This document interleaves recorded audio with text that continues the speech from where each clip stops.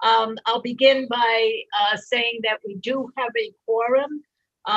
We're just not ready to start right now, but good morning. Today is Friday, April 30th, and this is the meeting of the Criminal Justice and Public Safety Committee. I will tell you, those of you who are new, and there's a group of you, the committee is assembled electronically today for the purposes of inviting public comment on legislation. Before we get started, I wanted to share some information related to the fact that this meeting is being conducted using the electronic format. This meeting is being live streamed on the committee's YouTube channel. This means that anyone who is a participant in the meeting via Zoom can be seen, also heard if their microphone is unmuted. People on the Zoom meeting waiting room, those are people, we call them attendees, you wish to speak, to testify. You cannot be seen or heard until you are called into the room and called upon to speak. Before each bill is presented, or not only bill, I will ask those who wish to speak in favor to raise your hand. You will be brought into the room, maybe 3 at a time. And when you are done testifying, you will return to the attendees room. I will begin with introductions. We have 2 people who are meeting right now who will be joining us. So I will ask Senator Seaway, please introduce yourself. Thank you, Madam Chair. Good morning. I'm Senator Scott Seaway and represent District 16, which covers Waterville, Winslow, Fairfield, Benton, Albion, Clinton, and Unity Township. Thank you. Representative Pickett and Representative Warren are meeting right now, so I will go to Representative Costain. Good morning, Madam Chair. Dan Costain, District 100, which is part of Etna, Dixmont, Newport, Plymouth, and Corinna. Thank you. Representative Morales, if you're on, would you introduce yourself? If not, I will come back to you. I will recognize Representative Pluker. Thank you, Madam Chair. My name is Bill Pluker. I represent House District 95, which is Warren, Hope, Appleton, and part of Union. Thank you. And Representative Rudnicki. Good morning, Madam Chair. I'm Shelley Rudnicki. I represent House District 108, which is Fairfield, Mercer, and Smithfield, and I am still here under protest because we voted a month ago that we were done our work. Thank you. Representative Lookner. Morning. Thank you, Madam Chair. My name is Grayson Lookner. I represent District 37, which is part of Portland, neighborhoods of Libbytown, Rosemont, Nason's Corner, and Stroudwater. Not necessarily in that order. And Representative Newman. Yes, thank you, Madam Chair. Good morning. I'm Dan Newman, District 76, which is Belgrade, Rome, Mount Vernon, Fayette, Vienna, and Wayne. And at some point, I will be stepping away. I have to go over to state and local government. Okay, thank you, Representative Newman. Representative Morales. Good morning. My name is Representative Victoria Morales, and I live in South Portland and represent House District 33. Thank you. I will then continue with the instructions that this committee follows. I probably want to introduce myself too. I'm Senator Susan DeChambeau from District 32, and that encompasses the towns of Dayton, Lyman, Alfred, Arundel, Kennebunk-Port, and my hometown of Biddeford. I am trying to see where I am on this. Okay. I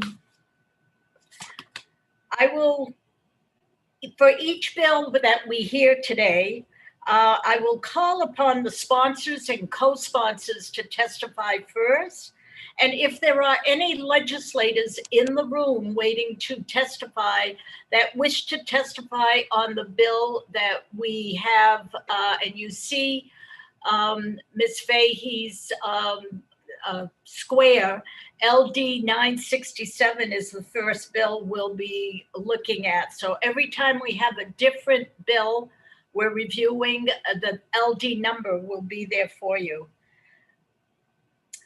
After the presentation by the sponsors and co-sponsors, we will call upon people of the public who registered to testify. You will be asked in the order of those who wish to speak in support of the bill will be asked to speak first, followed by those in opposition of the bill, or those at the end, neither for nor against. We have a very long agenda for the next 2 weeks, I would think, but today's no exception. You will have 3 minutes to speak on each when you get up to speak. So, so this is a public hearing. After this one bill, I am looking. Today is the 30th. Yes, we have one bill that's a public hearing. The rest of the day will be work sessions, which is a little different. So I will check with Representative Warren if we wish to start. Okay, I was just going to start, Representative Warren. I will also, I failed to introduce two very important people on your squares, the top squares. Deb Fahey is our committee clerk. And Jane Orbiton is our policy analyst. Hi, Jane. And so we are ready to proceed, but I will ask Representative Warren to introduce herself. Thank you, Madam Chair. Good morning, everyone. I'm Charlotte Warren, and I represent the city of Hollowell and the towns of Manchester and West Gardner. Thank you. I know Representative Pickett is coming in right behind me. I will recognize him. We'll begin. Okay. And I want to welcome Representative Van Perry. Boy, we miss each other. We were in the same building at the Augusta Civic Center. When the Senate was meeting, the House was out to lunch. I don't mean it that way, but and vice versa. When you were meeting, we were out to lunch. So we really do miss getting together and talking about the bill. So I will turn it. Oh, I've got Representative Pickett. Would you please take a moment and introduce yourself? Thank you. Thank you, Madam Chair, and I apologize. My name is Dick Pickett. I represent House District 116, the towns of Canton, Dixfield, Hartford, Mexico, and Peru. Thank you. I have a few things I have to attend to, and Representative Warren has graciously accepted to present and chair LD 967, an act to make possession of scheduled drugs for personal use a civil penalty. Thank you, Representative Warren. Thank you, Senator DeChambeau. So before we get started, I'll just let folks know that we do have 54 people signed up to testify. And so we are going to be using a 3-minute clock, and you will see the 3-minute clock in one of the Hollywood squares. It gets, it replaces Ms. Fay when she is running the clock. Please keep an eye on that clock, and when you get close to the end, summarize. Otherwise, I'll have to cut you off, and I really don't like doing that. So it would be best if you cut yourself off. So welcome, Representative Perry. And again, we are hearing LD 967, an act to make possession of scheduled drugs for personal use a civil penalty? And you may begin. Thank you for being here.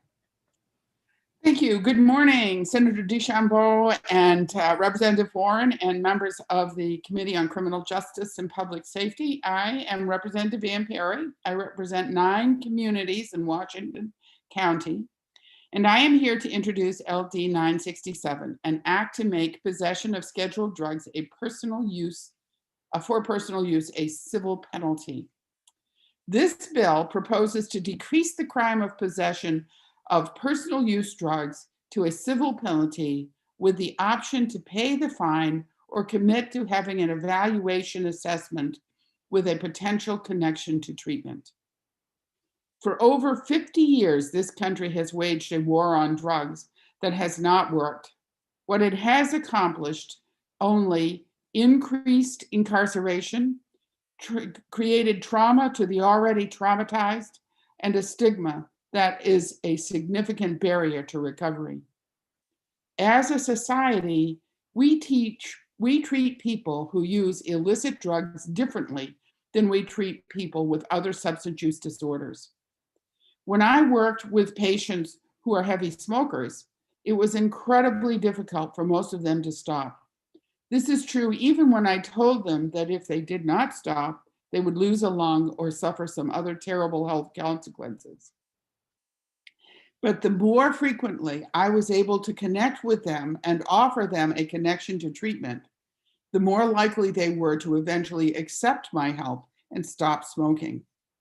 It is the repeated offers of help by a trusted healthcare provider that allows patients to eventually take on their own substance use disorder.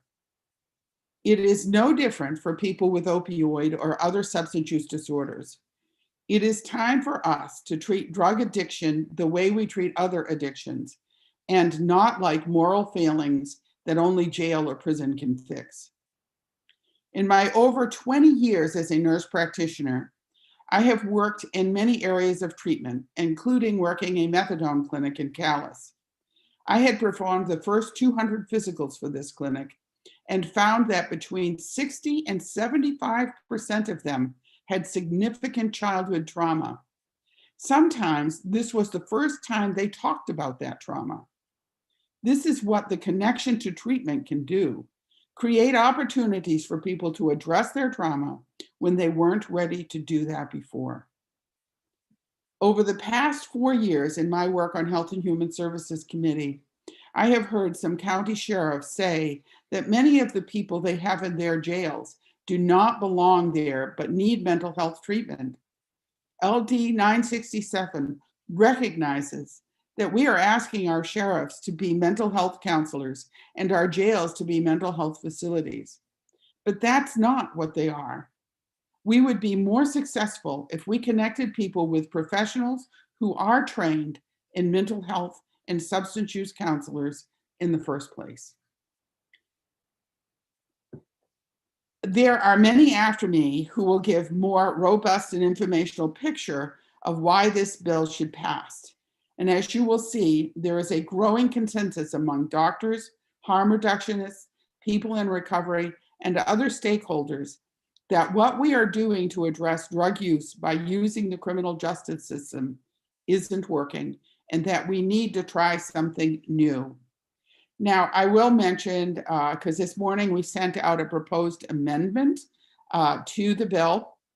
And the reason for this is with my conversations and others around me who have been working this bill with other people, we want to add something as an amendment to this bill. This amendment then responds by doing 3 things. Not restricting health assessments to people who cannot afford the $100 fine. We want that option to be there regardless. 2, not prosecuting people for civil violation drug possession if they call 911 for a suspected overdose. And 3, making sure there's rulemaking so that the assessments that people are offered are available and run through the state uniformly. I look forward to answering any questions, and I thank you for your time and consideration.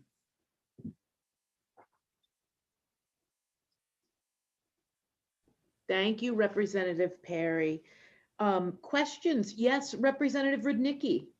Yes, I have not received a copy of that amendment. I would like to get a copy of that if I could, please. And I don't know as anybody else here has said they've seen it. So if we could see a copy of that amendment, we'd appreciate it. Yeah, they probably haven't because I think we sent it to your clerk and Jane maybe earlier this morning. So it probably hasn't had a chance to get to you. Jane, do you have a copy that you can? I'll forward it right now. Awesome. Thank you very much.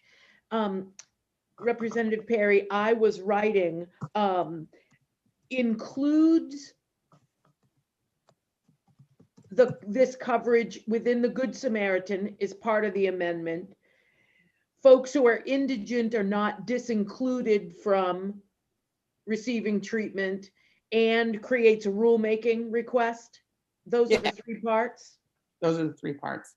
Thank you very much for that. Next, I have Senator Searway. Thank you, Madam Chair. Good morning, Representative Perry. Good morning. Just have a question. How does this bill help the people get into the system of getting help? It is through getting the assessment. Under what? The assessment, for treatment. It So is, that's the option they have. So it's an option of the fine or that? Right. So if you've got a serious addiction, it's very costly. Some have expensive habits. And so the $100 would mean nothing to them. I don't know. How would you get them into the system? That's the question. Yeah. It isn't a force. And we have many harm reduction programs that offer treatment to people. And it isn't a force, but the assessment is much further than an offer. It gets them talking to a counselor who really can bring them forward. Unfortunately, addiction, whether it's cigarettes, whether it's alcohol, the first time around doesn't always do it. It is making sure that our offer is repeated. And this will offer that opportunity for treatment. Thank you. Senator DeChambeau. Good morning again, Representative Perry. I'm looking at the underlined, which is all new language, and I'm looking at 1107 -A, unlawful possession of scheduled drugs. And if I may, it says possession of a schedule, and there's the alphabet drug, is a civil violation of a fine of up to $100, maybe a judge. That's fine. If a person in violation of this section, I guess that means is unable to pay the fine. Yeah, we as an alternative. Right.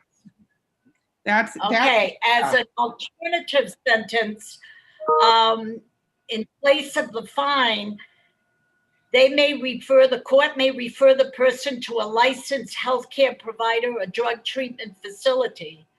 Now, why wouldn't we do that even for the people who are paying the fine? I don't understand. And I think I agree with Senator Searway. People who are, $100 is something they probably could get if it meant they weren't going to be assessed. What's the difference in the two? Why aren't everybody being assessed? Well, essentially, when we put this together, we were following pretty much what Oregon had done with their referendum. And that's evidence-based then, or something? I mean, so that works? Well, there are many who have done it. We know that in Portugal, they've had health assessments for many, many years. And that really has, they have one of the lower addiction rates as well as lower HIV. and hepatitis C, and also much lower cost for incarceration. So we're sort of following some of the policies that have gone before us. But again, this will be your bill. I just want to ask it one more time. If someone does pay the fine, they are not subject or needing to take the health assessment therefore. That's the way that is written, yes. Okay, thank you. Any other questions for Representative Perry? Seeing none. Thank you, Representative Perry. I'll now call for any co-sponsors or legislators wishing to testify on this proposal. And if there are, please raise your hand. And I see our very own Representative Lookner. Thank you, Madam Chair. If there are other representatives or legislators who wish to testify before me, they may go first. I don't think we have any, so please go ahead. Okay, will do. Alrighty, thank you, Madam Chair, Senator DeChambeau, Representative Warren, honorable colleagues on the Committee of Criminal Justice and Public Safety, the best committee. My name is Grayson Lookner, and I represent part of Portland, which is the neighborhoods of Libbytown, Nason's Corner, Rosemont, and Strawwater. I'm here to help testify in support of LD 967, an act to make possession of scheduled drugs for personal use a civil penalty. And I want to thank Representative Perry for introducing this very important bill. For my entire life, the war on drugs has criminalized mental illness and needlessly ruined the lives of people who have used drugs. The legacy of this failed drug war has been overcrowded prisons, untold thousands dead from overdoses, and a generation of young people with reduced prospects from needless criminal convictions. Racism and ignorance are at the root of this failed endeavor of the last half century, and racism and ignorance are what enable it to continue. We have the opportunity before us to choose a new, more humane path for Mainers in the future with LD 967. People use drugs for a number of reasons, just like people consume alcohol for a number of reasons. The problematic behaviors often associated with drug use are usually due to the stigma that comes with engaging in an illegal activity. That stigma forces people to hide their use and drives them into an outlaw lifestyle that begets criminality. If we want to help people progress out of drug use and into recovery, the best way to do so is to welcome them back into supportive communities with understanding and open arms, not to scare them back into isolation by labeling them as criminals. This country experimented with the prohibition of alcohol for a full decade in the 1920s. So unsuccessful and disastrous was that effort that it was repealed by a constitutional amendment. The superstition that surrounded the prohibition of alcohol 100 years ago still persists today in our treatment of those who use drugs. It's been said that the definition of insanity is trying the same thing over and over again and expecting different results. By that standard, our criminalization of drug users is nothing short of insane. Every year, we invest more in prisons instead of treatment, enforcement instead of housing. What we need is a whole new approach. If we really want to help people with mental health diagnoses, prevent opioid overdose deaths, and reduce the criminality associated with commercial drug trafficking, we need to decriminalize small amounts of schedules W, X, Y, and Z drugs in the state of Maine. Please support me, or please join me in supporting LD 967 and voting ought to pass. Thank you for hearing my testimony, and I will do my best to answer any questions. Thank you, Representative Lookner. Any questions for Representative Lookner? Seeing none. Thank you. Any other legislators or sponsors? I see Representative McDonald. Good morning. Welcome. Good morning. Thank you. And it's nice to see everybody this morning. Senator DeChambeau, Representative Warren, and distinguished members of the Joint Standing Committee on Criminal Justice and Public Safety. I am Representative Genevieve McDonald of House District 134, and I am testifying before you today in favor of the LD 967, an act to make possession of scheduled drugs for personal use a civil penalty. It is time for Maine to move away from punishing people with substance use disorder in the criminal justice system. It is time for Maine to recognize and approach the opioid epidemic as a public health crisis and to opt for a sharper focus on support, treatment, and prevention. It is time for Maine to use the most effective approach for tackling our overdose crisis. This is what LD 967 does. This is how we save lives. Locking up people for using drugs is a failed policy that destroys lives and creates barriers to recovery. We have decades of experience to show this. Burdening someone with a criminal record does not help them. It does not stop them from using drugs. It jeopardizes their employment, their housing, their family's stability, and hinders their future success. It fosters hopelessness and despair. Using the criminal justice system in an attempt to treat substance use disorder is ineffective and expensive. Our current drug laws push people away from seeking treatment and closer to dangerous situations. We want people to seek out help without fear of unnecessary interactions or persecution from law enforcement. We are not enabling people to use drugs. We are enabling people to live. It is critical Maine's criminal code reflects this life-changing change in strategy. We need to align our policies with public health evidence if we want to keep people alive until they are ready to seek help. I represent the offshore islands of Penobscot Bay and Western Frenchman's Bay, the heart of Maine's commercial fisheries. My district has been deeply impacted by addiction, as have all our communities across the state. We all know someone who is struggling with addiction. Many of us know someone who has died as a result of a drug overdose, know families who have lost a loved one or experienced that grief ourselves. People who are battling addiction deserve compassion and hope. They deserve effective policies that will not create barriers to their recovery and future success. They deserve effective strategies that will keep them alive until they can receive treatment. This change is what Maine needs to save the lives of our friends, our neighbors, and our loved ones. Thank you for your time and consideration, and I'm happy to answer any questions from the committee. Thank you, Representative McDonald. Any questions for Representative McDonald? Seeing none, thank you for your testimony. Thank you. Any other co-sponsors or legislators here to testify on this bill? Seeing none, I'm going to open it up to people here to speak in support of this bill. And there are many hands, as you know. I'll start bringing them in 3 at a time. Thank you very much, Deb.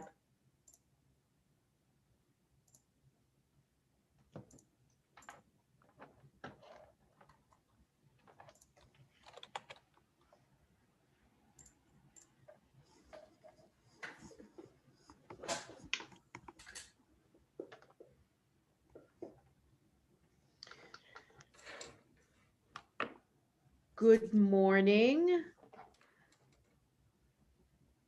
I see. Good morning. Good morning.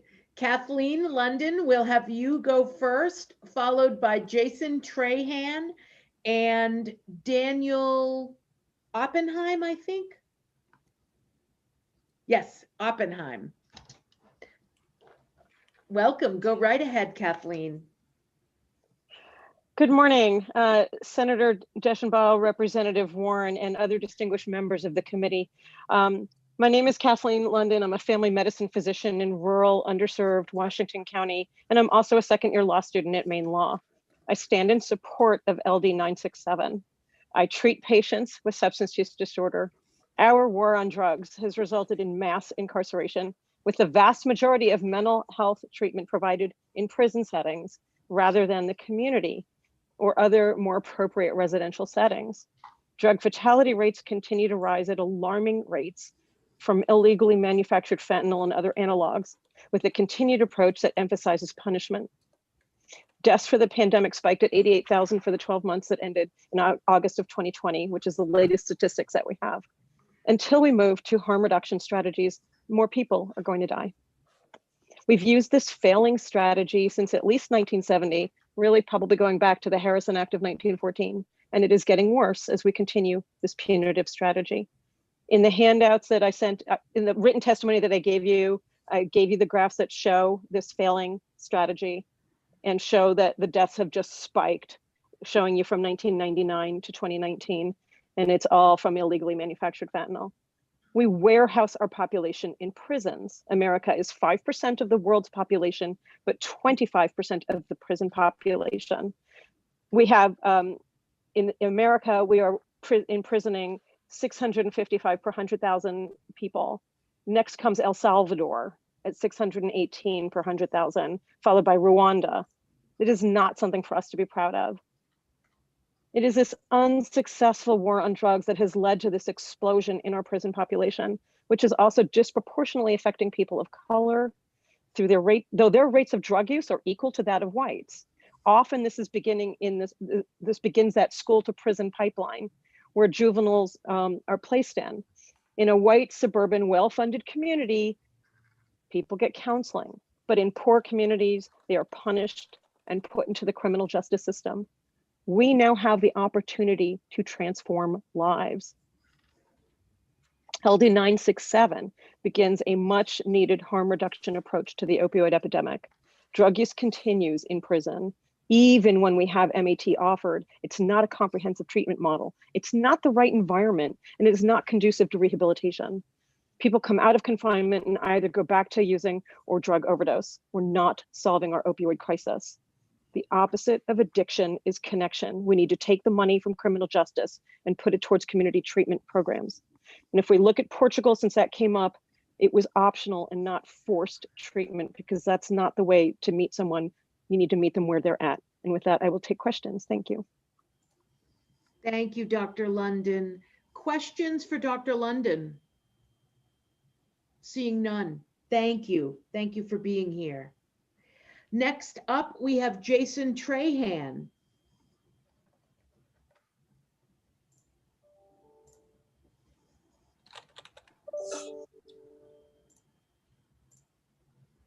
Good morning, Jason.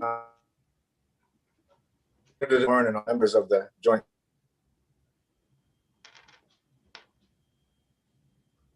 Can you hear me? A little bit spotty. Try one more time.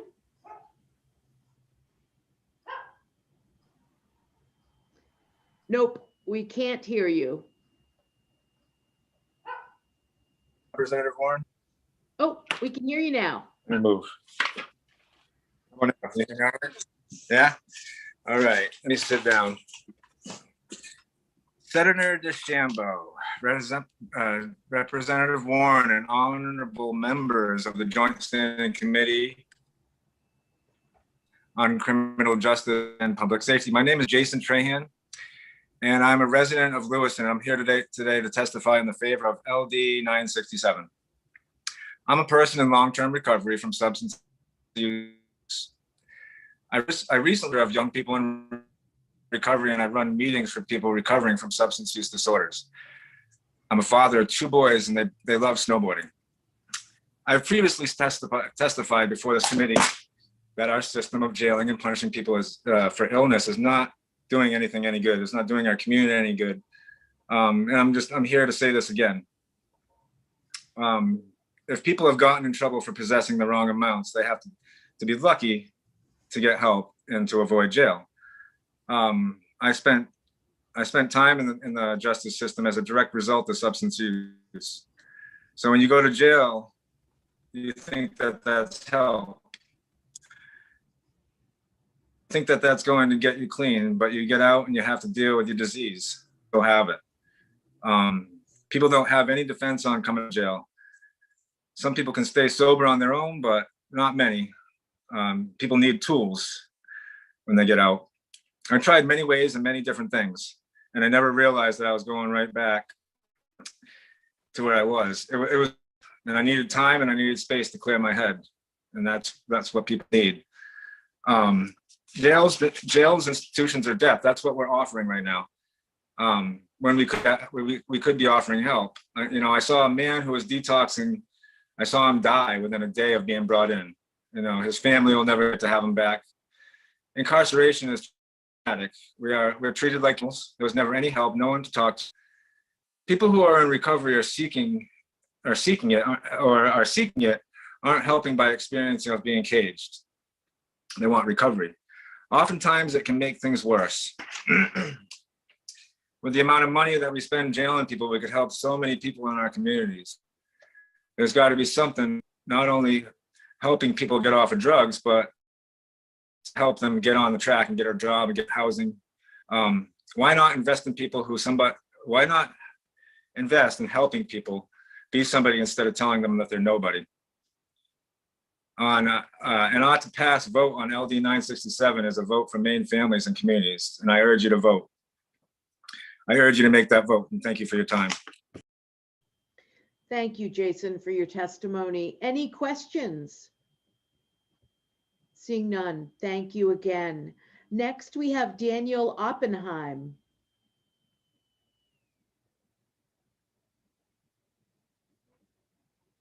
Daniel, are you with us?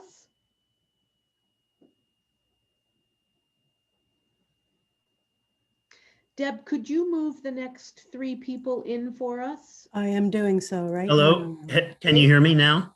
Yes, hi, Daniel, welcome. I'm sorry about that. Senator DeChambeau, Representative Warren, and members of the Criminal Justice and Public Safety Committee. My name is Daniel Oppenheim. I live in Falmouth, Maine, and I've been a practicing physician in the Portland area for over 30 years. I currently serve as co-chair of the Public Health Committee of the Maine Medical Association, and I'm here on behalf of the MMA in support of LD 967. I'm not an expert in addiction medicine, but I do know that opioid addiction is both an epidemic and a public health crisis, every bit as much an illness as cancer, diabetes, or alcoholism. But instead of receiving treatment and support for their illness, patients affected by substance use disorders often find themselves treated as criminals instead of patients. I also know that all too often opioid addiction begins with prescriptions written by doctors, often for legitimate control of severe and disabling pain. The physiology of addiction is well known, and the challenge of defeating this illness is enormous. This means that the medical community has a particular responsibility to help people who suffer from substance use disorders. The view that those conditions are not illnesses, but rather the fault of the sufferer, has led to criminalization rather than medicalization of this disorder, leaving too many in our state without a pathway to treatment. There is no doubt that those who profit from the perpetuation of addiction by the sale and distribution of illegal drugs should be held to account. However, there is a big difference between possession for personal use and possession of large quantities destined for profit-motivated sale. Treatment and prevention are the pathways to defeating this problem, not stigmatizing its victims with felony convictions, which will follow them for the rest of their lives, affecting their ability to find jobs, health insurance, housing, family support, and often leading to relapse into the very addiction that produced the conviction in the first place. In addition, there is a clear disparity in the investigation, prosecution, and conviction rates under the current law, leading to a disproportionate incarceration rate of poor, marginalized, and people of color, even here in Maine. By making possession of illegal drugs for personal use a civil infraction rather than a crime, LD 967 is an important step in the effort to take medical control of the opioid epidemic. The additional provision of referral for professional assessment means that a greater number of ill people are likely to become patients in need of treatment rather than criminals suffering from an illness. It is clearly in the interest of Maine to move those suffering from substance use disorder out of the criminal justice system and into a system which might offer some hope of cure. I urge you all to vote this bill ought to pass. Thank you for this opportunity. Thank you, Dr. Oppenheim. Any questions for Dr. Oppenheim? Seeing none, thank you very much for your testimony. Next up, I have Peter Lehman and then Mark Publicker. Good morning, Representative Warren and distinguished members of the committee. I'm Peter Lehman. I live in Thomaston, and I'm testifying on behalf of the Maine Prisoner Advocacy Coalition. Most of the negative and tragic effects of drug use are a result of criminalization. When we criminalize drugs, we create black markets that increase prices, competition, violence, diseases, and death. My written testimony lists more than 10 proven negative effects, and you can probably think of more. With all these negative outcomes, it seems strange that we keep doing it. Barely 100 years ago, these substances were not criminalized. For example, cocaine in Coca-Cola was widely used without any comment or adverse consequences. For a while, we experimented with criminalizing alcohol, generally a much more dangerous drug physiologically. All these same negative and harmful consequences ensued. So we decriminalized alcohol. Whatever you think about our current laws, one way to think about their persistence is to follow the money. We know that the creation of many of these laws has been championed by law enforcement agencies in their own self-interest. We know that large corporations involved in various ways have made substantial political contributions to support and expand our current criminalization. We know that law enforcement agencies are hardly a neutral resource in evaluating proposals for decriminalization, which are a threat to their budgets, their jobs, and perhaps their very existence. On this bill, the MDEA hasn't even bothered to give reasons for their opposition. Our supposedly hallowed tradition of criminalizing these substances is really not that old a tradition, and it is demonstrably corrupt in its origins and ineffective along with its tragic consequences. We urge you to support this important legislation with a resounding and a unanimous ought to pass. Thank you for your attention and support. I'll be happy to answer any questions you have. Peter, thank you so much for your testimony. We have our first question from Senator Searway. Thank you, Madam Chair. Good morning, Mr. Lehman. How are you? Good morning, Sheriff. I got a question. Many times in law enforcement, you go to family situations where there's drug abuse in the families, and the spouses and the children are exposed, and they want something done right then.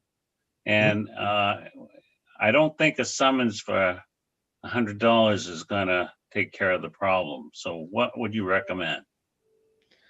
Well, I guess there are two pieces to that. The first is that the ways that we've been dealing with this already are demonstrably ineffective. They do make the family feel better for the moment, but they don't necessarily solve the problem. So in places where this isn't criminalized, Portugal's a great example. If you clearly in Portugal, those same problems arise. And certainly first responders are called sometimes to domestic abuse situations where there are drugs, including alcohol, involved. So what do? Well, what they do is they use social service agencies, and we're already doing this.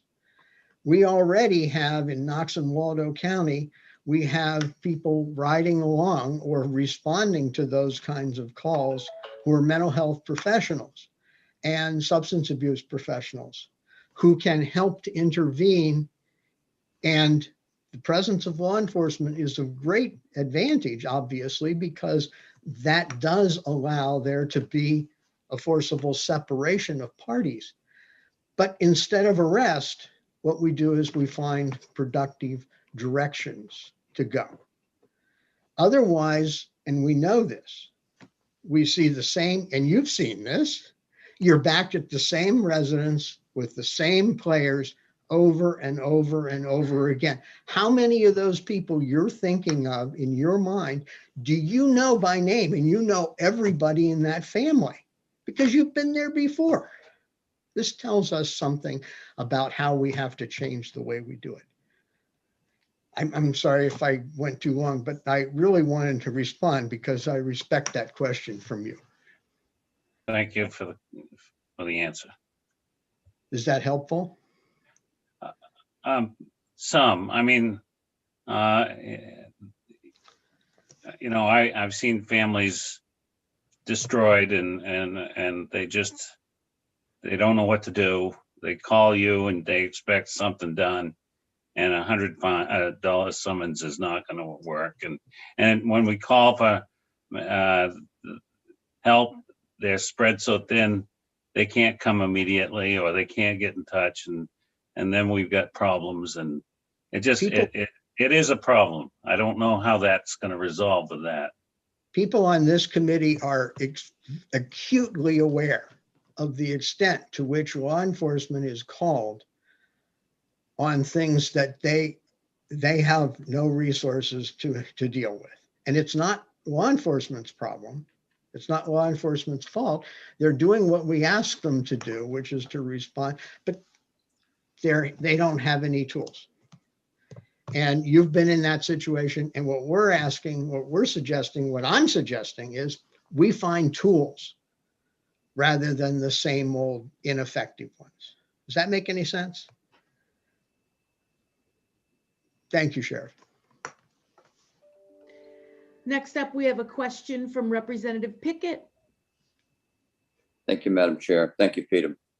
Just have a question, kind of to try to see if I can find out if we have a foundation set to work in making this actually be effective. And what that is this. And I'll tell you a real short sequence. And that is, I used to have a bad addiction on smoking until I realized that smoking was not only dangerous to my health, but could cause me to end up with cancer or whatever the case may be, and realized that I had a problem. I was unable to quit smoking. I tried numerous times for all kinds of reasons. They did not work. So the question I have is this. With something like addiction to anything, and especially to what we're talking about here, and the wanting to help people to get out from underneath that bondage, we need to find a way, I believe, and I want to find out if you agree or if you don't, what your take is on it, that we need to be able to identify those that are trapped in this addiction that realize, first of all, that they have an addiction. Because I really believe in something that was told to me a long time ago by what I consider a very intelligent person and a very commonsensical person, and that was my dad. You can take a horse down to the watering trough and you can put their snout down into the water, but you can't make them drink until they realize they need to drink to sustain themselves. So if you could, I want to really help here. I really, truly want to help, but I think we got to get to the root that the paintbrush doesn't cover all. And so if you'd respond to that, I would appreciate that, sir. Yeah, I really appreciate that question. And it took me 20 years from realizing that I just had to quit and to being able to actually accomplish it. So I do understand that. It's not magic, all right? And the damage I did to my health in the meantime was, I'm crossing my fingers, not fatal. But on the other hand, the fact that cigarettes were legal and the fact that I wasn't entailing other consequences from smoking made it possible for me to continue my life and to grow in other kinds of ways towards the chance to finally stop smoking. If you'd made it illegal for me to smoke, all right, I was actually in prison when all of a sudden we weren't allowed to smoke there. And bang, today you could smoke, tomorrow you couldn't, and it became a crime. Well, do you think that smoking stopped? No. And I can tell you that I would take a puff a day, all right? Now, I cut down to a puff a day, but the fact is that it's very hard to stop. I didn't get caught, which was lucky, all right? The fact is that the penalty, the criminalization of it did not stop people from doing it. That's my point. And it didn't help to get to the point where I could deal with my own issues and my own compulsive use. Thank you, Right? sir. Does that make sense? Yep. Thank you, sir. All right. Thank you, Representative. Any other questions for Peter Lehman? Seeing none, thank you very much, Peter, for being here today. Thank you so much for having me. Have a great day, all of you. You too. Thank you. Up next, we have Dr. Mark Publicker with us. Welcome. Thank you for being here. Oh, well, thank you for having me. Good morning, Senator DeChambeau, Representative Warren, and the esteemed members of this committee. I'm an addiction medicine specialist. I've treated addictions for over 40 years. I'm testifying today on behalf of the Northern New England Society of Addiction Medicine. I've also submitted written testimony. I thought I would start because if we're going to talk about a disease, let's talk about what it is. The definition of addiction is an overwhelming compulsion to use a substance associated with intense craving and the use despite escalating personal consequence. And I think that's important. As we talk about would incarceration, would arrest lead to people stopping? The reality is the very definition of addiction says that people will use despite escalating consequences. Obviously, we know that. There are brain circuits in the brain that are changed through the use of substances. And there are these brain changes that underline cognition, thinking, and voluntary control. We know that there is a loss of voluntary control as a consequence of the use of drugs. Having a substance use disorder requires people to use drugs. To use drugs, you have to possess drugs. If possessing drugs is a crime, therefore all people that are suffering from a substance use disorder are therefore criminals, except we know the substance use disorder is a disease, not a crime. It doesn't make sense to treat substance abuse as a disease, as a crime.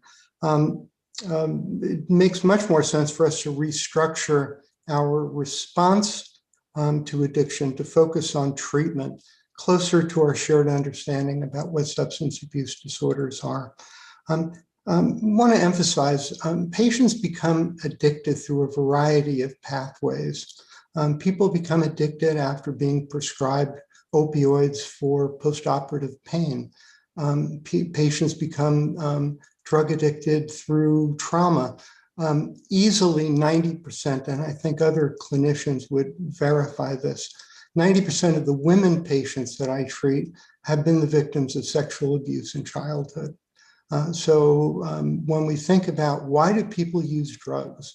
People use drugs by and large in response to sexual, physical, other adverse consequences that happen in childhood. So this isn't a group of partiers who choose to use. The vast majority of the people are people who have been traumatized, especially from adverse childhood injury.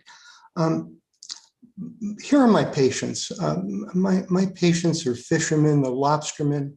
Oh, I thought I was going to do this in time. Fishermen, lobstermen, construction workers. I've seen the consequence of arrest and conviction ruining people's lives. Dr. Publicker, I'm going to be really strict about the. Okay, yes, thank you.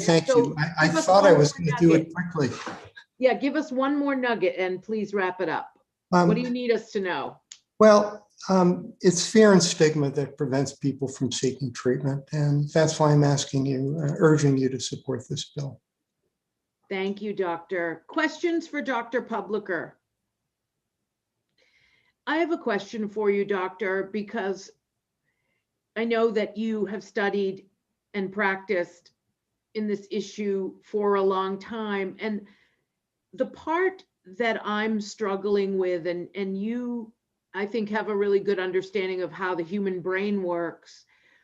Why is it so difficult for us as humans on this topic to sort of look at what I feel like is really clear data that what we're doing isn't working? And I know that none of us want to lose our friends and neighbors, right? I think we're losing 10 people a week right now in Maine. But just my personal experience is that if people disagreed with doing something different 5 years ago, they're sort of holding on to, why is that? Why is it so hard for people to hear?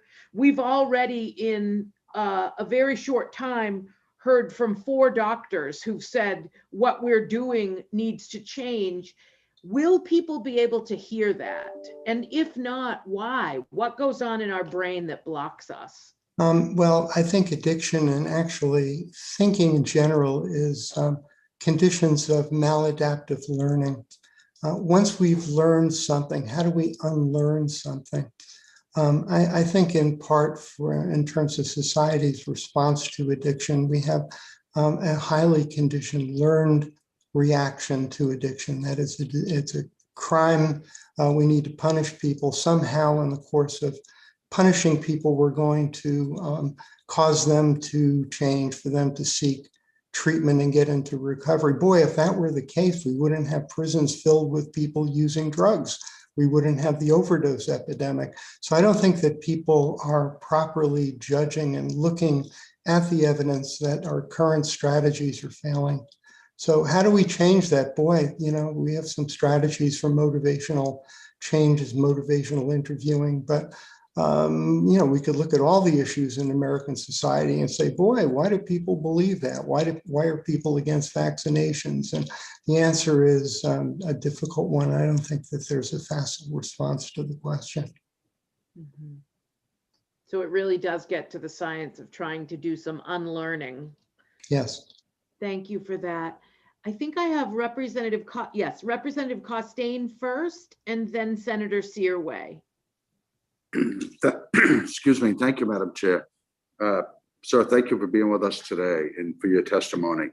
My question would be, as you know, that if we move away from and try to make these civil penalties, we're going to need more rehab and rehab beds and mental health beds.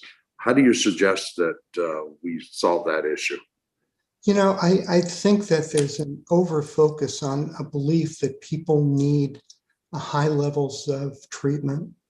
And I don't think it's true. I think that we know that a large percentage of people who have addictive disorders are able to be treated even at the primary care level. In fact, that's the emphasis on treatment for opiate addiction, is to help train primary care clinicians in the use of buprenorphine. We actually know that that's effective. So I think that jumping to the decision that we need residential treatment programs when it's probably a smaller percentage than people realize. So I think we do have resources. Of course, we need more resources, and there's a great deal of resistance on the part of many in the clinical system, or understanding that they're able to be effective. And that is gratifying to be effective in saving people's lives through treatment. So I think the answer is we don't need complex, expensive treatment to help a large percentage of the people who suffer from addictive disorders. Thank you. Follow up, ma'am. Yes, you may. So we hear all the time that our jails are full of people that need treatment places, and that's why they're incarcerated, because we don't have facilities for that. How can you answer that question? Well, I treat a lot of patients who are coming out of incarceration, who are able to be treated with less intensive levels of care.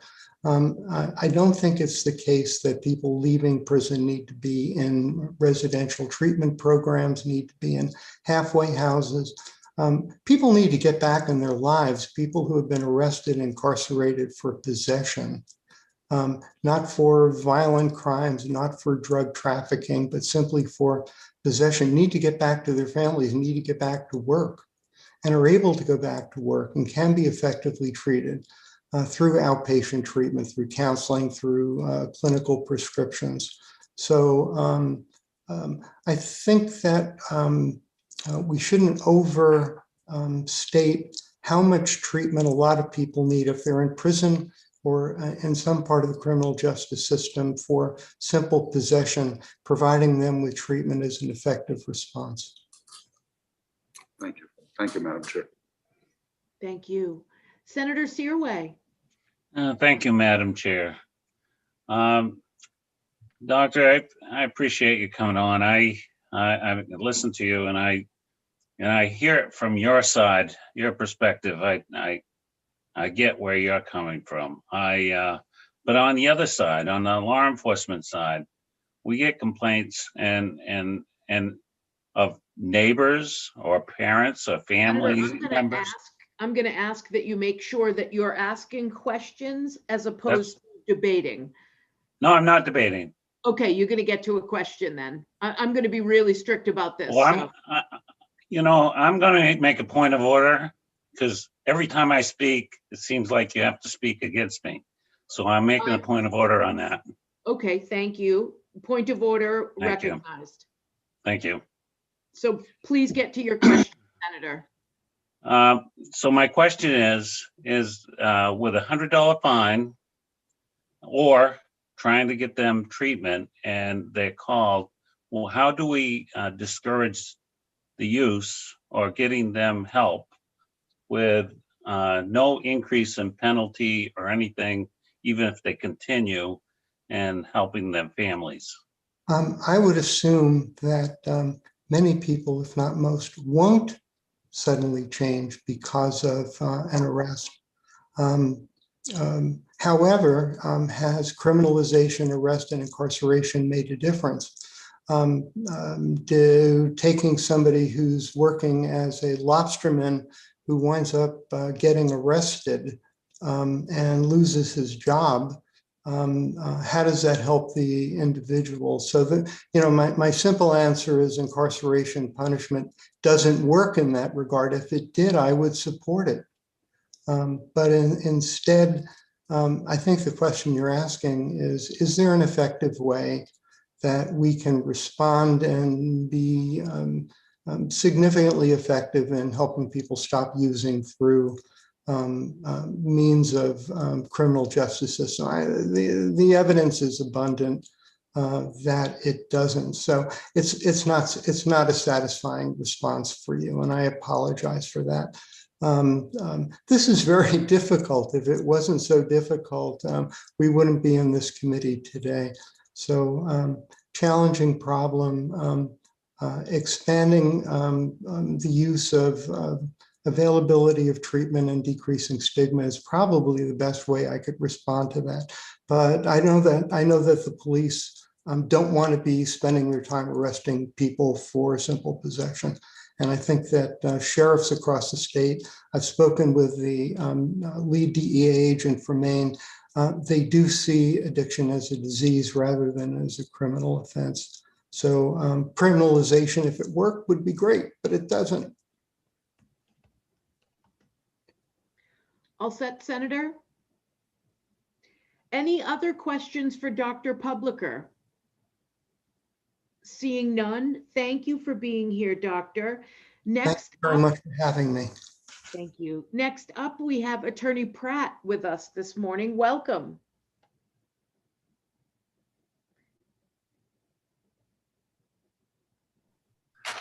Sorry, I was hitting the button and it wasn't working. I apologize. Senator DeChambeau, Representative Warren, and members of the Criminal Justice and Public Safety Committee. My name is Jeremy Pratt. I'm the Vice President of the Maine Association of Criminal Defense Lawyers. MACDL supports LD 967. Decriminalizing possession of scheduled drugs mean that individuals will no longer be arrested or incarcerated merely for possessing or using a drug. This will result in less people incarcerated and less people involved in the criminal justice system. This is a good thing. Drug possession convictions, incarceration can have short-term and lifelong consequences. Individuals with drug convictions are more likely to suffer negatively at work, in their relationship, and in their housing. Drug possession convictions have a disproportionate impact on the poor and people of color. Making drug possession a civil offense will help to alleviate these disparities. It should be noted that LD 967 does not legalize the possession of drugs. Possession of drugs will still be prohibited under the law, but the prohibition on possession of drugs will be moved from a criminal penalty to a civil penalty. The get tough on crime, war on drug approach has been a failure by any metric. It has cost untold amounts of dollars and lives. It is time for comprehensive reform of the way we charge and prosecute drug-related offenses. LD 967 is a good first step. MACDL hopes this committee will support LD 967 with an ought to pass recommendation, and I'm happy to answer any questions the committee may have. Thank you. Thank you, Attorney Pratt. Any questions from the committee? Seeing none, thank you. Thank you for your testimony. Thank you. Next, oh, excuse me, Representative Pickett has a question. Thank you, Madam Chair. Thank you, Mr. Pratt, for being here this, I guess it is still morning. The question I have is this: I'm just looking for your definition, if you would give it to me in your testimony of, near the end of your statement, you say drug possession convictions have a disproportionate impact on the poor and people of color.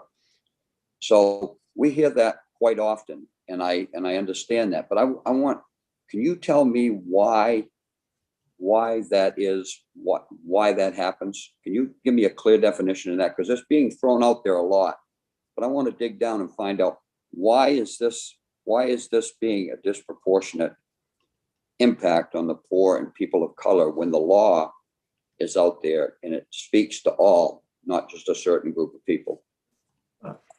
Well, based on the studies that I have read and on my own personal experience as a criminal defense lawyer now for, I want to say, about 17 years, if I'm doing that math correctly, that people in color and those who are poor are disproportionately impacted because they are more likely to be targeted by law enforcement than those who are not. That when you are driving a car that is a lower quality car through a wealthy neighborhood, you are more likely to be stopped. When you are a person of color driving through a neighborhood that is wealthy, you are more than white, you are more likely to be stopped. Not too long ago, the ACLU presented testimony before this committee, and I think provided the data about marijuana arrests in York County. And I think it was, you were 10 times more likely to be stopped for marijuana possession if you were a person of color than a person not of color. So we have hard data from Maine that specifically addresses that situation. Why that happens, I do not know the answer to it, but I can tell you it does happen, and all the data nationwide and Maine state specific supports that. And I'm happy to ask the ACLU to provide that data again. They've provided it to me, and I'm happy to forward it to the committee as well if you wish. I hope that answers some of your questions. Representative, did it answer your question? Thank you, Madam Chair. Follow up? Yes, please. I hear your response, sir. And I would only make this one statement. I was in law enforcement 40 years, and I didn't, and I don't know many other officers out here that I'm affiliated with, and I know a lot throughout the state, that if a vehicle was driving in a certain area and it was maybe not a brand new vehicle, if it was not a vehicle that had some kind of a defect or some kind of a problem with it, that you would stop for anybody else, you didn't stop it. I'm not saying these things don't happen. I'm just saying I really wonder if they happen as frequently here in our state as they do throughout the country, and if we're getting kind of caught up in that. But that's another debate, I guess. But I just wanted to have your take on that. Thank you very much, sir. Representative Warren, am I allowed to respond, or is that not? I'm not sure. He got to a question. He got his one statement. So just for committee members to know, and you all know this, you hear me say it all the time, everybody gets one or two. On your third time and your fourth time and your fifth time, I'm gonna call you on it every single time. So that was Representative Pickett sort of first, but he did get to a question. So please, Attorney Pratt, go ahead and answer the question. Thank you. I think it's always interesting and important to hear people's individual experiences, but my advice and suggestion would be not to make policy based on our own individual life experiences, but instead to collect as much information and as much data as possible. Because although your experiences were different, if the overwhelming amount of literature and data suggests that something else is happening, I would suggest that we should lean on that data in order to make broad policy. That's why I think there's that common statement that the worst law is the law when it's designed to affect one individual case or one individual person. So again, I would urge this entire committee to look at the data. And I would be happy to look at data that suggests otherwise. I have just not encountered it. And again, in this instance, we have Maine specific data for the County of York that is very disturbing. Thank you very much. Thank you, sir. And rest assured, every bill that I vote on, I take that in mind. Thank you very much. I was not suggesting you did not. I apologize for that. I'm going to cut us off right there. Thank you very much. Next up, we have Jamie Corbett, and then I have Ed Fallon. Welcome. Good morning. Good morning, Senator Deschambault, Representative Warren, and members of the Health and Human Services Committee, Criminal Justice and Public Safety. My name is Jamie Corbett. I'm a resident of Marshfield. I'm a licensed alcohol and drug counselor, a certified clinical supervisor, a social work graduate student, and a mother in long-term recovery. I know that incarcerating our way out of the substance use epidemic does not and will not work. Incarceration creates significant obstacles to recovery. Individuals with substance use disorder suffer from a chronic disease, not unlike hypertension and diabetes. We didn't know or understand scientifically when the Nixon administration waged the war on drugs 50 years ago that drug use isn't a moral defect, but a chronic relapsing disease. That's why I support LD 967, Representative Ann Perry's efforts to restructure drug sentencing laws to focus on access to treatment and support services. When we incarcerate individuals with substance use disorder, we create barriers to recovery success by removing individuals from essential services and supports that their recovery needs to be successful, including interpersonal connections. When individuals are able to meet their basic needs, such as housing, food security, warmth, safety, and connection, they are more successful in their recovery efforts. Various evidence-based approaches to substance use disorder have the common thread of forming healthy connections. Criminalization does not assist individuals with building healthy connections. Instead, it disrupts existing healthy connections and creates barriers to positive connections possible when access to social supports and treatment are available. In my own recovery, positive relationships with treatment providers community members, and employers helped me to find stable housing, employment, and to become a mother my children are proud to call mama. Now, I work as a treatment provider. I am getting my master's degree in social work. My professional evaluations are respected by child protective service workers, district attorneys, medical professionals, and judges. There is nothing miraculous about my journey. I had positive connections and opportunities that allowed me a life beyond my wildest dreams. All people with substance use disorder deserve those same opportunities that I've had. However, that is not what I see.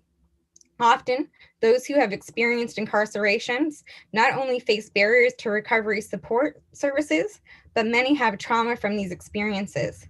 They need to be able to work through this trauma in order to feel safe enough to build healthy connections that support their treatment and recovery.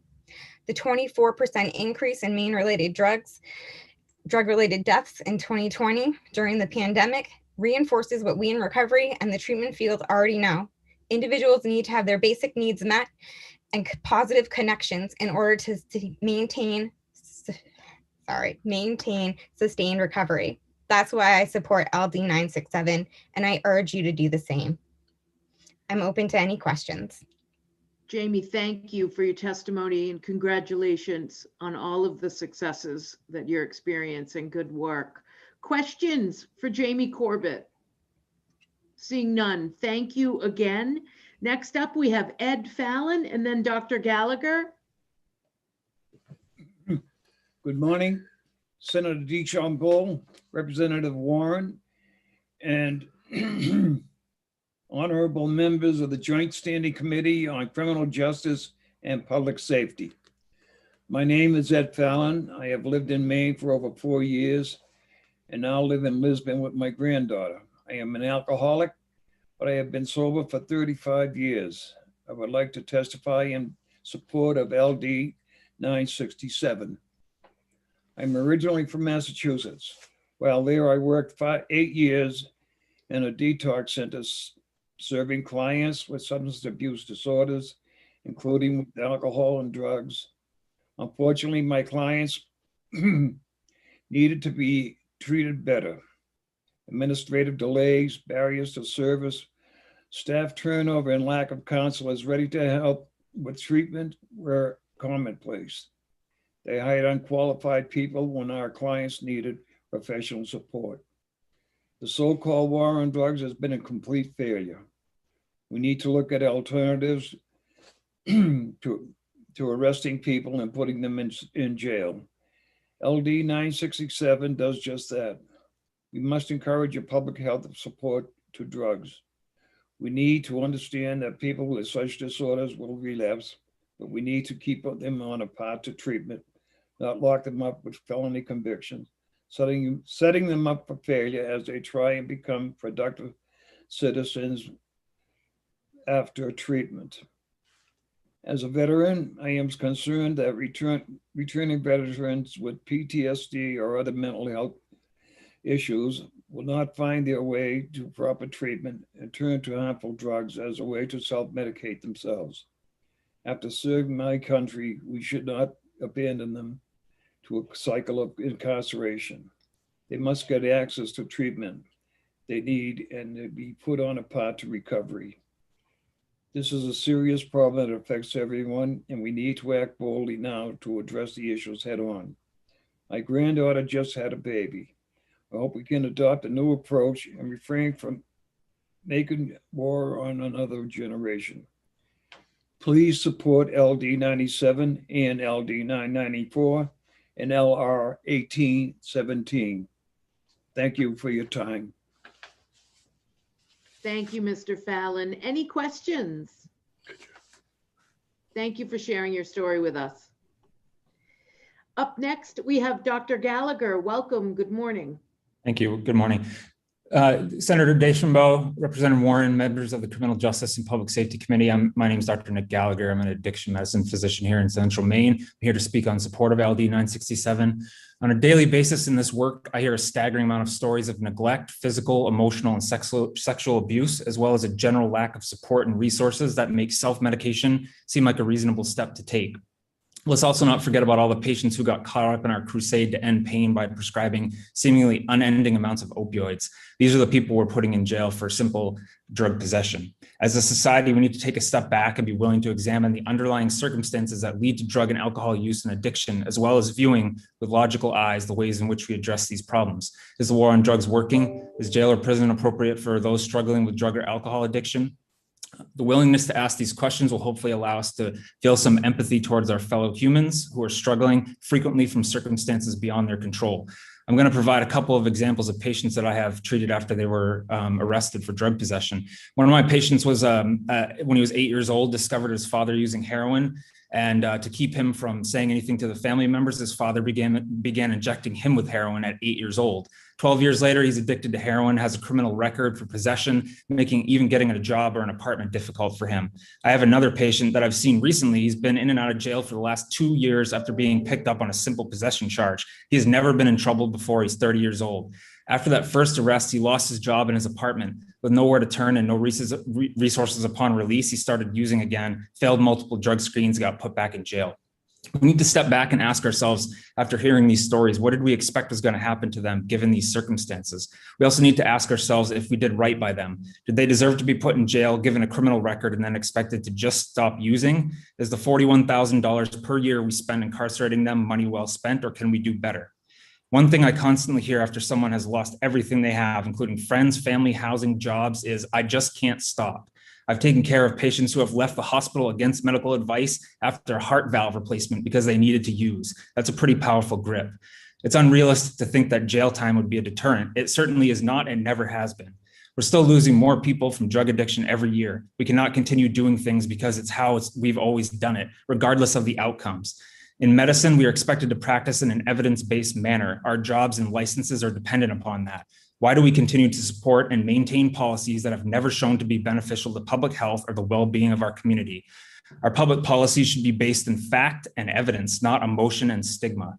Shifting time, energy, and resources away from incarceration for simple drug possession and investing in treatment and recovery options will give these members of our society the best chance of success.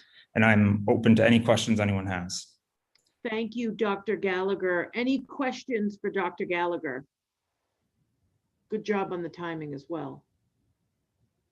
Seeing none, thank you. Thanks. Up next, I saw first Craig Cardamone. Then we have Jody Hayashida and Matthew Gunn. Craig, welcome. Good morning. Good morning.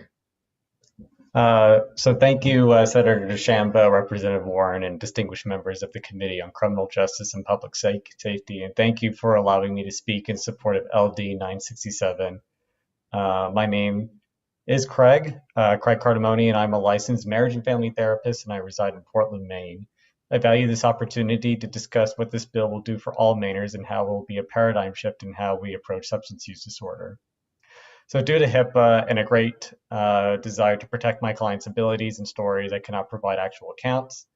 However, I will provide general scenarios that have come up while working with clients and in conversations that I've had with colleagues. In my years as a therapist, I've worked with hundreds of people, some of whom have struggled with substance use disorders. During my time in outpatient substance use clinics, I quickly learned that most people struggle with housing insecurity, finding work, and feeling as though they are worthy to participate in society. They also show many signs of physical, sexual, and emotional trauma stemming from families, stemming from just living in society. And most of these issues have also been derived from stigma, but a lot of these other issues have also stemmed from another source, being formerly incarcerated. Every time me and my clients have talked about incarceration, we have always come to the same conclusions. It was highly traumatizing and worsened their conditions. Instead of making people learn their lessons, it has destroyed their lives in a variety of ways. It has caused avoidable trauma, destroyed families, ended dreams, and has forced people to the margins. All of these situations make addiction worse and forces people into precarious situations. If we want to actually help people caught in the grips of addiction, we need a public health approach. This bill will be the first step in making sure that addiction is the focus of public health and follows recommendations of those who support harm reduction. One of the most important aspects of this bill is that it allows the option for an evaluation for treatment as opposed to forcing people into treatment. As a counselor, I know that it's important to allow people the choice of going into treatment or not going in. And the key word is option, because from my experience, forcing people into treatment leads to a less likelihood of them actually successfully moving through treatment. Even though contact is good and making sure that they have contact with their providers or mental health providers and substance use counselors, it's important to allow them to have that choice. Not to mention some of the people who receive the civil penalty may not actually have a substance use disorder and may not need an evaluation. Our current approach runs on the assumption that if we punish people, they will learn not to engage in behavior that society deems undesirable, but ultimately human behavior and experience is so much more complicated than that. This bill will provide one more path towards recovery instead of a path toward trauma and hopelessness. I support this bill because I believe people who struggle with substance use disorder deserve love, dignity, and respect. What they don't deserve is unnecessary trauma and punishment. If we actually want to help people, we need to take this step and to help. We need to take this step and decriminalize all drugs for I'm going to personal ask you use. to wrap up. You are at the end of Yes. your time. Yes, thank you for your support, and I'm ready for any questions you may have. Thank you. Do we have any questions from the committee? Seeing none, thank you very much for offering your testimony. Oh, excuse me, Representative Lookner has a question. Sorry, no question, Madam Chair, just waving at Craig. Oh, okay. Okay. Thanks, Grayson. Thank you. Thank you. Thank you. And next we have Jody Hayashida. Welcome. Thank you. Senator DeChambeau, Representative Warren, and honorable members of the committee. I am the Reverend Dr. Jody Cohen Hayashida. I'm the minister of First Universalist Church of Auburn, and I live in Auburn. And I am here today on behalf of the Maine Council of Churches to testify in support of LD 967. The Reverend Dr. William Barber often speaks of what he calls the death measure of regressive public policy, which is not just an awareness, but an acceptance that a particular policy will cause people to die, usually many of the most vulnerable among us. Maine's current policies around drug use and substance use disorder have a severe death measure. Our choice not to treat the opioid epidemic as a public health crisis allowed over 500 Mainers to die of overdose last year alone. Our policy of criminalization keeps thousands more locked into a vicious cycle that spins attempts to self-medicate trauma into felony convictions, which creates barriers to resources that are necessary to recovery, leading, of course, to deeper trauma. In addition, as I know you all have heard repeatedly, we know that these policies disproportionately impact poor people and people of color.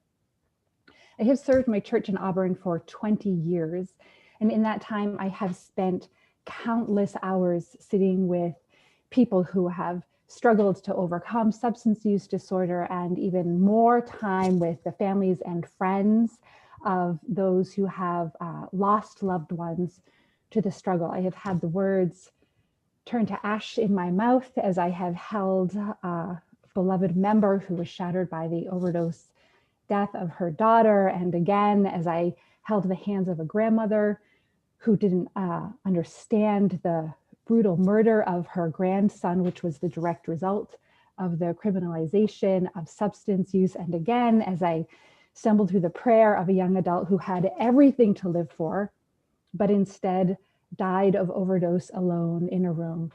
The weight of that grief never leaves me. And neither, frankly, does the burden of anger that comes with knowing how much of that suffering we could have prevented if we chose to treat every life as sacred and worthy of care, instead of abandoning some as collateral damage in the war on drugs. It is well past time for us to move beyond the death measure of our regressive policies and instead choose evidence-based life-saving practices. The gift of this moment is that we already know what those practices look like, and we understand that the beginning of that shift is a fundamental reframing away from criminalization and towards public health, as this bill does. So the Maine Council of Churches urges you to choose life and to support the passage of LD 967. Thank you. Thank you. Any questions for the Reverend Doctor? Seeing none, thank you for your testimony. Next, we have Matthew Gunn. Good morning. Good morning, committee members. My name is Matt Gunn. I'm a utility worker in Portland. Thank you for having me here this morning. Back in 2008, I was an educator at a medium security prison. And while working there, I had the opportunity to speak with residents about their experience and learn why they were incarcerated. And I found that a surprising number of them were there for drug possession or crimes related to drugs being criminalized, such as violating probation. And it seemed absurd to me at the time, and even today, that young people who aren't even old enough to drink are being convicted with felony charges that will last the rest of their lifetime just for experimenting with controlled substances and having them on their person. The fact is that the majority of substance-related arrests are for simple possession. Here in Maine, for every 5 drug-related arrests, 4 are for possession, while only 1 is for sales or manufacturing. And I found it interesting that this data applied both to adults and to juveniles, which really leads me to wonder what this means for Maine's future.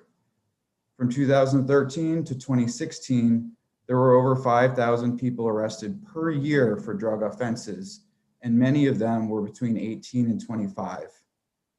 And how are we supposed to have a prosperous community here if we're focusing on locking up young people? This is really the future of our state. It should also be addressed that prison is really, really expensive. The annual cost per inmate here is $41,000, yet per capita income is only $33,000. Now, Mainers are going through extraordinary economic hardship due to a global pandemic.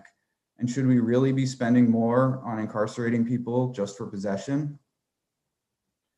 I want to add that not long after my experience helping people learn in prison, I too would battle with substance abuse. I self-medicated, desperately trying to deal with the grief I dealt with after losing my brother. Every day I lived in fear that I would be arrested, lose my job, or be kicked out of school. Even when I was ready to receive help, access to treatment was limited due to stigma associated with my use. Now, today I'm a person in recovery and one who contributes to my community. But that being said, I recognize that recovery is a choice. And if someone's not ready to make that choice, incarcerating them is not the answer. Thank you for your consideration. Mr. Gunn, thank you very much for sharing your testimony. Any questions? Seeing none, thank you. Next, I have Patricia Kidder and then Chantel St. Laurent. Good to see you. Patricia, welcome. Good morning. Thank you. Senator Deschambault, Representative Warren, and honorable members of the Joint Standing Committee on Criminal Justice and Public Safety. Thank you for the opportunity to speak to you today. My name is Patty Kidder, and I live in the village of Springvale, located in the city of Sanford. I am here today as a person of faith to testify in favor of LD 967, an act to make personal possession of drugs for personal use a civil penalty. I am speaking as a representative of MUSAN, the Maine Unitarian Universalist State Advocacy Network, a faith-based organization which affirms and promotes justice, equity, and compassion in human relations, and the inherent worth and dignity of every person. My faith and the people I know with substance abuse disorder motivate me to speak in favor of LD 967. Substance abuse disorder is a chronic disease that affects the whole family. People who suffer from this disease need our compassion and understanding, not a felony record that will haunt them for the rest of their lives. Once a person has a felony on their permanent record, it makes it much harder to get an apartment, a living wage job, and even attend college. Most people who suffer from substance abuse disorder are victims of a traumatic past and are suffering horrendous amounts of emotional and/or physical pain. Many are low-income mainers and people of color, and they need more access to treatment, including methadone clinics and peer counseling, not time in jail and a criminal record. They need our compassion because, like some cigarette smokers, when they try to quit, it can take many tries before they have a long-time success. They do not need to be incarcerated to dry out or be punished for having a disease that is out of control. You would never consider putting a cancer survivor in jail just because their cancer came out of remission. You wouldn't charge a diabetic with a felony because their blood glucose level hit 600. You would offer them immediate treatment and hospitalization. You would respond with compassion and care. The current law makes suffering from a chronic disease, substance abuse disorder, a felony, and this bill would change that. I ask you as a person of faith and someone who has many friends who suffer from substance abuse disorder to please vote in support of LD 967. I thank you for your time, and I'll take any questions. Thank you very much. Your timing was impeccable. Very impressive. Questions for Ms. Kidder? Seeing none, thank you for delivering your testimony this morning. Next, we have Chantel St. Laurent. Welcome. Good morning. Welcome. Thank you. Good morning. Good morning, Senator DeChambeau, Representative Warren, and honorable members of the Joint Standing Committee on Criminal Justice and Public Safety. My name is Chantel St. Laurent. I'm a resident of Lewiston, and I'm here today to testify in favor of LD 967. The war on drugs, which, let's be clear, is a war on people, has not prevented people from using illegal substances. The way to stop people from dying and to limit crime is to give people the opportunity for treatment over incarceration. The drug epidemics are a public health issue, and people must be given opportunities, not shackles, if they are to overcome the cycle of trauma and addiction. These are the problems you already know about, but I'm here to offer you a solution to move forward in a positive direction. I'm a person in long-term recovery. I'm celebrating 5 years on May 5th. I'm a mother of 2 young children. I'm a full-time student at USM, and I'll be graduating with my bachelor's degree next week and moving forward with my master's degree. I work 2 jobs, and at one of my jobs, I am a certified alcohol and drug counselor. I cannot tell you how frustrating it is to watch people be incarcerated for their substance use disorder. I see people get their foot in the door just to be pulled out by our justice system. They end up in this vicious cycle, never getting the treatment they desperately need and want. People want help. People reach out for help only to be put on a waiting list for months due to limited funding and available resources. I see people gain traction and stability in their recovery only to be denied housing and employment because of previous charges. This work we do on the front lines weighs heavy on my heart most days. It is a matter of life or death. I do not know if the people I see today are going to make it back tomorrow. The systemic barriers are tragic and they're decimating our communities. At the end of my use, I was homeless, living out of my car, jumping from place to place with my 2-year-old little girl. I could not go a day without using. I was full of shame and guilt. I was hopeless, and I didn't care if I lived or died. I had been arrested multiple times, but instead of being isolated with incarceration, I was afforded the opportunity to seek treatment. I attended over 7 different facilities before I found recovery. What I needed was to heal from my trauma through connection. I needed to know I was not alone, and I thank God to know that I'm not. Thank you all for being here today and for the work you have done, are doing, and will continue to do. We know that providing people with treatment is far more affordable than incarcerating folks. But I also know, you know, this is not the point. The next person we lose will be someone's son or daughter, and that is why I'm here today. So I ask this of you. Please stand with me in support of LD 967 and act to make personal possession of drugs for personal use a civil penalty. Thank you. Chantel, thank you so much for sharing your story, and congratulations on graduating in a week. Good for you. Thank you. Yes. Senator DeChambeau has a question for you. Absolutely. Thank you. And I obviously echo what Representative Warren said. That's marvelous, what you have done for yourself. You mentioned in your testimony that there are many, I think you'll agree with me, the wording of that was, do you really believe that there are people incarcerated just because of their addiction? I think you know that incarceration opens the door in the commission of a crime, right?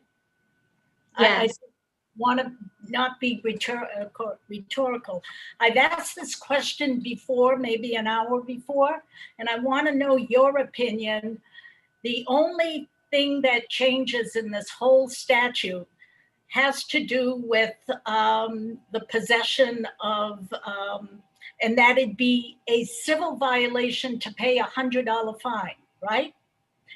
Part two, those who can't pay will then probably, I don't know the word, that if a person in violation is unable to pay the fine, and we were just talking about people who are poor and people of color, but if they're unable, these people will be, as an alternative sentence, that they would be, have an assessment by a healthcare specialist. Do you see a difference in that someone would pay a fine and that's the end of the story, and those who can't would be referred for an assessment? Do I see a difference in it? I mean, $100 fine if you're actively using your money. We can't even, I ended up homeless because I couldn't pay my bill. So paying a fine, I'm gonna probably be more apt to take the assessment and go that route. I don't know exactly, I guess I'm not sure what your direct question is. I'm gonna clarify, and it's my last question, because have you ever been through drug court? I have not. You have not, okay. Then I don't need to ask the question, but thank you very much. Great life story, and you're doing marvelous. Thank you. Thank you very much. Any other questions for Chantel? Seeing none, thank you so much for being here. Up next, we have Megan Sway from the ACLU. Welcome. Thank you. Good morning, Senator DeChambeau, Representative Warren, and distinguished members of the Committee on Criminal Justice and Public Safety. My name is Megan Sway, and I'm Policy Director for the ACLU of Maine. I submitted written testimony, but a lot of it probably echoes what you've already heard. So I just wanted to quickly address, if I could, a couple questions that have come up. First, I wanted to address the proposed amendment that hopefully you've gotten emailed around to you. The amendment was an attempt to address a couple questions. Some of them were similar to, I think, what Senator DeChambeau was asking. So as originally written, if someone couldn't pay a $100 fine, then they could be referred to treatment. But the idea behind this bill is to expand access and connection, the ability to connect with treatment to as many people as possible. And so restricting it to people who can't pay a $100 fine, the feedback we got was that was too restrictive, and that we didn't want, no one wants being referred to treatment to be sort of a punishment or an alternative punishment. And so the way it was rewritten was an attempt to acknowledge that we want to open this up for as many people as possible, but not everybody is always ready for treatment. And yeah, some people might pay $100 instead of having the health assessment. But the idea is to open it up and to broaden it to as many people as possible. And the hope is that with more access to treatment, more people will choose that, because in my work doing this advocacy for drug law changes, I've heard from a lot of folks that they didn't know what would be the moment when suddenly they were willing or felt like they were ready to enter treatment. And so the idea is we don't know, but we are trying to give people as many touch points as possible in the hopes of saving more lives. The other idea, there's been a lot of questions about whether or not we have enough resources already in this state. And I think what's instructive is what happened in Oregon, where Oregon's very similar to us. They have a lot of rural areas that don't get enough resources. They have urban areas where everything's concentrated. In November, voters approved a ballot initiative to do largely what this bill does. And they had enough to get started. And then the bill provided rulemaking, I think, and had a whole process of getting everything fully up and going, with the understanding that I think we don't want to use not having a perfect system in place as an excuse to not try to connect more people with treatment. I'm out of time. I probably just bungled that at the end, but I'm happy to take any questions. Any questions for Ms. Sway? Yes, Senator DeChambeau. Yes. Hi, Megan. Do you know in the state of Maine how many have been arrested for possession only? Yes, my understanding from the Council on State Governments, which is the last data I have from 2018, was 1,720 people, or 1,720 arrests. I don't know if I don't think they were able to say whether that was people, but that was the number of arrests. Number of arrests, okay. I'm still so bothered about people who don't pay the fine are the only ones who get the assessment. At some point, I don't understand why everybody would go through an initial assessment. Can you make a comment on that? I think the hope is to widen it to everybody. There is rulemaking provided for in the amendment. And so if the committee felt really strongly that everybody get an assessment, maybe that's something the committee could take up. I don't think this is not a desire. I think there was a desire to understand that this will take resources and wanting to provide those resources, but not make it so big and so bloated that we were presenting an idea that was just too big and not feasible. So it was an attempt to be reasonable, but if the committee feels differently, it is now your bill and you should definitely do what you feel is right. I think also somebody else said not everyone who is caught with drug possession has a substance use disorder, but that would come out in the assessment. So I don't know why I just said that, sorry. Thank you. Thank you, Senator. Megan, you sort of got to the question that I was going to ask. And the question that I was going to ask you is, isn't it true that there are a certain proportion of folks who get stopped by the police, pinched by the cops, whatever you want to call it, who are using drugs, one type of drug or the other, but do not have a substance use disorder, in the same way that there are some people who use alcohol that do not have an alcohol use disorder. And this is a way to not force people who don't have a substance use disorder into treatment. That was the attempt. That was the attempt. Okay, so you would agree that there are people that use drugs that don't have a substance use disorder? Yes. I would agree with that too. And that where the problems start to present is when the criminal justice system intervenes. That is one of the places where it can I don't want to say it's that the criminal justice system is the only. Nope, but it's one of the. It's one of, yes. Okay.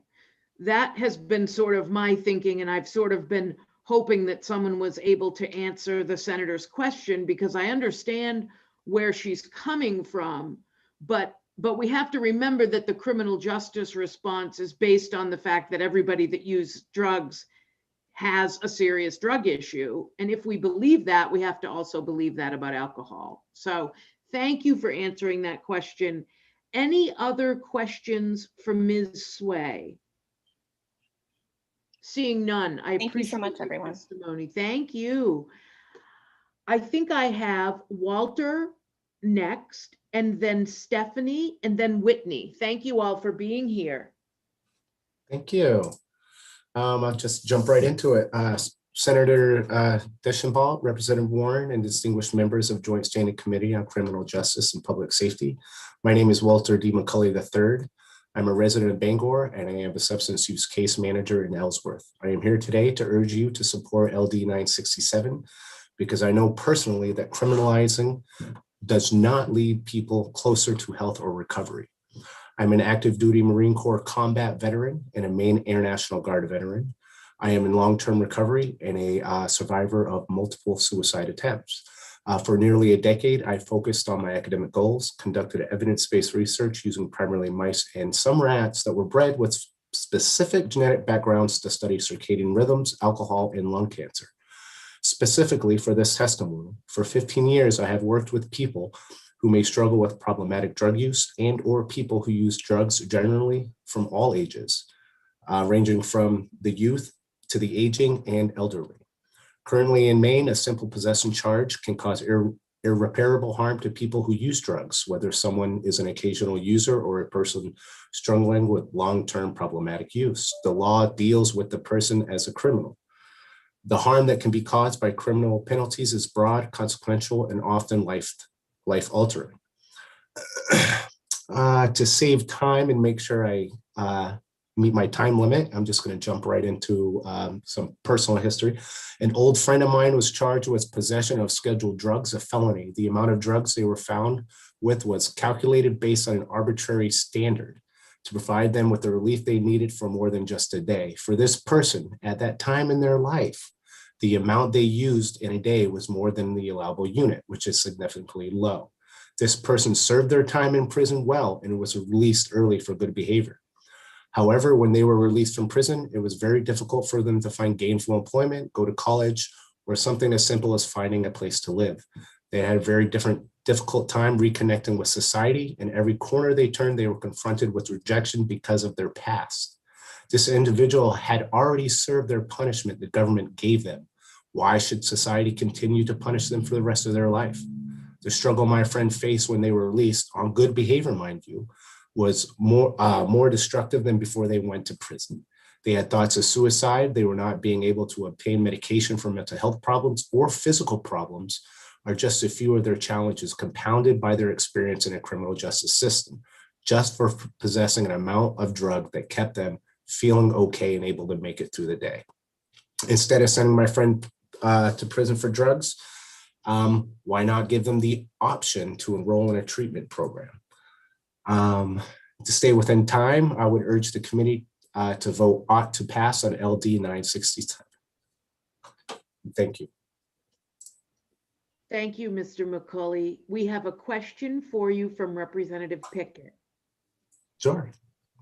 Thank you, Madam Chair. Thank you, Mr. McCauley, for being here. I don't have a question. I just have a thank you. Thank you very much for your service to our country. Oh, thank you. Thank you. Thank Any you. questions? No, I don't think you have any questions. Right. Thank you. Thank you. Next up, we have Stephanie. Good morning. Good morning. Thank you for having me here today.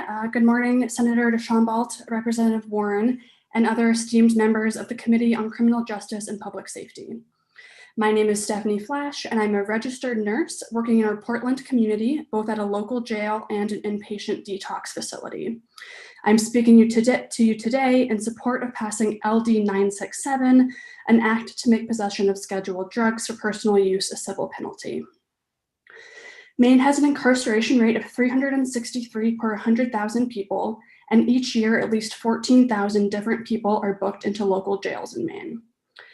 Of these sentenced individuals, over half suffer from a mental illness and 2/3 meet DSM criteria for drug dependence or abuse. Beyond the numbers, I can say firsthand that I have witnessed individuals in our correctional system who need mental health treatment and detox services, not jail sentencing. I can tell you that detoxing in jail is a painful and dangerous process. I can also say that the correctional system is not equipped to make any sort of positive change for these individuals, as we often see the same folks in again and again. The numbers back me here as well. Within 3 months of release from custody, 75% of formerly incarcerated individuals relapse to substance use disorder, and approximately 40 to 50% are arrested for a new crime within the first year. Additionally, research has shown that the jail environment itself can lead to serious mental and physical health crises, including increased suicidal behavior, increased feelings of shame and distrust, higher prevalence of chronic and infectious disease conditions, and poorer access to healthcare. By criminalizing individuals who use substances, we are simply perpetuating the cyclical nature of arrest and rearrest, costing people's lives and taxpayers money. I'm asking you, therefore, not just to look at the sense and logic of decriminalizing substances, but also from a humanitarian perspective. People who use drugs, whether they desire recovery or not, are members of our society. They deserve respect and dignity, they deserve love and care, and they deserve not to be criminalized. The war on drugs has failed these individuals and it has failed our communities. It is time to start making some changes, and supporting LD 967 provides a necessary first step.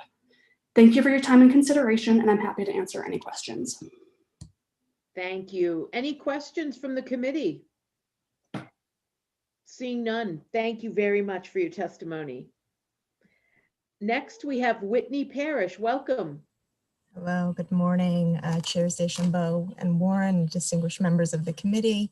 My name is Whitney Parrish, and I'm the Advocacy and Communications Director for Health Equity Alliance. We're a public health and harm reduction organization. On behalf of our organization, in solidarity with the people we serve, and in hope of a better path forward, I'm here speaking in favor of LD 967. You've already heard testimony today from lots of people who have outlined the failures and inequities of our current approach, and you've certainly heard me describe these realities in the past, but today I want to offer you a vision of a better world. This will require a few things. I want to acknowledge that all places, not just Maine, are keenly aware of their differences from other jurisdictions. We have different demography, different budget situations, and even different ways of living. So stick with me. When you think Whitney, I can't think of a place more from away than Portugal or Oregon. I was born on this side and raised on the other side of the Kennebec, and Senator Searway may have been the first person to talk about drugs to me when I was in his DARE class. So I'm very aware of how special Maine is, and also how similar we are to other places. So I want to talk a little bit about Portugal first, because it's been brought up.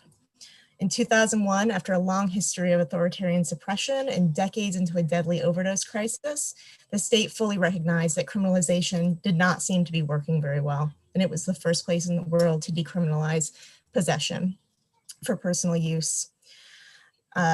So they set up a situation where you would be given a citation, a fine, or be told to stand in front of a local dissuasion commission to learn about support services. All of these services exist in Maine: connection to primary care provider, treatment options, harm reduction services, peer support, and housing navigation. The crisis did stabilize, and I just want to point out that we can see many similarities between Maine and this small country of approximately 10 million people. They had to shift dramatically how they look at substance use disorder. They had to rebuild and bolster their health and support infrastructures. But Portugal did its best to let go of over-policing and emphasizing that in a health in their response. And Maine finds itself continuing this practice.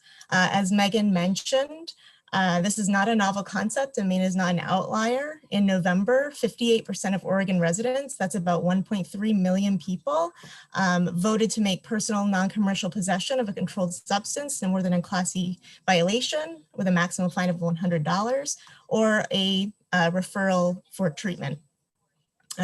Oregon became the first state in the country to do this, and they're showing us right now exactly how it can be done. And I will wrap up.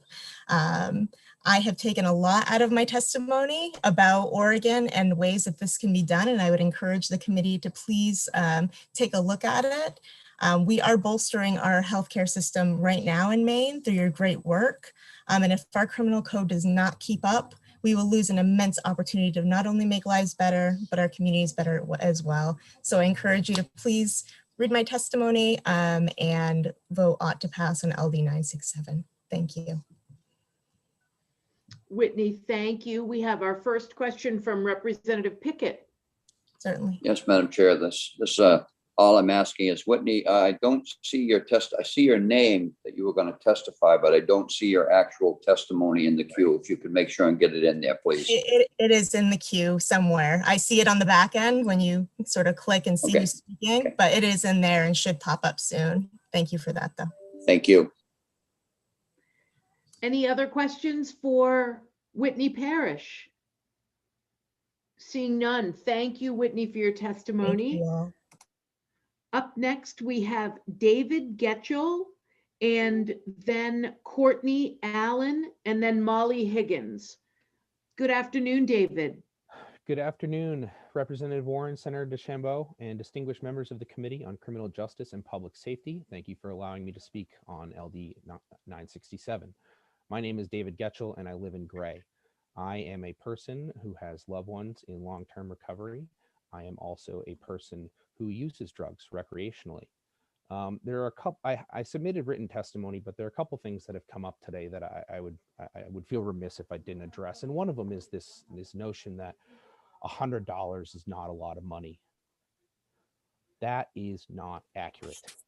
The minimum wage in Maine is $12.15 an hour. So let's do that math real quick. You have to do a full day's work to afford a $100 fine. 40% of Americans cannot afford a $400 emergency. So the idea that $100 is not a lot of money to someone who doesn't have a lot of money to begin with is something that you folks need to get out of your head. Respectfully, $100 is a lot of money if you don't have a lot of money. The other thing that I'd like to point out is that Portugal did this 20 years ago. 20 years ago, and no one has looked back and said that it was a mistake. Oregon just did this, and we have a chance to do the same thing. One thing that comes to mind when I think about this is the iron law of prohibition. We've seen multiple historical examples of this, starting with alcohol prohibition, because when we banned that, what we saw was moonshine. And what happens with moonshine? You get methanol if you don't distill it properly, which can kill you. It can also cause blindness. Bring it to a more current example, we have the opioid epidemic, which started with prescription drugs, as many of the doctors who have testified here have said. And what happens when you can't get access to prescription drugs anymore? You turn to the street where you get heroin because it's cheaper and easier to find. But what's going on with the heroin on the streets right now? Oh, it's filled with fentanyl. Why? Because fentanyl is a much more potent and easy to transport drug. So what happens? People who think they're taking heroin are taking something that is way more potent, and they end up dying from it. The iron law of prohibition says that the more you criminalize a substance, the more potent it becomes, and therefore the more dangerous it becomes. So we can take a step back from that, and all you folks have to do is vote ought to pass. We have decades of historical, medical, scientific data to back up that this is an evidence-based policy that will help Mainers. And I really strongly urge you to vote ought to pass. And I would love it if you had any questions for me. Thank you, Mr. Getchell. Any questions for Mr. Getchell? I guess there aren't any questions for you. Thank you for your testimony. Thank you. Next up, we have Courtney Allen and then Molly Higgins. Hello, Courtney. Hi, good morning. I think it may be afternoon now. Senator DeChambeau, Representative Warren, and members of the Criminal Justice and Public Safety Committee. As you all know, my name is Courtney Allen. I'm the Policy Director of the Maine Recovery Advocacy Project, a grassroots networks of folks working to redefine and reimagine justice, access, connection, and recovery from substance use. I am here today and testify on behalf of MERAP in favor of LD 967. I will be submitting some written testimony today, but I'm going to try to address some of the things that I heard come up in the committee today in hopes that we can all better understand a little bit. Prior to my position at the Maine Recovery Advocacy Project, I worked for many years as a researcher, and I still consult on many research projects that are happening across the state of Maine. My primary research was done in recovery and in particular drug courts. And so I wanted us to help us understand a little bit about drug courts in relation to this bill. So drug courts are built out for folks who are considered high risk and high need, and for folks who have been perpetually through the system, the probation system and other systems for a really long time. There's a requirement in our main drug court system that people are charged with high level crimes, AKA felony crimes.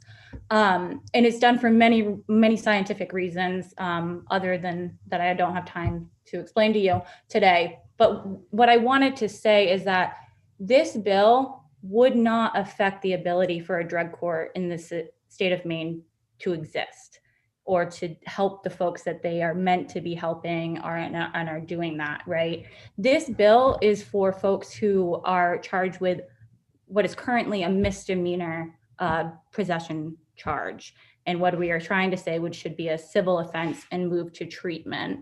So there's that. And then the other piece that I wanted to address was this idea about recovery. So recovery, the SAMHSA definition of recovery is that recovery is a process of change which individuals improve their health and their wellness and live a self-directed life. You'll notice that nowhere in that definition does it say abstinence-based or forced treatment, or it's about choice and autonomy, and it's about like people who are in recovery. We have our own culture, our own norms, our own value systems, and every day that we wake up, we choose to be a part of that, and we can force people to stop using drugs. It's possible. We see it all the time in jails, right? Forced abstinence is a thing.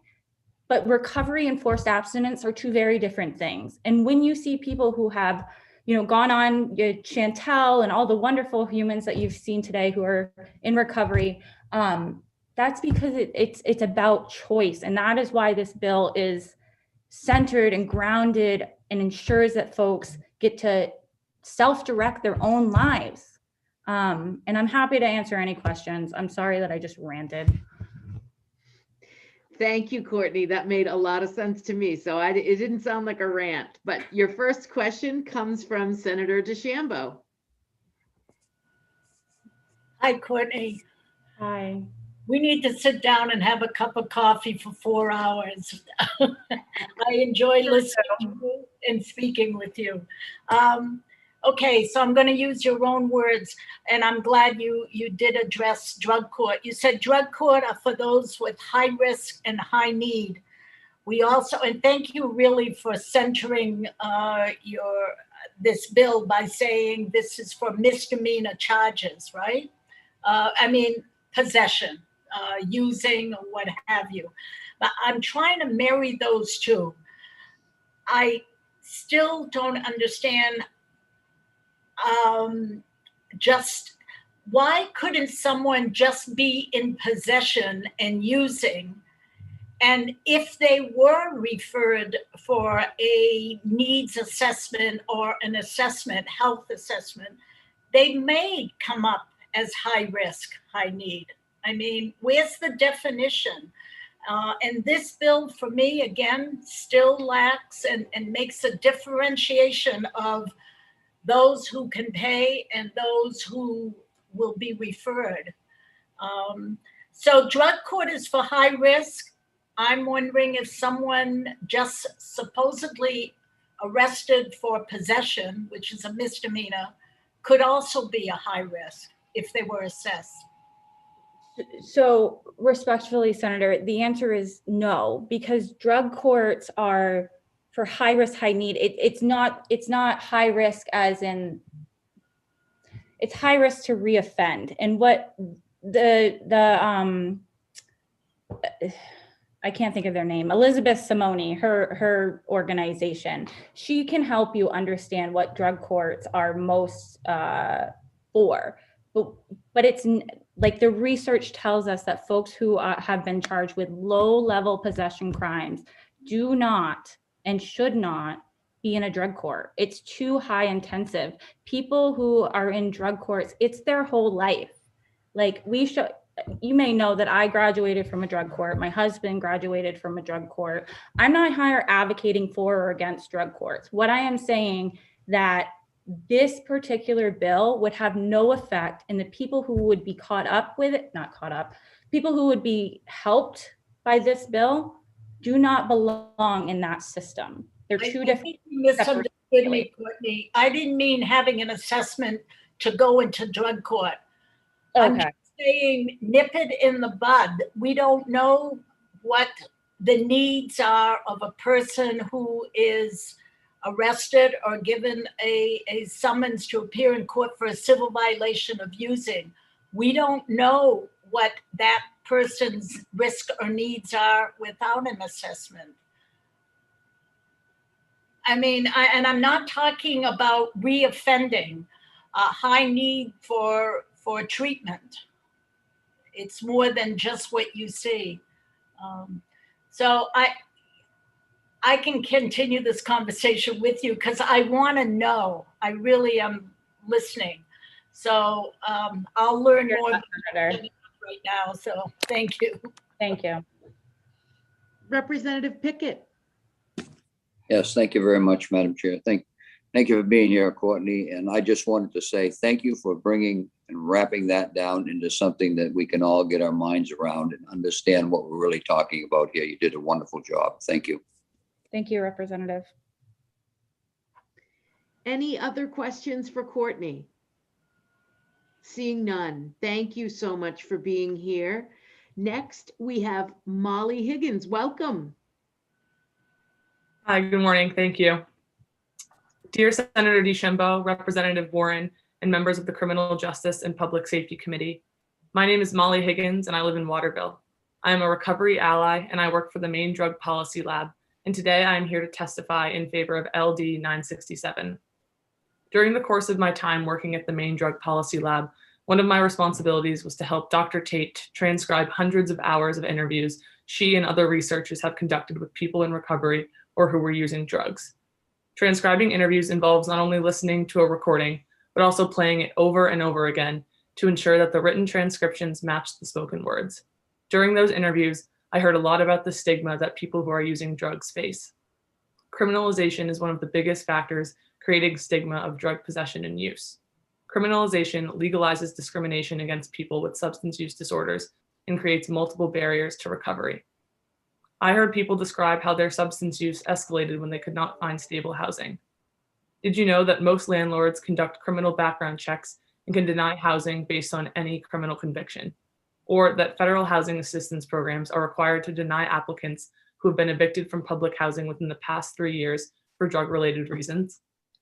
I heard people describe the ways in which they had lost jobs, endangering their health and safety as they struggled to survive on the streets when their employer learned that they had a criminal record involving drugs.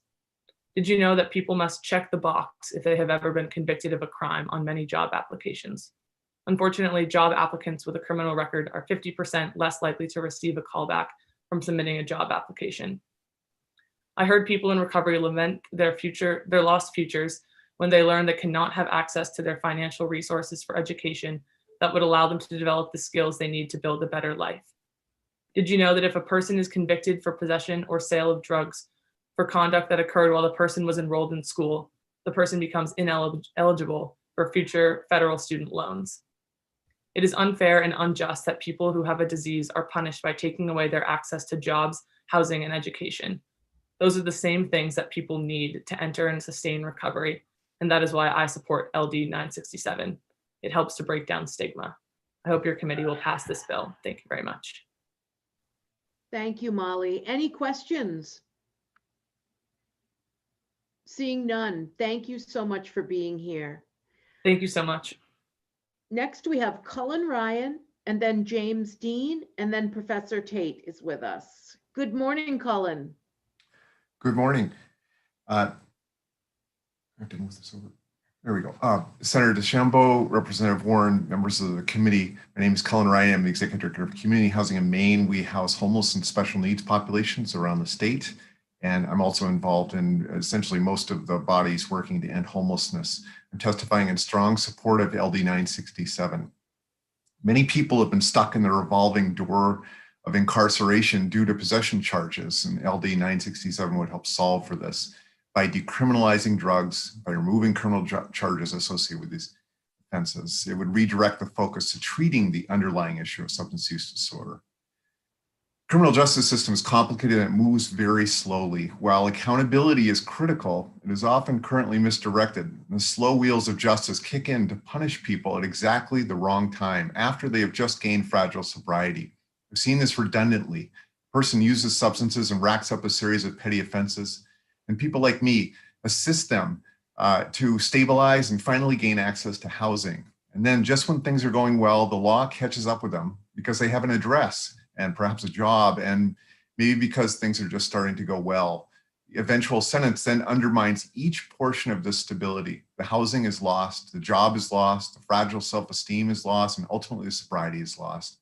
What do we gain by this? So I asked some questions. What if accountability were designed to support sobriety, stability, employment, and a healthy self-esteem? What if accountability included immediate access to treatment for the medical issue of substance use disorder? What if our system didn't sabotage success, stability, housing, and employment for people? I think we'd be better for that. In 2019, the Statewide Homeless Council finalized its main criminal justice system blueprint for ending and preventing homelessness. And we focus this at the heart is stabilizing people who have redundant contact with the criminal justice system, as well as various emergency services. Solving the issue for people ricocheting will save money and open the door to better lives for each of the people involved. I've offered some background on people with substance use disorder. The one I would just want to highlight, I just learned yesterday from Gordon Smith that Maine is currently averaging 11 deaths a week due to opioids.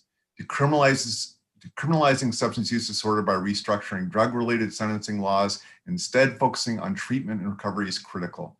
Having a system that treats the whole person is key for people using substances, especially for people experiencing homelessness. No one will solve their substance use disorder and move into recovery if they lack stability. Accountability is essential, including substance use disorder. Assessment and community treatment options in lieu of fines and penalties makes good sense. Housing is key to recovery, and I've explained why it's foundational. Please support LD 967. I like the amendments, and I urge you to support this legislation. Thank you. Happy to answer questions. Thank you, Mr. Ryan. Any questions? Seeing none, thank you for your testimony today. Thank you. Next up, we have James Dean. Welcome. Good to see you. Thank you. Good to see you. Thank you for your time, Senator DeChambeau, Representative Warren, and honorable members of this Joint Standing Committee on Criminal Justice and Public Safety. Good afternoon. My name is James Dean. I am a resident of Lewiston, and I'm here today to testify in favor of LD 967. First, let me share with you a little bit about myself. I have never had to deal with addiction, and I do not have personal experience of being in recovery, though what I do have is empathy in what I'm about to talk to you about. In just a few weeks will be the 7th anniversary of my late partner's memorial on May 9th, or as I like to call it, Jared's Day. Jared was one of a kind. Sure, I could tell you about his warm smile, loving heart, and caring nature, but that would not come close to what drew me into him in the first place. What brought me in was Jared's ability to be both candid and open about everything he was going through. For years, he fought a battle that many fight every day. His battle was addiction. A few times when Jared struggled come to mind. The first was when in April, the year before he had died, he had shared with me that a friend of his had bought tickets for them to attend a sporting event for Jared's birthday in September. As Jared went on, he was telling me about how he wouldn't be able to go because he was going to be sick that day. When I asked him how did he know he was going to be sick, Jared explained to me that in order to go, he would have to self-detox for at least a week before. By doing so, he would have some severe withdrawals, in which would leave him very sick. That's when things became real, as I thought to myself how horrible it must be to feel, to know that for him, to know when he was going to be sick before it even happened. The second time was Christmas, the year before he died, and how he went to his parents to have a family Christmas with his brother. I can remember him pleading with me for not to go, but when I explained to him how he should be trying putting difference behind him and his brother, he explained to me that wasn't the issue. The issue was that no one knew, including his brother, that his brother's girlfriend was one of his dealers. Once he got back to his parents that night, he had called me to say goodnight and shared with me a whole of how the family was watching the movie It's a Wonderful Life in the living room. Him and Nicole were upstairs in the bathroom shooting up. About a week after this, Jared was arrested for buying heroin from an undercover police officer. After purchasing it, he had shared with me how he remembered how within a few seconds, a black SUV had pulled over and proceeded to arrest him. Before they put the handcuffs, or as Jared called them, those silver bracelets on him, he had opened his hand to say, "Here you go," as he handed them the 5 packets he had just bought. After spending 72 hours in jail, it wasn't until February that Jared was able to get into a rehab facility due to being on a waiting list. While he had gotten clean in rehab and everything was looking very promising, though once he got out, he had gone to see a doctor for his sciatica, whereupon the doctor had given him some Oxycontins and syringes, telling him that if he has any more pain, he should crush them up and shoot it up not to have any pain anymore. Since Jared's passing, I have made it my mission to make his fight now mine. By doing so, I have attended meetings 2 to 3 times a week as a listener and a supporter to those who struggle with addiction in my area. When I first started attending, I was surprised by how many people attended. As I sat in on one of these meetings, I have heard many shares, as the members like to call them. Could be here all day with you, sharing numerous shares, but that is not my place. I will say, if it wasn't for those people, I wouldn't have been able to start getting my closure process and get a better understanding of what Jared had experienced. It has come to my heart that we need to lead with love and have empathy for those who struggle with addiction. Passing LD 967 will help those who struggle get an open window and a new outlook on life instead of a closed door that many have still faced. Thank you for listening, and I'll take all questions if needed. Thank you, Mr. Dean. Any questions for Mr. Dean? Seeing none, thank you for sharing your story with us. Thank you all. And next up, we have Dr. Tate with us. Welcome. Thank you so much. Good morning, Senator DeChambeau, Representative Warren, distinguished members of the committee. My name is Winifred Tate. I'm a resident of Waterville, Associate Professor of Anthropology at Colby College and Director of the Maine Drug Policy Lab at Colby. Today, I want to focus on a myth I hear frequently when discussing the current system in Maine. The myth that getting people into the criminal legal system helps communities and people struggling with substance use disorder. Research demonstrates that this is not true. Jail is not treatment, and incarceration is a barrier to recovery for the vast majority of people who are incarcerated in Maine. The current healthcare provided to people who are incarcerated is woefully inadequate. Medical treatment is at the discretion of guards and sheriffs in county jails. In my research, I've heard many, many stories of people denied medication and treatment at the whim of guards or as punishment for perceived misbehavior. More importantly, jail is not a place where the vast majority of people with substance use disorder can find recovery. Therapy, IOP groups, and other core elements of treatment for substance use disorder are not available in jails. The key tenets of recovery are connection, identifying and understanding triggers, and building the skills to navigate the challenges of life with the supportive community. This is impossible in jail. Incarceration also accelerates overdose death. A 2020 study finds that drug overdose is the leading cause of death after release from incarceration. Within the first 2 weeks, the risk of death from drug overdose is 12.7 times higher, with the risk significantly increasing for women. One of the things that I have heard over and over is the desire that involuntary commitment to get people into treatment would work. Unfortunately, that is not the case. A 2016 report by the Massachusetts Department of Public Health finds that people who are involuntarily committed were more than twice as likely to die of overdose death than those who choose to go into treatment. Another 2016 study in the International Journal of Drug Policy finds no evidence that mandatory drug treatment helps people stop using drugs or it reduces criminal recidivism, but that there is evidence that forced treatment is ineffective and even harmful. We know what works: connecting people who want to find recovery with services, investing in community supports, recovery housing, and recovery centers. This bill is a critical part of that effort to make our policies match our rhetoric. Substance use disorder is a public health issue, and we must respond with public health solutions. I'm happy to answer any questions you have at this time. Thank you. Thank you for your testimony. Questions from the committee?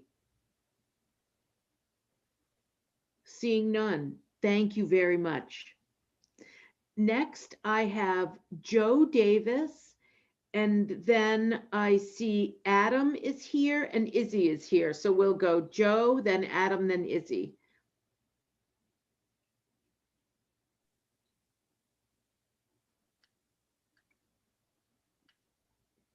Hi there. Is it my turn to It talk? is your turn. Yes, welcome. Amazing. Awesome. Thank you. My name is Joe Davis. I live in Portland. I'm here because I have a lot of people in my life that I love that use drugs and other substances.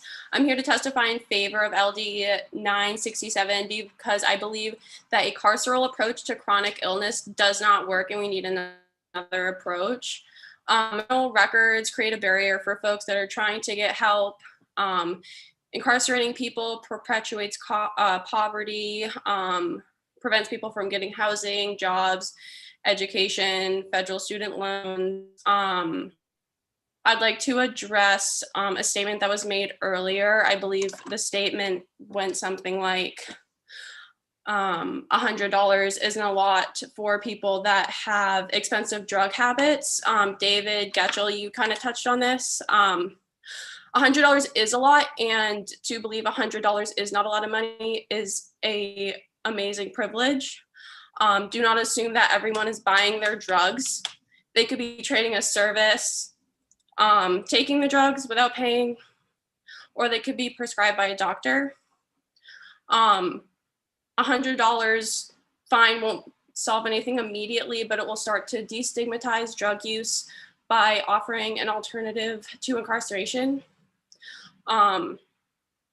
Recovery is a non-linear process. It takes a lot of time and community effort. The goal is to not discourage use, but to encourage people to seek help and support them, support the best parts of them, and lead healthy lives. Even if paying the $100 fine is getting away with drug use or possession, is offering an alternative to the criminal justice system, which will offer like future opportunities for people.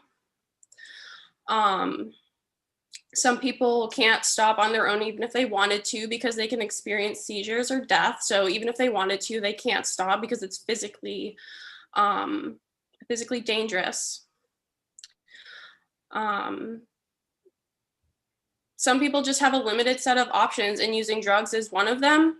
Creating more resources will give them more resources and options, so they might have an alternative to using drugs. We need another approach. It's not working.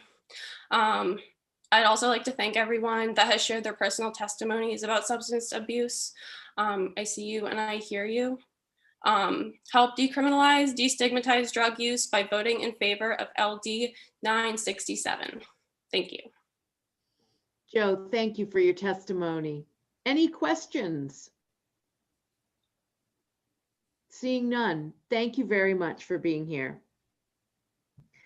Next, we have Adam Zuckerman and then Izzy Ostrowski. Good morning. Thank you for having me today. And apologies for the noise in the background. There's some construction going on outside of my apartment here. Senator DeChambeau, Representative Warren, and honorable members of the Joint Standing Committee on Criminal Justice and Public Safety. My name is Adam Zuckerman, and I'm the lobbyist for Maine People's Alliance. Our 32,000 members stretch from Kittery to Fort Kent. We are committed to creating a state of Maine where everyone has what they need, everyone contributes what they can, and no one is left behind. I am here today to testify in favor of Representative Perry's LD 967, an act to make personal possession of drugs for personal use a civil penalty. Maine's punitive drug possession laws don't help people recover from substance use disorder, and that hurts us all.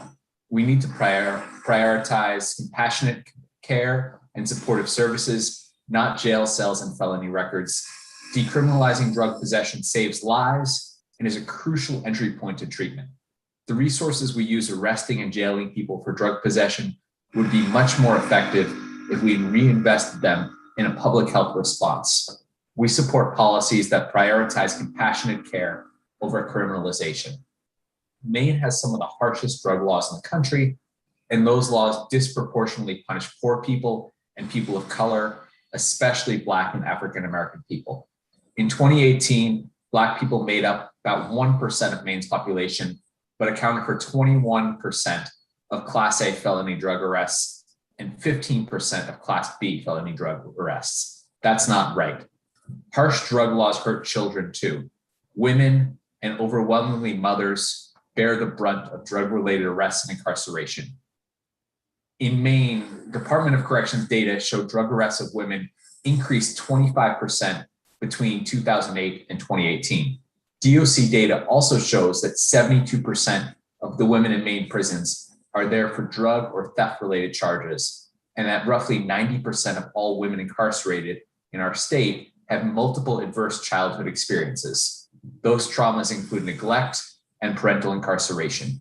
Representative Warren has noted that nearly 80% of all women incarcerated are mothers. When we look at these statistics together, they paint a very clear picture.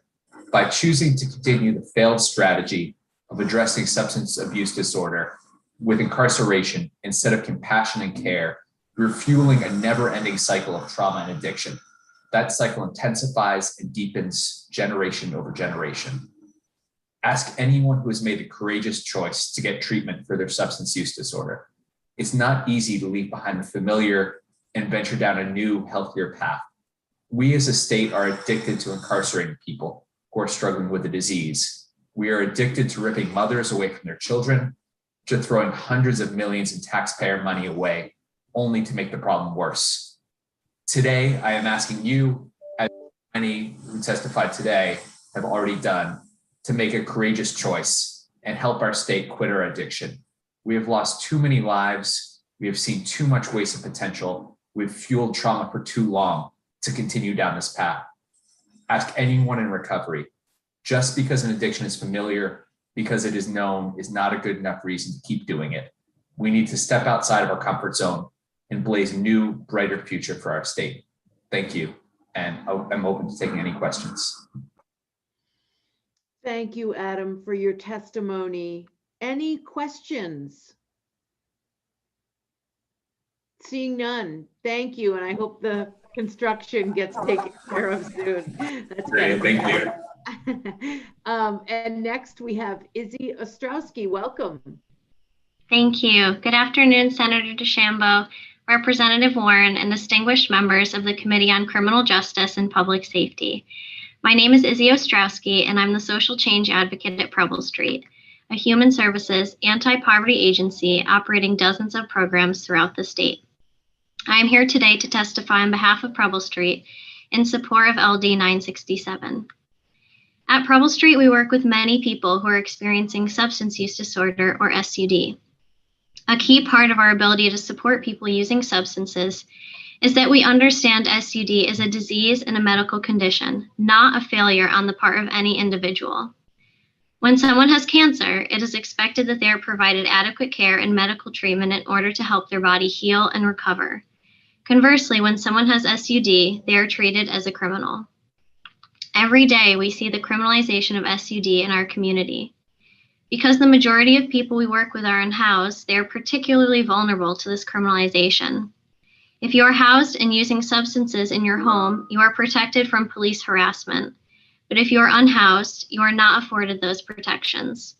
Due to the public nature of homelessness, possession laws disproportionately impact people experiencing homelessness. This has only been exacerbated during the pandemic, as access to public resources have been greatly restricted and people who are unhoused lack safe and private places to use. In our work as case managers, we see how the criminal justice system negatively impacts people's long-term plans for wellness, recovery, and housing. Each time someone goes to jail for possessing a small amount of a scheduled substance, it interrupts the work they've been doing to connect to recovery services, case management, health services, housing, and more. This puts people in an impossible cycle of criminalization and homelessness. It has recently been publicized that during the opioid epidemic, Maine jails have become full of people who are criminalized for their addictions. When someone is put in jail for having SUD and using substances, the state is actively criminalizing a medical condition. Further, these criminal charges affect housing, employment, and access to treatment programs. Lastly, at Preble Street, we believe in trauma-informed approach to social services. Studies show that trauma experienced in childhood and adulthood is linked to the experience of homelessness and poverty. Additionally, high rates of trauma are found among people who use and have SUD. A trauma-informed approach makes clear that people are often experiencing SUD as a result of horrific events, and what those people need are care and compassion, not handcuffs and jail time. Criminalizing substance use for someone experiencing homelessness dehumanizes the person and places blame on the individual, rather than the system which continues to fail people who are seeking help.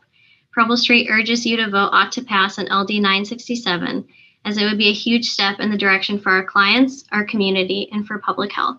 Thank you. Thank you for your testimony. Do we have any questions from the committee? Seeing none, thank you very much.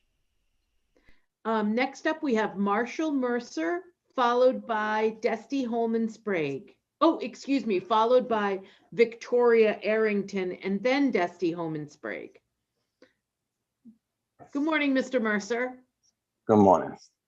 Dear Senator DeChambeau, Representative Warren, and members of the Criminal Justice and Public Safety Committee. If you don't know me by now, then I haven't been loud enough. My name is Marshall Mercer, and I am a MeRAP organizer here to testify in favor of LD 967. And I want to thank you, Representative Perry, for bringing this to the table. This bill hits home to me. I grew up in Lewiston, Maine, and although that town may have a bad rap, it's not because of bad people. It's because of a broken system that keeps perpetually spitting my people back out broken, then continuing in the same process over and over again. Knowing it's not working, it's about time for change. When I was 17, I got arrested for trafficking in Schedule W drugs for a gram of cocaine. I was sent to NMJDF, Northern Maine Juvenile Detention Facility. On my first day there, I was put in a cell with an adult that was twice my size, that was in there for a hate crime. That was my first day inside. I didn't get out until I was 18 for a gram of cocaine. I keep thinking, instead of NMJDF, what if I would have got some sort of treatment? How would have my life changed way back then? How many of my friends would still be alive today? Oh, and by the way, and that's the point, we cannot continue to force our people into submission. It just does not work, and time has proven that. We must have an open invitation approach. And I speak from experience as to being offered the invitation and has offered in both accounts, it has worked. My recovery and I are living proof and have seen it in real time and continue to. Thank you for the question, Senator Siri and DeChambeau. But we can start that ripple effect now, starting with you. LD 967 is an act to make possession of scheduled drugs for personal use a civil penalty. It would make personal use for civil offenses that offer a fine or a pathway to a treatment. And I challenge you fine folks to be the ones to remember for helping create that change. Thank you for your time. I'm available for questions. Oh, and also there is an invisible law for certain people. And I think deep down inside, we all know that. We all know that. And I am one of those people that spent my whole life under that invisible law. Thank you. Thank you, Mr. Mercer, for your testimony. Any questions for Mr. Mercer? Seeing none. Thank you very much. Next, we have Victoria Arrington. Hello, welcome. Hi, thank you so much. Hi, Representative Warren and members. I've spoken before the committee before, and sorry. I'm really happy to be here today, and I just wanted to say that I am grateful to y'all. Feel like I've spoken in front of you a couple times before, and you guys really feel like my representatives, and a lot of the people who have spoken before me really feel like my friends. And so it's been, I'm really grateful to be here and to have your attention today. So I'm so incredibly hopeful about the place that I live. And I really, really wish that I could give you an accurate snapshot in 3 minutes of my family story, but it's difficult to accurately convey. Trauma changes the brain, right? And this happened only several months ago, less than a year ago. My stepmother passed away, but I am lucky enough to have her sweet dog. And I love to have her on the Zoom with me because it's really helpful that's a good thing about Zoom. We can have our pets here. So I wanted to give a little bit of a snapshot of my story, of my dad's story. He drove to the methadone clinic for several years. It really contributed to him and his family being in poverty. It always felt like he was rigging up some car to make it to the methadone clinic every single day. He lived in Bethel or Bryant Pond, so it's pretty far away from there. My dad is incredibly poor. He is on disability, and he does not have the resources to get help. I love my dad very much.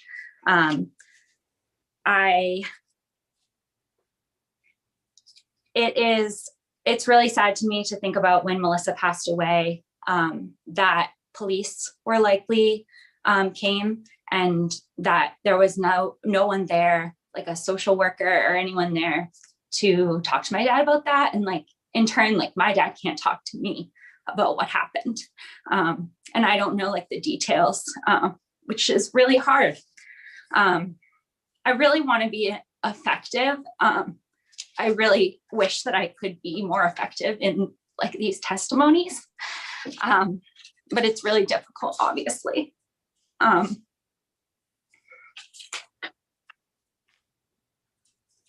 I just want to say that there is an absence of support services, sober housing, and et cetera, low income housing for that matter, but there is an over policing of low income people and people of color. I feel a real sense of urgency with this bill. I feel like the time is now to imagine a more compassionate Maine. And I also want to say people will choose recovery if people would be more willing to ask for help they need if what they're doing isn't criminalized. And Senator DeChambeau had asked the question about if $100 fine, if a person has $100 fine, it's not really going to incentivize them to get help if they don't have to go to any counseling after. If they just pay the $100 fine, they don't have to go to counseling. Well, there's also bills right now in Maine to fund recovery centers. So people will get the support they need from other places. Recovery centers, primary care physicians, doctors, not law enforcement who are not trained to provide mental health counseling. And police will have more time for more training and to keep me and my friends and my family safe against violence, not arresting my family, which I promise won't help. Victoria, thank you. I want you to know that sharing your story is effective. And of course, you have emotion around it. So please know that we understand that. And thank you for being here today. Any questions for Victoria? Seeing none, thank you. Take good care of yourself.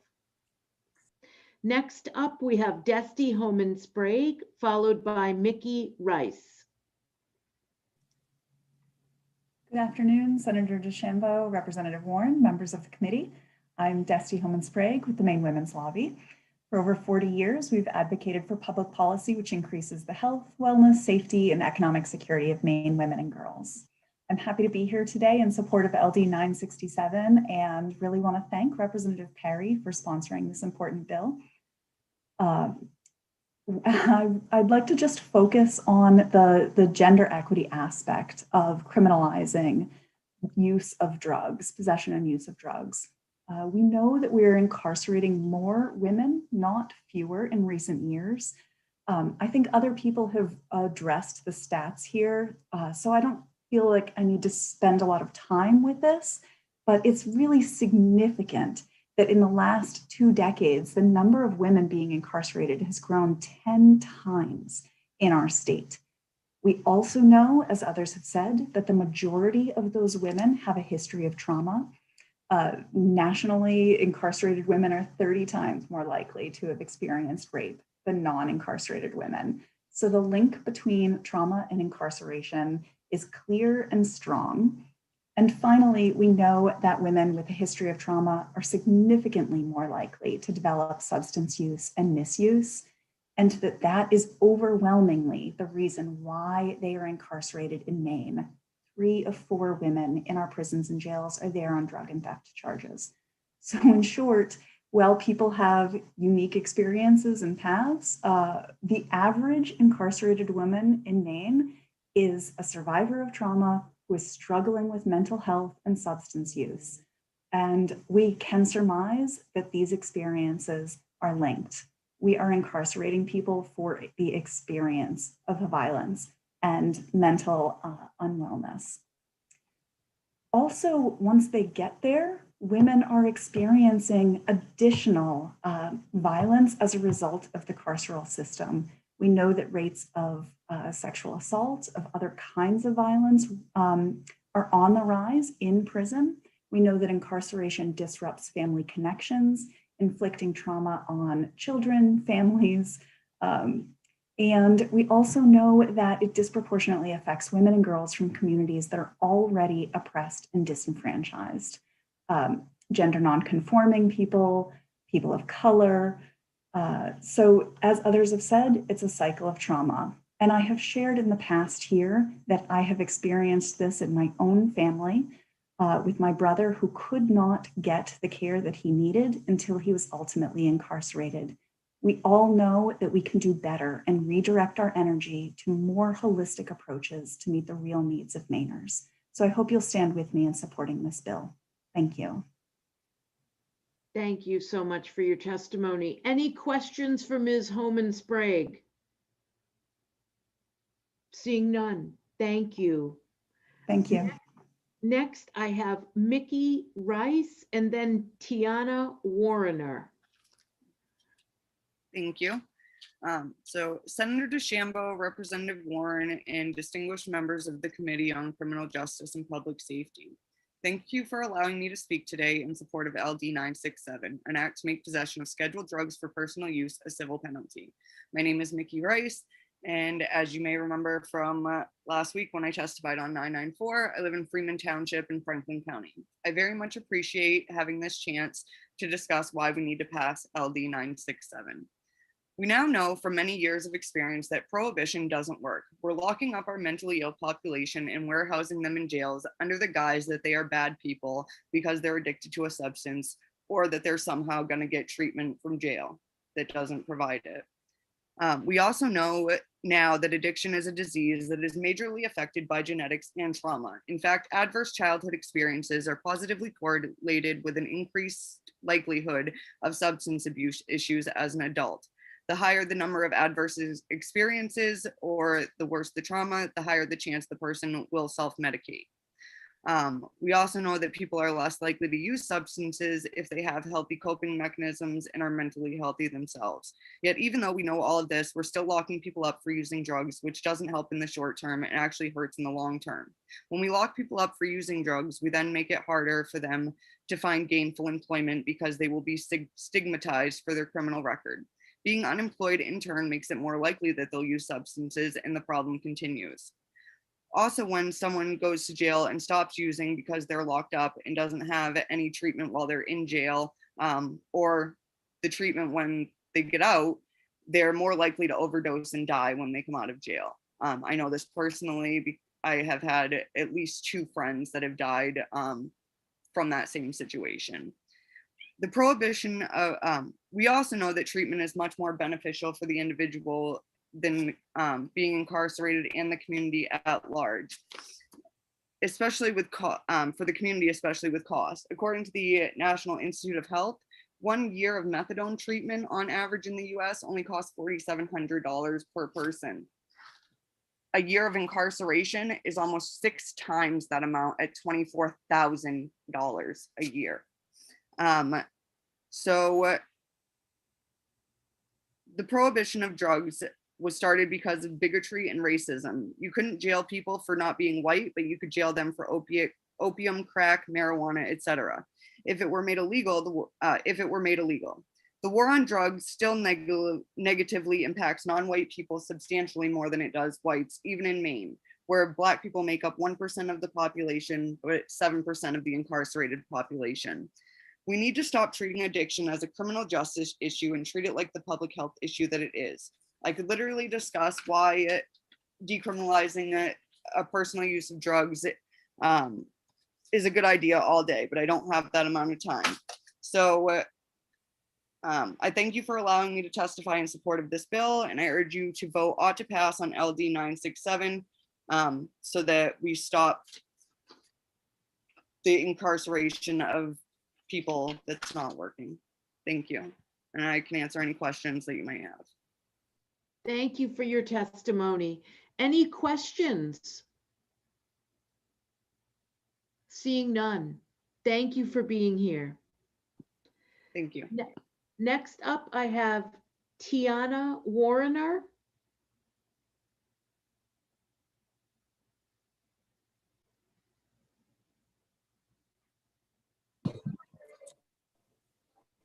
Sorry. Welcome. Hi. I was at work. I was listening in. Multitasking. So, honorable members of the Joint Standing Committee on Criminal Justice and Public Safety and Senator DeChambeau and Representative Warren. My name is Tiana Warner, and I am a resident of Auburn, and I'm here today to testify in favor of LD 967. I am a 14-year sufferer of alcoholism and addiction, and I was raised by addicts. I became a caregiver to my mother at the age of 8, and I grew up in an upper middle class family, which was pretty well sheltered from being stigmatizing addiction like it is in lower economic classes. But I still suffered from a lot of trauma from that. I was kicked out at the age of 15 and was blessed to be adopted by a normal family. But I didn't have any real coping skills, and I mistook my survival skills as maturity. I have dealt with DHHS and drug court, but was never offered any real solution to my addiction problems, but was also never arrested either.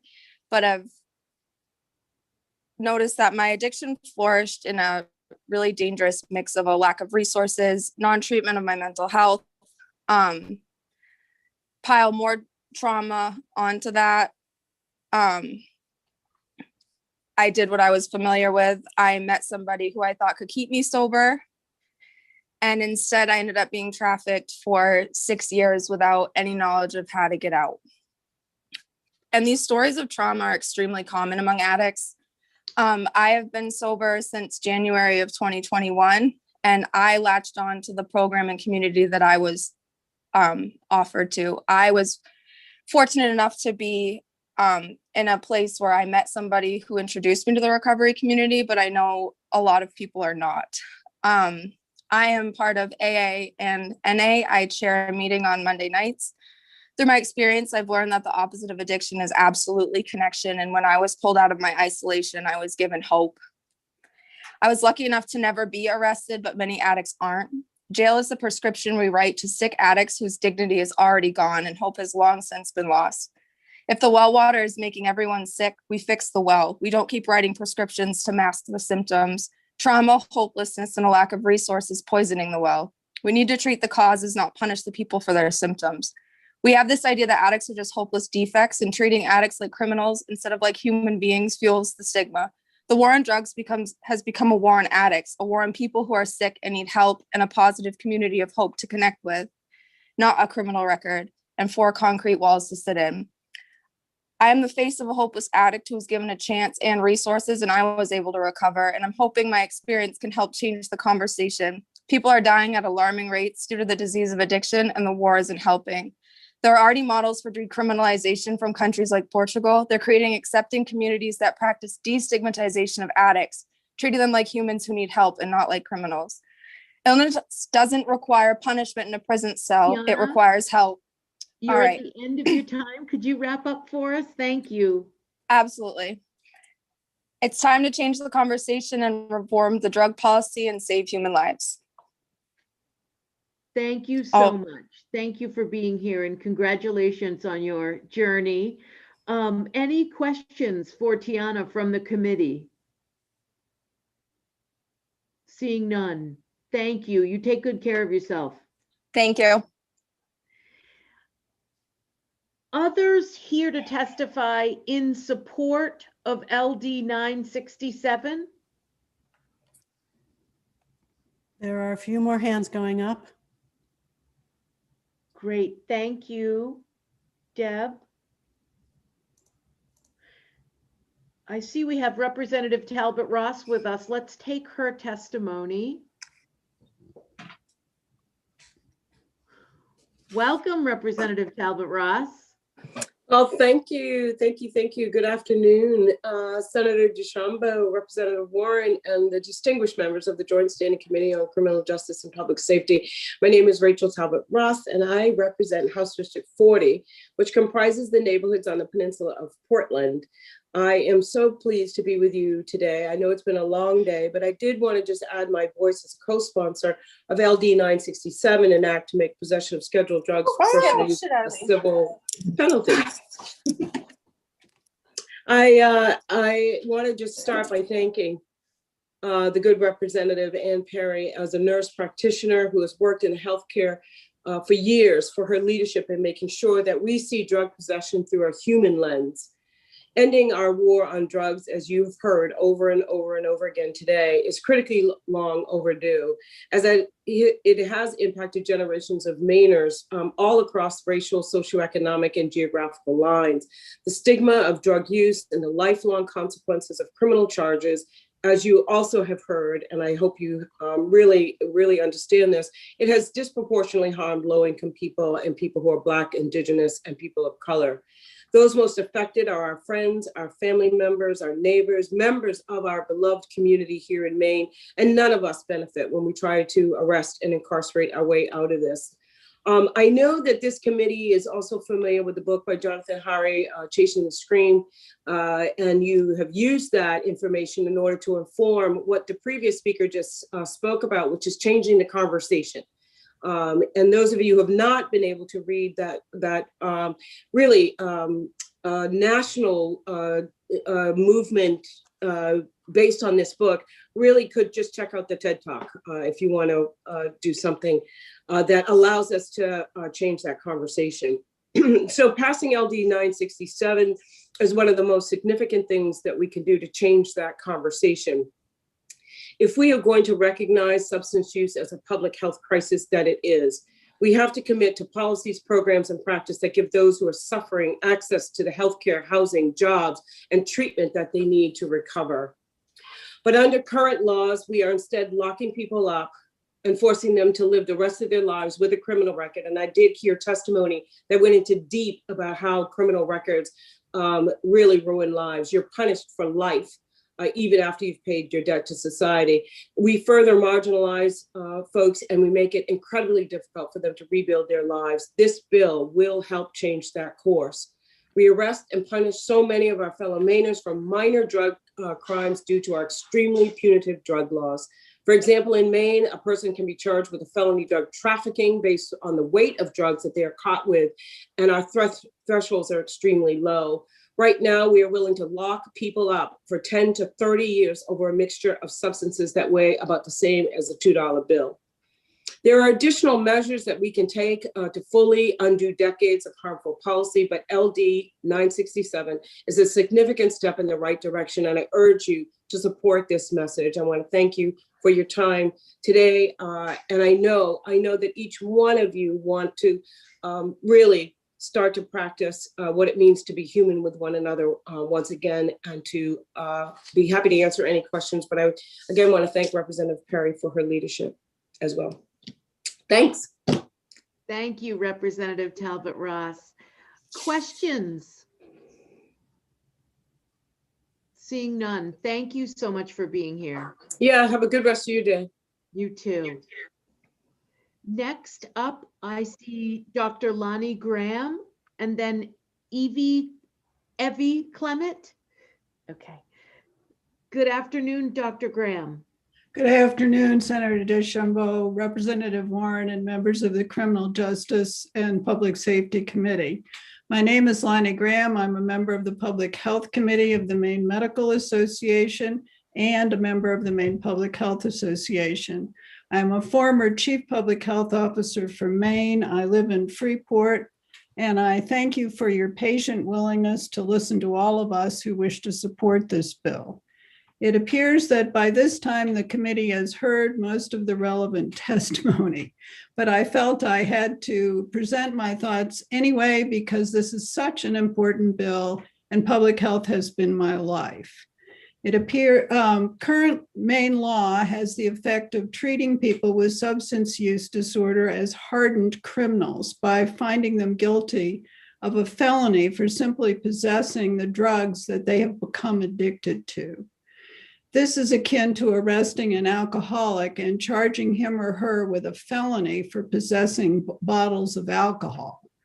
While this state and the country had a brief fling with doing just that, it didn't take long to realize that the problem of alcoholism was not going to be solved through the criminal justice system. Addiction is a hard illness to treat successfully. You have heard some of the testimony of how hard this illness is to treat. As you learned, it is not about inpatient care, but about careful follow-up and support.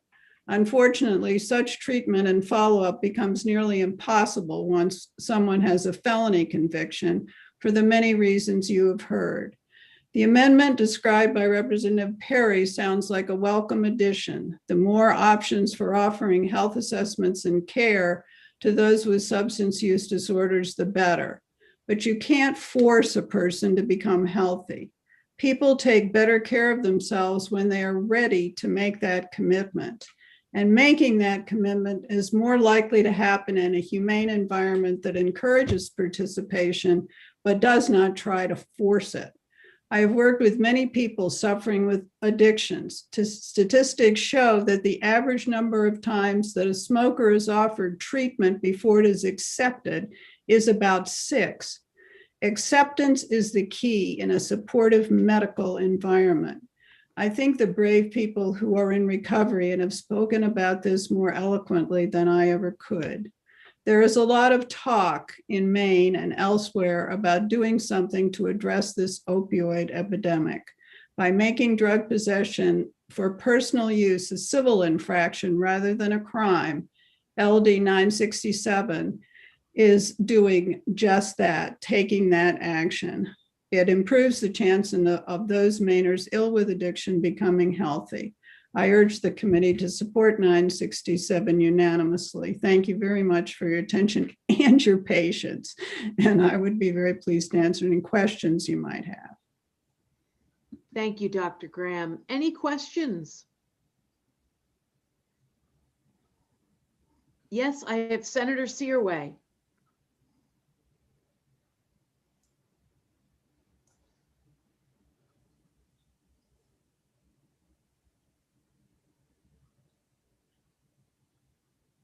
There. Had a little problems getting there. Okay. Thank you, Madam Chair. Dr. Graham, just a question on, I know lots of this testimony I've heard comparisons with alcohol, but some of these drugs are very harsh. They're, heroin, fentanyl, cocaine, and they're very mind altering. And in a family setting, it's really, these can last a while. It does in your system, not just a few hours, so what's your thoughts on that when it's a civil infraction? Well, you mentioned that the parallels with alcoholism may not be exactly the case, and certainly not, except that it is an addiction. These are all forms of addiction. And and of course, no one really has to say that alcoholism can be incredibly disruptive in a family setting. But what we've discovered over time is that the criminal approach just doesn't work. We wish it did, but it doesn't. And so what we need to try, even though these are harsh drugs and people become addicted to them, they need help, they need support. And that's not going to happen in a prison system or in the case where you have a felony on your record, because you can't follow through with the treatment that's needed. That's why it's so important. Thank you. Next up, we have Senator DeChambeau.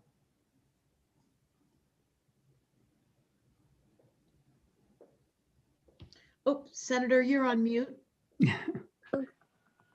I said thank you, thank you, thank you. Okay.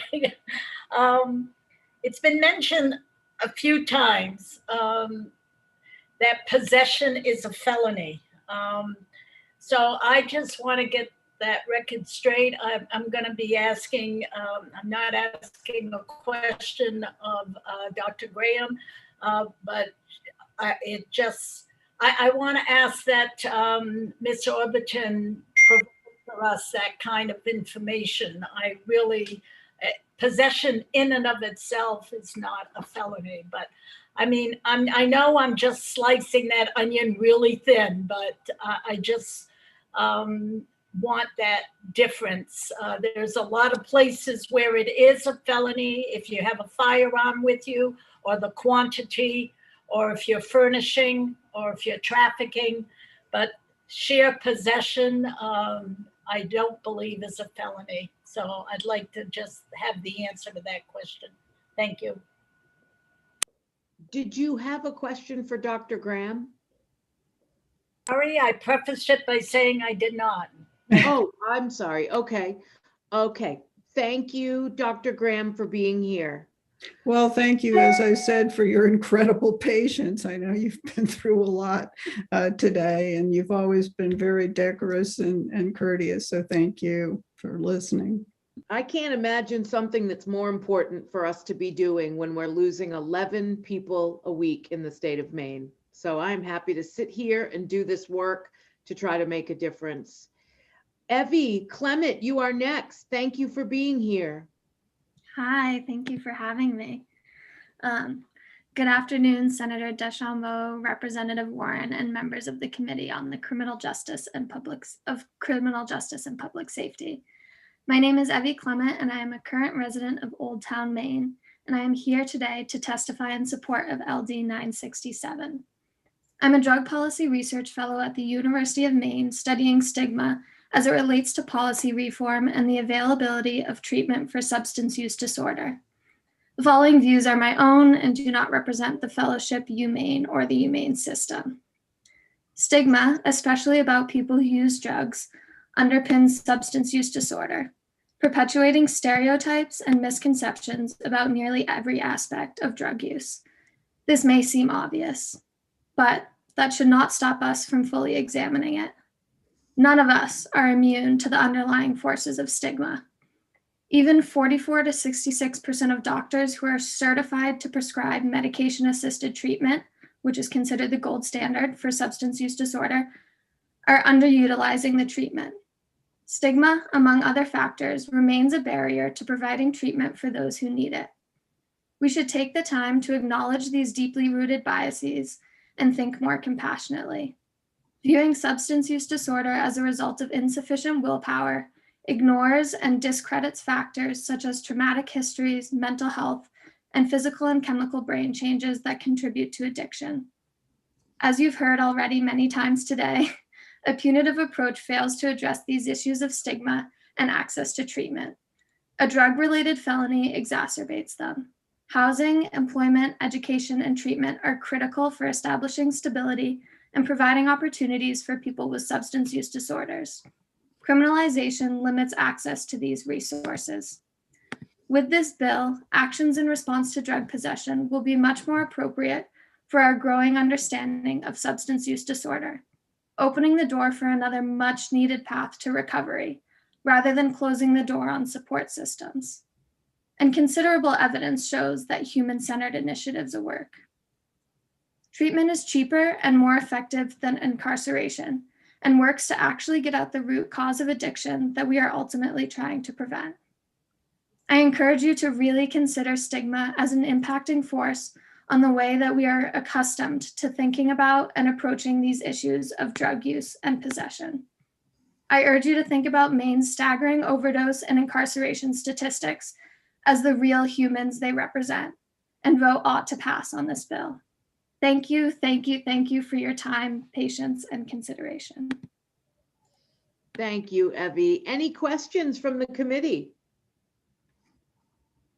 Seeing none, thank you for being here. Next, we have Rob Korobkin. Welcome. Is that baby born yet? Not yet, Representative Warren. But once we found out that Maine Med would be a union facility, Julia went promptly into contractions. So thank you so much. My name is Rob Korobkin. I'm the owner operator of a 20-bed halfway house in Gorham called the Courage House for guys with substance use disorder who are getting out of Maine's jails and prisons. I'm here to express my strong support for the decriminalization of drugs. That's what programs I work on endeavor to do, decriminalize the men and women with substance use disorder in Maine. I grew up down in Mass in a pretty well-off community, and I just saw on LinkedIn that the kid who used to sell me dime bags back in high school is now the CEO of some big cannabis corporation out in California. Had he needed it at the time, I'm pretty sure his parents would have paid tens of thousands of dollars for him to go to a private rehab. And the truth is, I don't know if that happened, because if it had, the care that he would have received for his addiction would have been provided privately and professionally. And the response to his addiction would have had no long-term effects on his life. At the least, I guarantee you, he never spent a day in jail. And today he's still selling drugs, but as a corporate CEO. Whereas my guess is that had I grown up here in Windham, where my wife and I live now, the kid who would have sold me those bags of drugs, the other kids using them, would probably still be living here in Windham, maybe at the state prison, maybe doing their second bid, their third.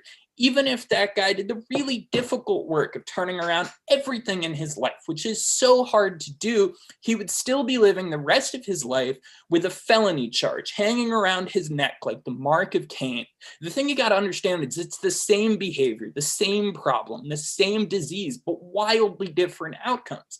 There's a lot of truth to the old adage, rich boys go to rehab and poor boys go to jail, and that's not fair. This bill doesn't just change the game, it levels the playing field, giving low-income folks a shot at the kind of safety and compassionate care that well-off folks from families like mine have always had.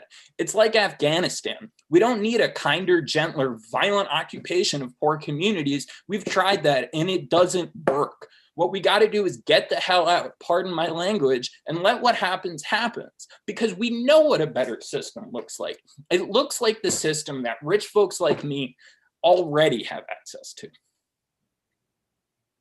That's all I got. I'm not going to use my other 30 seconds.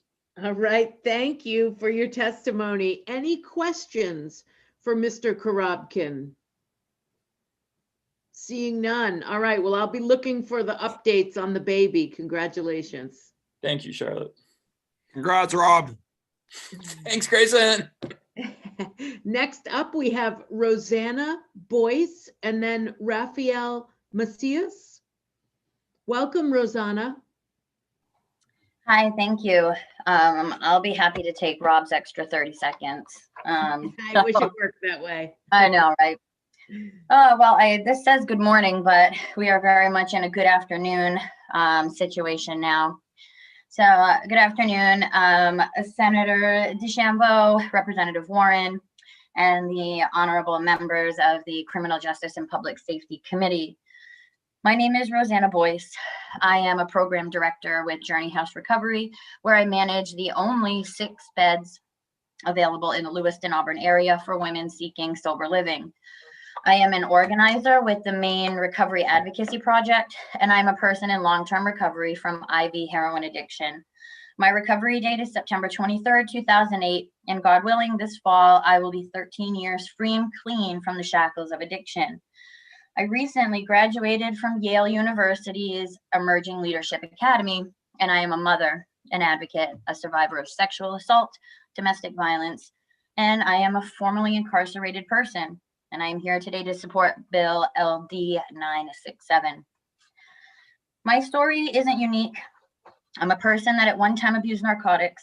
When I was 21, after 5 years of IV drug use, I looked around at my life and I wanted to die. My life had hit rock bottom. I was trapped in this horrific cycle of pain, withdrawal, violence, and trauma. I needed a way out, but I didn't know where to go or who to turn to. I didn't feel safe to reach out to my family or friends, many of whom I had been isolated from for years. I wanted more for my children and myself, but despair had convinced me that we were trapped. That day, I decided that dying was my only way out, and I accepted that that was my fate. But my escape clearly did not come from dying. It came from, or in the form of handcuffs, and exposed me to a life that I did not otherwise know how to find. They were not the acts that got me where I am today, though. I lost custody of my 2 eldest children while incarcerated. All of the material things lost are seemingly insignificant in comparison. I was allowed to attend one 12-step meeting a week while incarcerated, but that was not the jail that provided that to me. Those meetings were brought to us by other people in recovery through the H&I committee. And when I was released, the prison system did not give me contacts or connections or resources to find recovery once released. Those things were afforded to me from other women in recovery who took their time to try and break this awful cycle of addiction and incarceration. I would love to tell you that after my arrest, I found recovery and that my life started in an upward spiral, but it did not. I was released homeless, heartbroken, and without any resources in place. So I went back to the only thing I knew. Unfortunately, I bounced in and out of the criminal justice system for the next 2 years. My final arrest came in 2007, and I was finally offered treatment over trauma. I've always supported multiple pathways to recovery, but incarceration is not a pathway to wellness. We know addiction is treatable. And when 65% of the United States prison population is suffering from addiction, then clearly something is not working here. We need to undo this narrative, and the idea that jail saved my life is counterproductive and frankly a harmful oxymoron. I'm going to ask that you wrap up. Thank you. Yep. Thank you.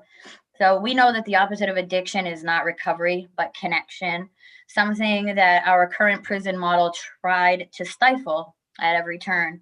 I encourage every person on this committee to look at the evidence and do the right thing today by passing this monumental bill. Thank you, and I'm available for any questions if there are.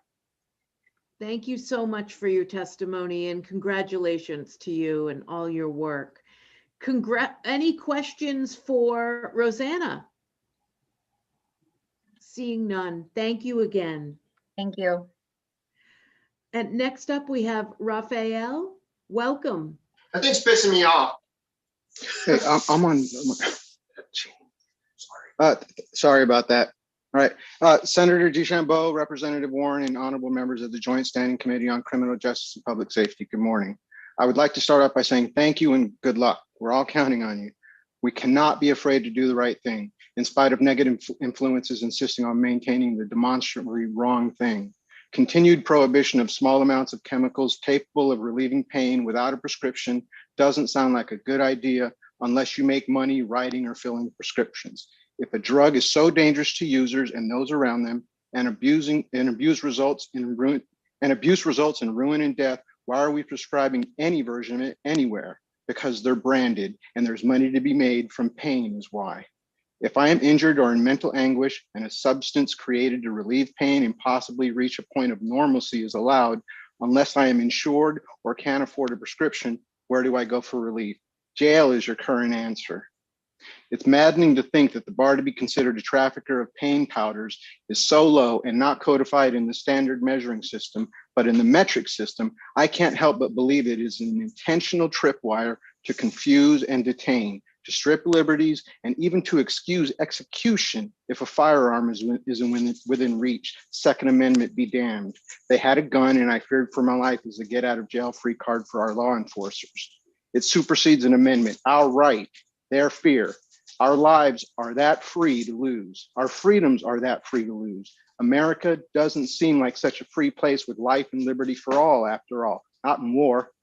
This system is rigged in so many ways, and either of you sit here to defend it or you correct it. It's already been fixed, unfix it.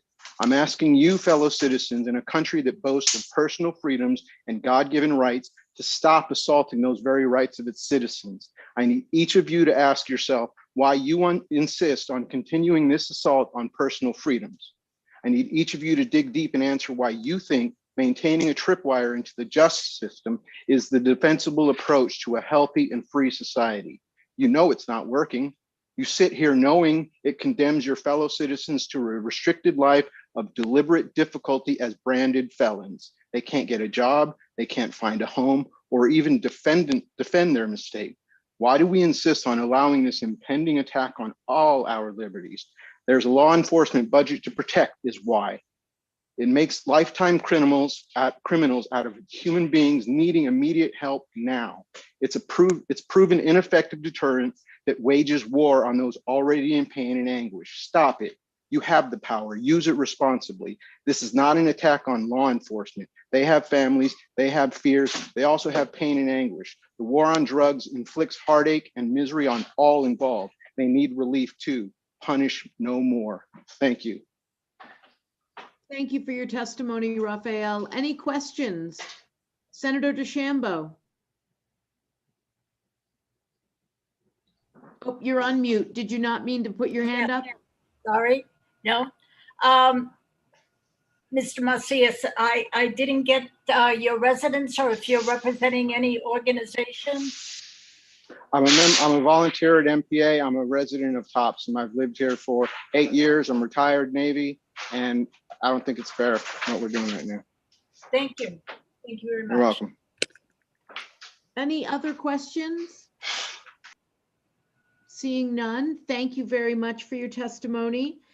I see next Danielle Dennison, or Daniel, excuse me, Daniel Dennison.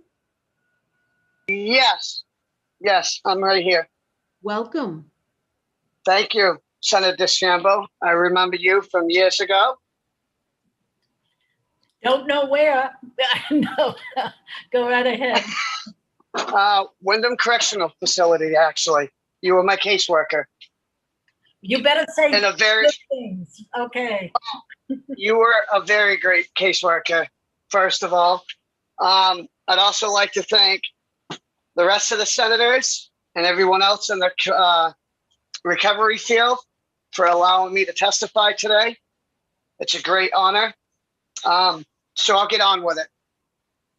I am for this bill because I have been a victim of drug abuse and I was an addict as of a couple of years ago until I turned my life around. It took me almost 40 years to get clean and sober. And why? Because I kept getting locked up. I wasn't given any options. I wasn't given the option of treatment. I wasn't given the option of medication. I had the option of turn around, put your hands up, you're going to jail. And then from jail, I'd go to prison. We need more community outreach. We need more options for people that are addicts. We can't just keep locking everyone up. It's not the answer. I've been there and done that. And me, I can get more drugs in prison and jail than I can on the street. So it's not really doing any justice if you lock people up, because they can just get as many drugs in prison as you can on the street. But if they were given the option of getting treatment and then fined $100 nowadays, that's a lot of money to me. So I know if I got caught and I had $100 fine, that would break my wallet. So I would learn from that mistake. But my main point is, sometimes you don't know when you're going to quit using drugs. You got to hit rock bottom. A year ago today, I was homeless, had nothing. Today, I have my own apartment. I have everything that I could ever want in life. I'm getting married next month. My life is amazing. I'm helping other people out in the community. I'm helping other people get sober and clean. I'm helping people get housing. Why? Because I chose to get clean and I had resources. I'm on medication right now to help me with my addiction. And I've been clean now for 3 years since I got out of prison and got on medication. I eventually want to get off this medication though, because I want to live fully clean. But I believe that medication and counseling and a fine and other options are a lot better than locking people up. Because all we're going to do is turn people into animals. It did me for many years. I was very angry when I got out. It took me 3 years to get main care in order to get medication. But I kept fighting and I did it. And because of that, I'm getting married. I have a wonderful life and I'm able to help other people because I was given that option this time. But that's what I have. I am definitely for this bill. And I want to thank everybody on the committee for allowing me to do this. My camera. And I want to thank you, Susan, personally. You're welcome. Everyone have a wonderful day. Thank you, Daniel. Susan, I don't know if you heard that, but he just wanted to thank you personally. So I wanted to make sure you heard. You know what? I do want to say something to Daniel. We all know Daniel and you've seen him. I bet people told you in the prison, you're gonna go through this more than once. But I am very proud of what you're doing. You can even hear it in. So take care. Take care. Thank you so much, Susan. I appreciate that. Thank you, Daniel. Thank you. All right, so it looks like we've made it through our testimony in support of LD 967. Just waiting to see if we have any more hands, and it looks like we don't. And so now I'll take testimony There's from one more hand, just one up. Dr. Graham has already spoken. So sorry. Next, I'm going to ask for testimony from folks in opposition to LD 967.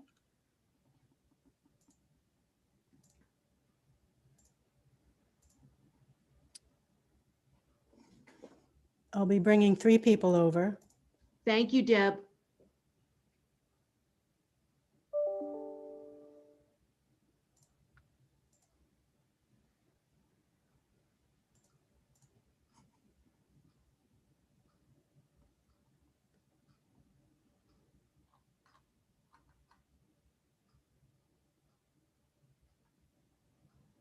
Good afternoon, DA Irving. Good afternoon. Welcome. Thank you. I have a, I don't have a, actually I do have dogs in here, but I have a baby in the other room too that could start crying at any moment, just so everyone knows. But may I begin? Yes, please. Thank you. I'm reading off my computer, so bear with me. Thank you all for having me here today. I'm here today to express the Maine Prosecutors Association opposition to LD 967. And I need to be clear that the MPA does not hold identical beliefs regarding prosecution of drug possession. We don't all have the same opinion or policies regarding tackling opioid use disorder. What we do agree on is that we do not have the healthcare infrastructure to keep our communities safe without the ability to criminally prosecute possession of controlled substances. And we always rely on our discretion as prosecutors. And I'm going to explain from my standpoint.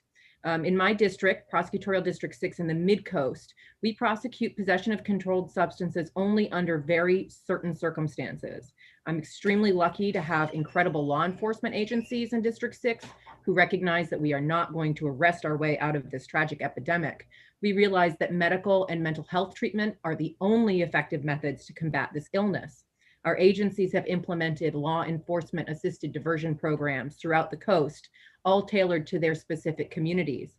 Investing in this type of community-based work is incredibly effective and creates community and connection. Unfortunately, our citizens are dying while they're in treatment. We know that relapse is the rule, not the exception, and virtually every person I've known professionally or personally with opioid use disorder has engaged in treatment.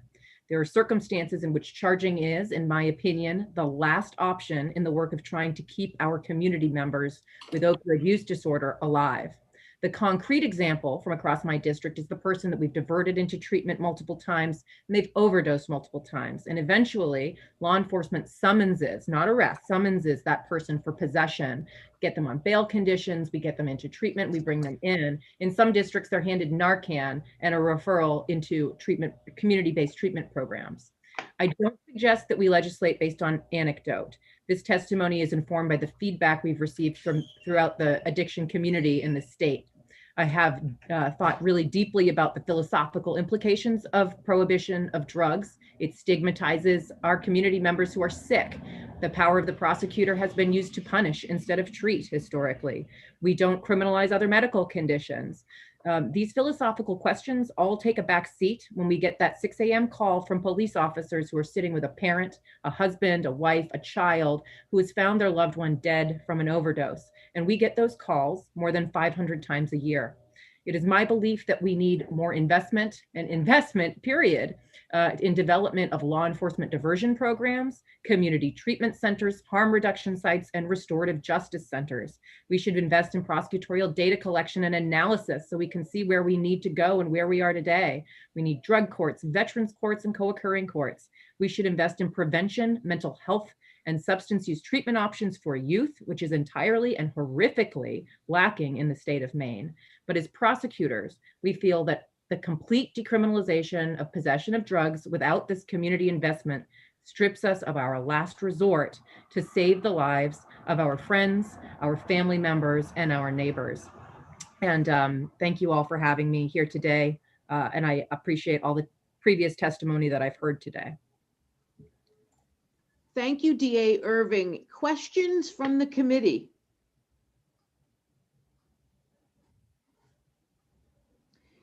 Just a quick question for you. Do you believe that do the Maine prosecutors, and since you are testifying on behalf of the Maine prosecutors, do the Maine prosecutors believe that substance use disorder is a public health medical condition? I believe that I can speak for, I'm quite sure I can speak for every one of the district attorneys in the state to say that we do believe this is a disease. It's a public health epidemic that's killed almost as many people as COVID in the last year. So we absolutely agree. And we, to tell you the truth, we deal with a lot of alcohol related crimes, right? Because we're not talking about possession solely. And alcohol is killing twice as many people a year as opiates. Last I heard, the numbers may have changed slightly due to the COVID epidemic, but it's something we all recognize, and that's what we're doing basically day in, day out, is dealing with the fallout from the lack of healthcare infrastructure in the state and in the country. Thank you. So what I heard was that you do support that this is a public health issue, but but you're opposed to a solution that tries to take it away from the criminal justice system because you all save lives with what you're doing, I think was the term you used, is where. Yeah. So, I mean, what I would say is that when and this is different in each district. So this is a. Yeah, no, I'm asking for the Maine Prosecutors Association opinion. So we believe it's a health crisis, a public health crisis. We believe that we do not have the same infrastructure as places like Portugal when it comes to healthcare. And when we're using our discretion to charge this charge solely, and I would say when this is solely the charge, it's rare, and it should be rare, and it's used to get that person that we've tried to divert, usually multiple times, into treatment. Now, the way that we're doing things today, if you look at that model versus what this bill does, is actually not very significantly different. What it does is, because it's a civil infraction, a person would not have to show up to get that Narcan in their hand. They wouldn't have to show up to do that referral. Whereas with a criminal charge, you do have to show up. Now, it puts you in the position of eventually, if somebody doesn't show up, then you need to issue a warrant. And so you have to decide whether you want to continue with the charge or dismiss. But yes, I think, I don't think anybody in the prosecutorial community thinks that we are the be all end all. I think that we are the last absolute end safety net for folks that have not been able to successfully engage in treatment after diversion. Thank you, DA Irving. Senator Searway. Thank you, Madam Chair. Thank you for coming, DA Irving. I just wanted to ask you, in your thoughts, as far as how things have changed in the last few years of the way that we're dealing with substance abuse. I know I've seen a lot of changes from like deferred dispositions, and sometimes the cases get dropped or whatever if they're trying to find help or those type of things. And also that's part of the agreement on deferred disposition. Is that true? And has that changed in the past few years on the outlook?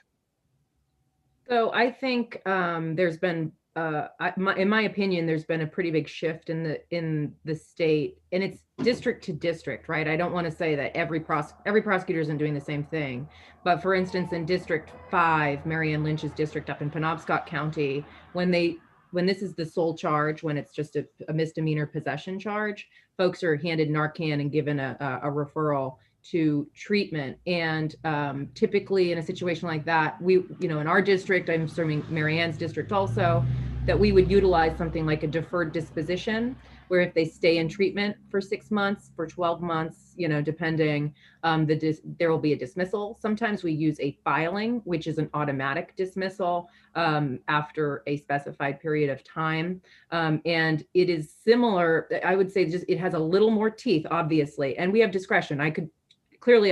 You could say, prosecutors could treat this all differently.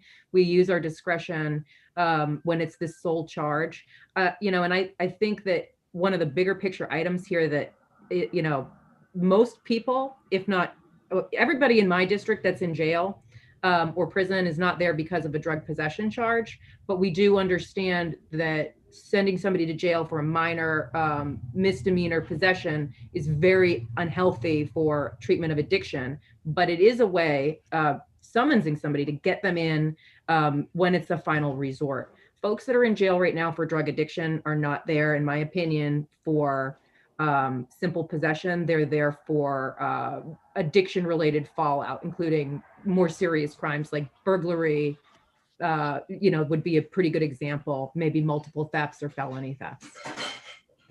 Thank you. Representative Lookner.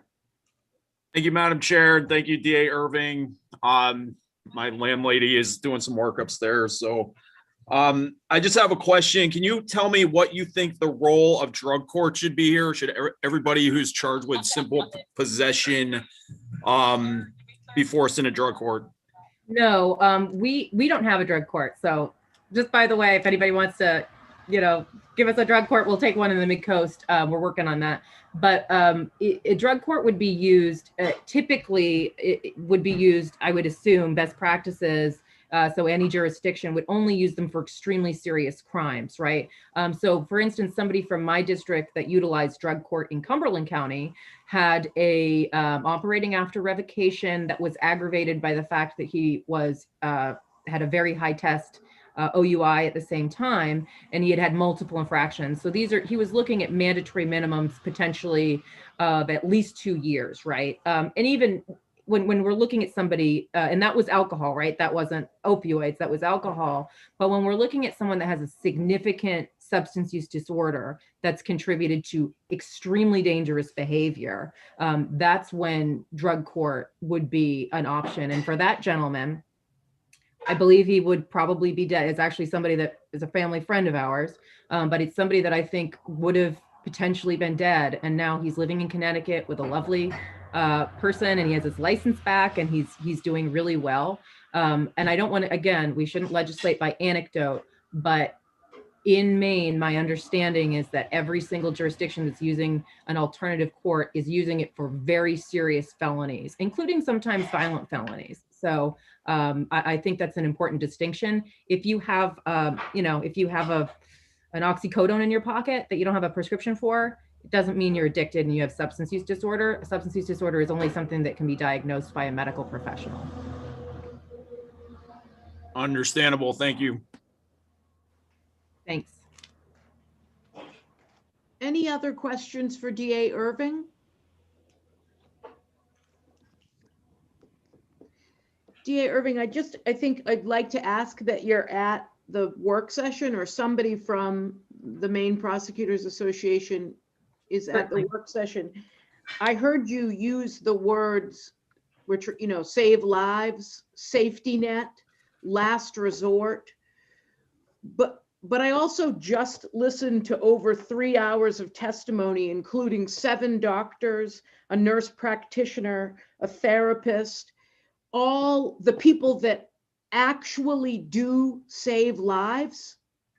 I heard all of them say that the process we're using isn't working. So I'm not going to belabor it here because we've had a lot of testimony and my friends here on the committee haven't even had lunch yet. But I really want us to dig into this idea of prosecutors as this new sort of health practitioner that's going to help save these lives. So thank you for being here, and I'll look forward to having this conversation at the work session.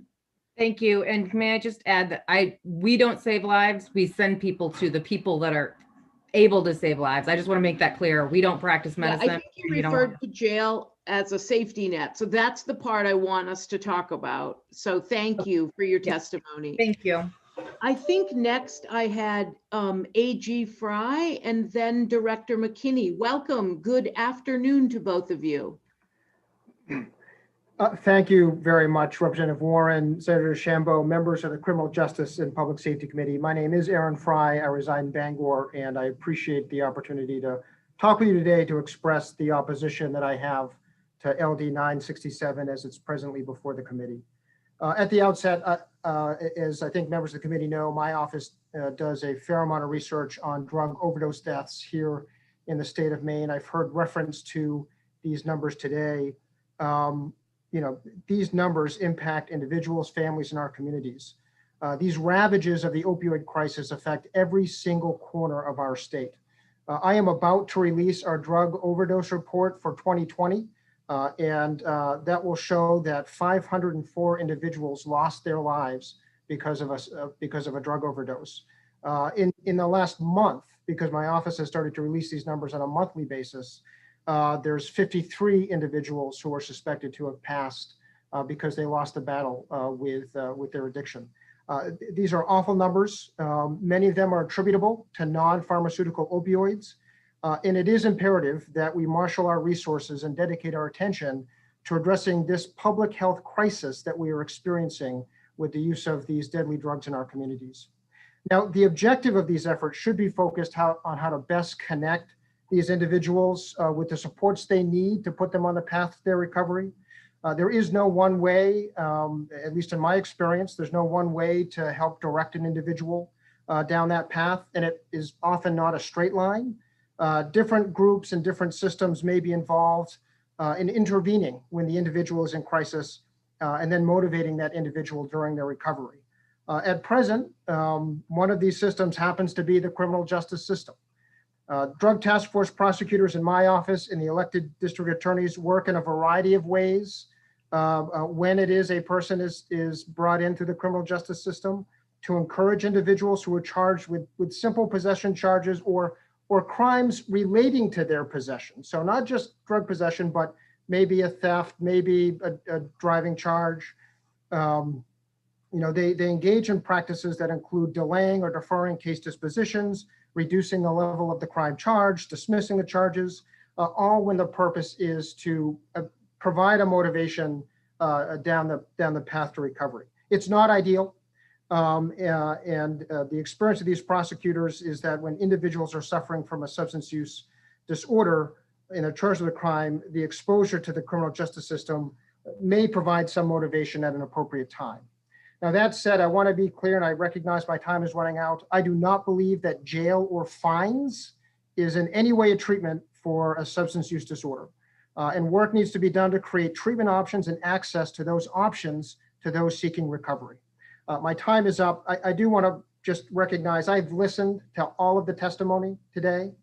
I'm going to carry with me all of these very powerful stories that I hear ringing in my own experience as a defense attorney, as a family member, and as somebody who's had the ability to work with many of you on these issues. I hear the concern. And I just want to make sure that folks know that I've listened to every single piece of testimony this morning on this. Thank you for your consideration. Thank you for the extra time. I will be available for the work session. Personally, certainly happy to be answer any questions I can right now.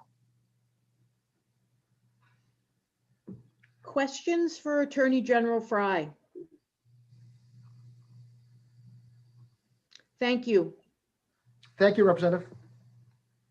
Good afternoon. I had a question for Attorney Senator Fry. Searway. Thank you. Thank you, Madam Chair. I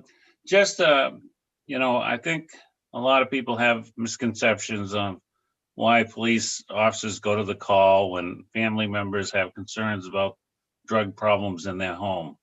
And I know DAs have to deal with this if we have to bring them in for an arrest or whatever. What's your thoughts on what a DA goes through and what happens at that point when these situations arise? I regret that may have been a more relatable question for DA Irving. I guess what I'd offer is that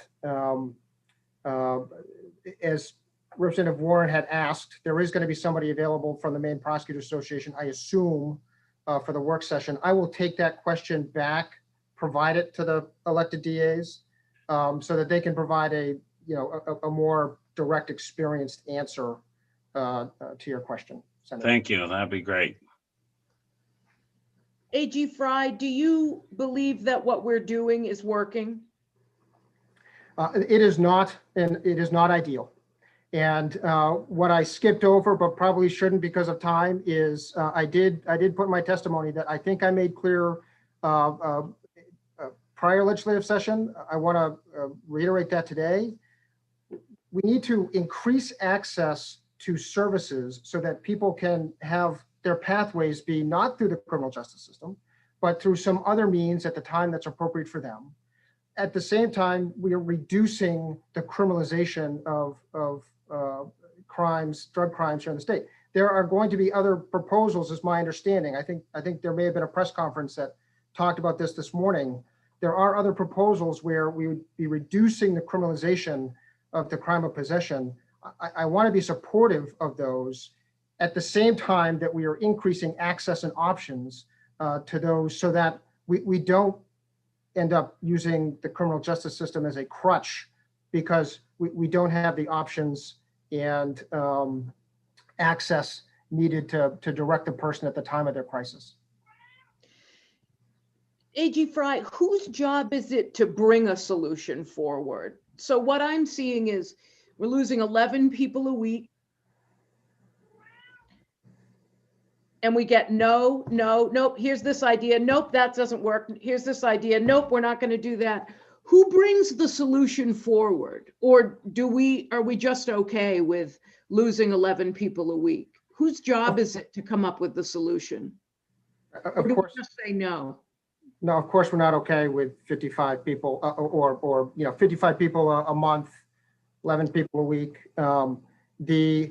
It's incumbent on everyone, not only to be willing to bring ideas forward, but to talk about those ideas and be willing to come to a common place. So, if it's about changing amounts, you're going to have a group of people that says no. You're going to have a group of people that says 3.5 grams. It is incumbent on all groups to try to figure out if there is some way to move. No is not an option, I guess is the direct answer to your question. It's not okay that people are dying and maybe because of this. But I do think that if we're going to get agreement, it may take some level of compromise because of how different groups feel about this. And it's everybody's responsibility. It's my responsibility. It's the legislature's responsibility. It's the governor's responsibility. It's advocates' responsibility. So, I mean, that's how I feel. So I guess I'll leave it at that. Thank you. Any other Representative Lookner? Thank you, Madam Chair, and thank you, Attorney General Fry. So I think in your testimony, you said that exposure to the criminal justice system, these punitive measures are effective at motivating people into recovery. Is there evidence base for that? Do you know, or what drives people who are successful in recovery to pursue a different path if they're using drugs? Do you think it's just, the hammer of the criminal justice system, or is it actually they've evaluated their lives and decide it's time to pursue a different path? So what I had hoped to communicate there is that there are some individuals that we have worked with through my office, that I've worked with as a criminal defense attorney prior to serving as Attorney General, that the DAs have talked about, that they deal with, where it is not clear to the extent that people become motivated because they are facing some type of conviction or some type of charge or jail time, that has acted as a motivator in our collective experience. It is not the only motivator. It is a motivator of last resort. I think in reference to Representative Warren's question, I refer to it as a crutch that seems to be available. I can't, at least in my experience, there is no one way that a person is motivated to get on that path that gets them to their recovery. It has so happened, but it's not, I don't have the research for you, right? So I don't have the studies that you're asking for. I'm just giving you the experience as has been reported back to me, to those frontline prosecutors who are working with defense attorneys, who are working with defendants, and this has been indicated as something that has motivated them to take a different path. Appreciate that answer. Thanks. Thank you for your testimony, Attorney General Fry. Thank you. Welcome, Director McKinney. Well, good afternoon. Thank you for having me. My name is Roy McKinney. First, let me say, Senator DeChambeau, Representative Warren, and other distinguished members of the Criminal Justice and Public Safety Committee. I'm here to testify on behalf of the department and the Maine Drug Enforcement Agency in opposition to LD 976, an act to make possession of scheduled drugs for personal use a civil penalty. The department supports efforts to reduce the stigma for those suffering from substance abuse disorder and to reduce barriers to recovery. However, we do not find that the decriminalization of illicit drugs is a solution to the substance use and overdose crisis in our communities. Today, police roles have expanded to include a new emphasis on saving people from overdosing and helping those with substance use disorder get into treatment while still holding drug traffickers accountable. Addressing the opioid crisis involves multiple roles carried out by multiple stakeholders, from the Scarborough Police Operation Hope Initiative, Deferred Disposition, Treatment and Recovery Courts, OD-MAP, Police Assisted Diversion or Deflection efforts, and the most recent implementation of the Overdose and Prevention Response Options initiative by the Mills administration to support Maine people with substance use disorder. While the department is open to reasonable modifications of unlawful possession of scheduled drug statute, we do not support the outright decriminalization of scheduled drugs. The bill's title implies that personal use amounts would be subject to a civil violation. However, the bill does not specify what quantities would constitute personal use amounts. In addition, the bill proposes no stronger intervention responses if there are subsequent violations. There was a bill in the 129th that sought to legalize possession of scheduled drugs below a certain threshold, which the department also opposed. However, the department did support repealing one section of the 1107A possession statute that criminalized the possession of cocaine in the form of cocaine base and methamphetamine as a Class B felony. As stated above, the department is resolved to working for reasonable reforms to Maine's illegal possession statute based on evolving views of how to address the problem of illegal substance use. Decriminalization of these drugs sends a mixed message that fails to recognize how dangerous these drugs are and the message around normalizing their possession. On behalf of the department, I thank you for your time, and I'm happy to answer any questions you may have. Thank you, Director. Any questions for Director McKinney? Representative Pickett? Yes, thank you. Thank you, Madam Chair.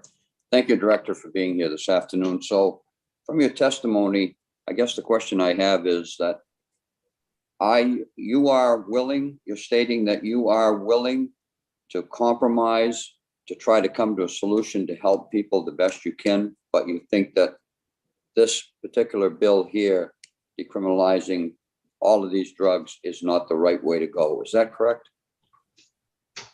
Thank you for the question, Representative Pickett. Yes, in substance, that's yes. This being substance use is a very complex societal challenge that is before us. There is no silver bullet. If there were, I was thinking earlier, if there were myself, I think I would be out of public service, had written a book and gone on the public circuit tour.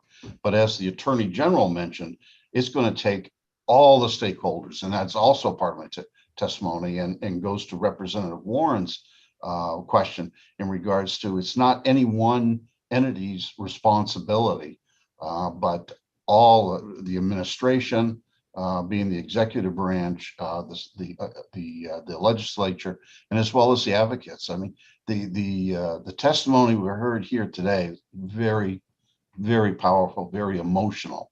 But at the same time, we're dealing with a very complex issue that all other states are facing. Canada is facing this, and I've heard mention of the Oregon issue, and that's an experiment right now. There is no data out of that program, which just began, I believe, February 1. Follow up, Madam Chair. Yes, please. Thank you.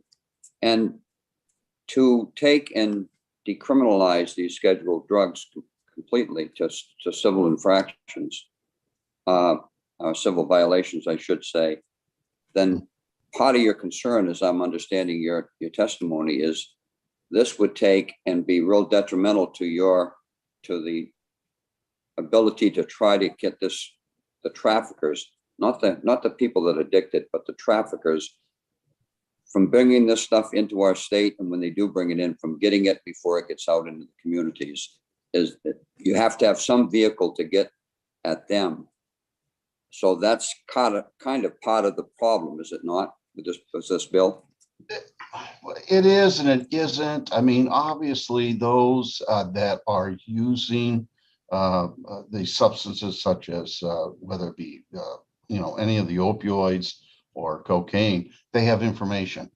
That's what we'd like. We want that information so that we can, for the lack of a better word, identify and target those that are bringing the supply into our communities.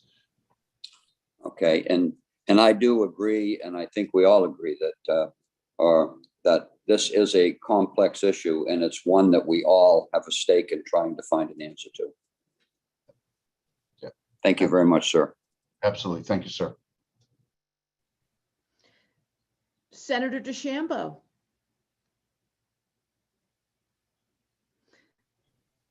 Thank you, Representative Warren. And thank you, Mr. McKinney, for your testimony.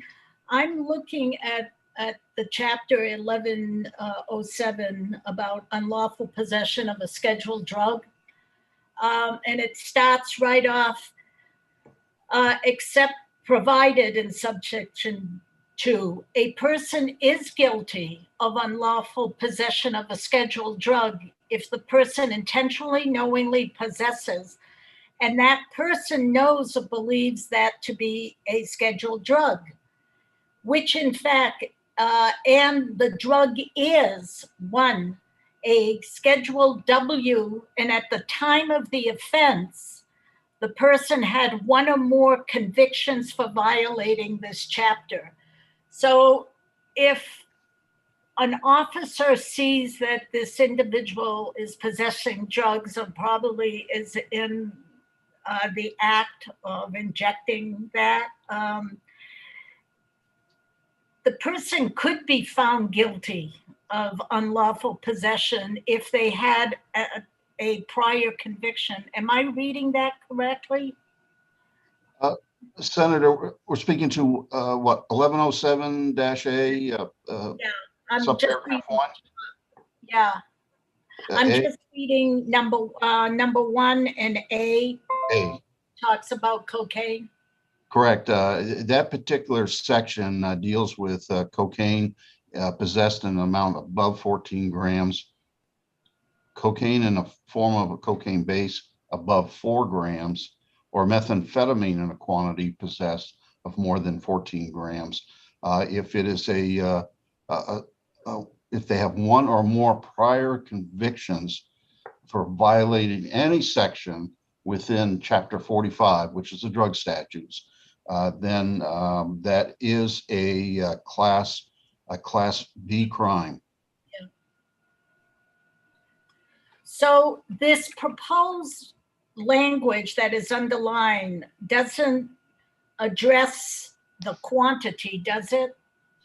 No, and of course we just had two lawyers on. I'm not a lawyer, but in my read of the bill 1107A, it repeals all of 1107A and replaces it with, unless otherwise specified, possession of a Schedule W, X, Y, or Z drug is a civil infraction. Okay, that's where I thought, and I'm still working it out in my head. Also, it led me to ask this question. I'm reading it. This would apply to youth also, would it not? Juveniles? Be a juvenile offense. Person. Yeah. Yeah, the same code is used for juvenile offenses, obviously handled in a different manner. Yep. Thank you. You're welcome. Director McKinney, your testimony is on behalf of the Department of Public Safety, the Maine Drug Enforcement Agency, and the administration, correct? That's correct. And we've found ourselves on opposite sides of this issue. This is now year 7. I call it year 3, but 7, I'm not going to argue. I can tell you that this is my 7th year being part of initiatives where we're trying to bring forward solutions to save our friends and neighbors from dying. And so this is the 7th year of you and the MDEA and the Department of Safety and the administration coming forward and saying no to initiatives that are trying to save our friends from dying. And what I heard you say was, we're willing to work on a solution. When? Because working on a solution, to me, when people do come to our committee and work on a solution, they testify neither for nor against, and they bring an idea of a solution. That's what it looks like. When do I expect that that will happen from you and the Department of Public Safety and the administration? Because that's right. This is no, it's not, yes, I want to work on something. Here's something we could do. Well, this is opposition to this bill as written. And again, what I stated is that the department is willing to work on reasonable reforms on this particular issue. There's a lot taken place in the last number of years. We, as a society, and includes that the nation, if you will, did not get into the position that we're in with the public health crisis that we have with people dying from drug overdoses. That didn't happen in 1, 2, 3, 4 years. This has been going on for a long time.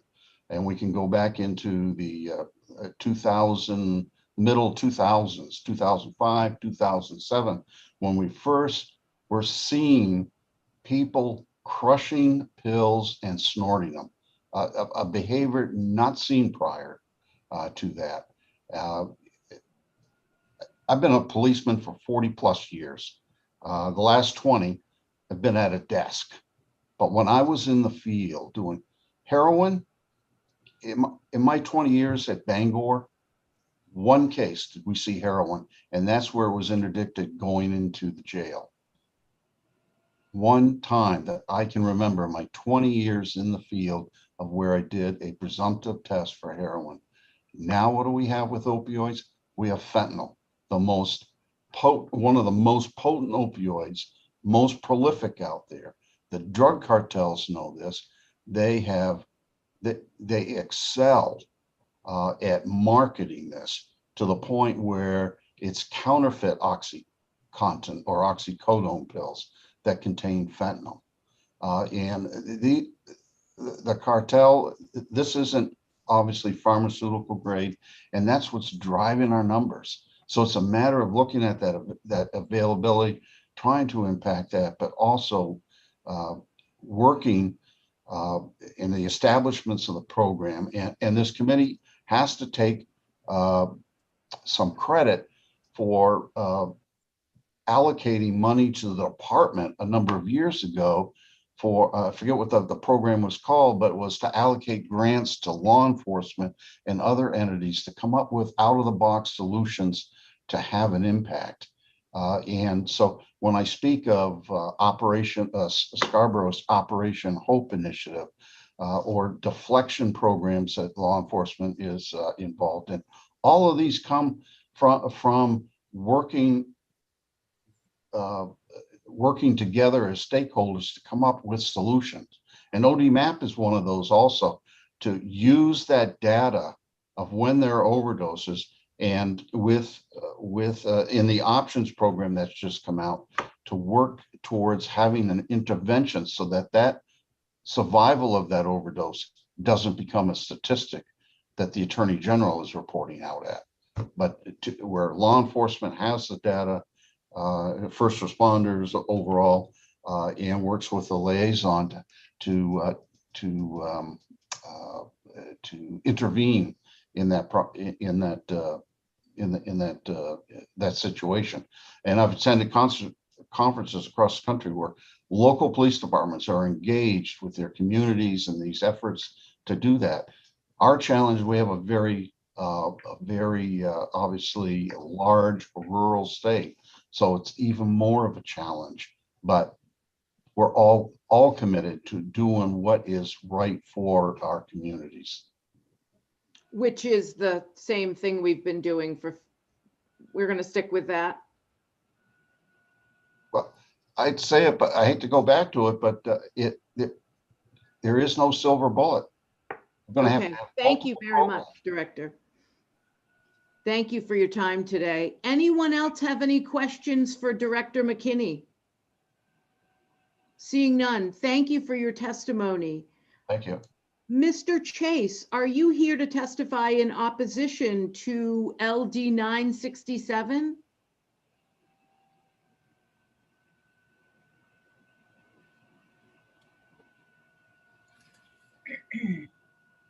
Is there anyone else here to testify in opposition to LD 967? If you are, please raise your hand. Oh, I see Dan Chase put his hand up. Mr. Chase, are you with us? I'm bringing the other Dan Chase over. Okay, thank you.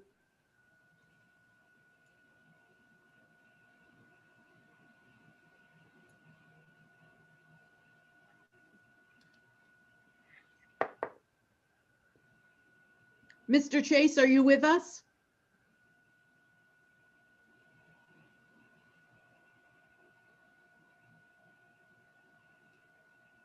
One more time. Okay, can you hear me? Yes, we can. Thank you. Okay, your screen just rebooted on me. Now, I'm against this because it's completely the wrong approach. You're looking at removing penalties instead of protecting the people of the state. When you look at it, why does the state have a drug law? Because it's trying to uphold the rights of security of person of the citizens here.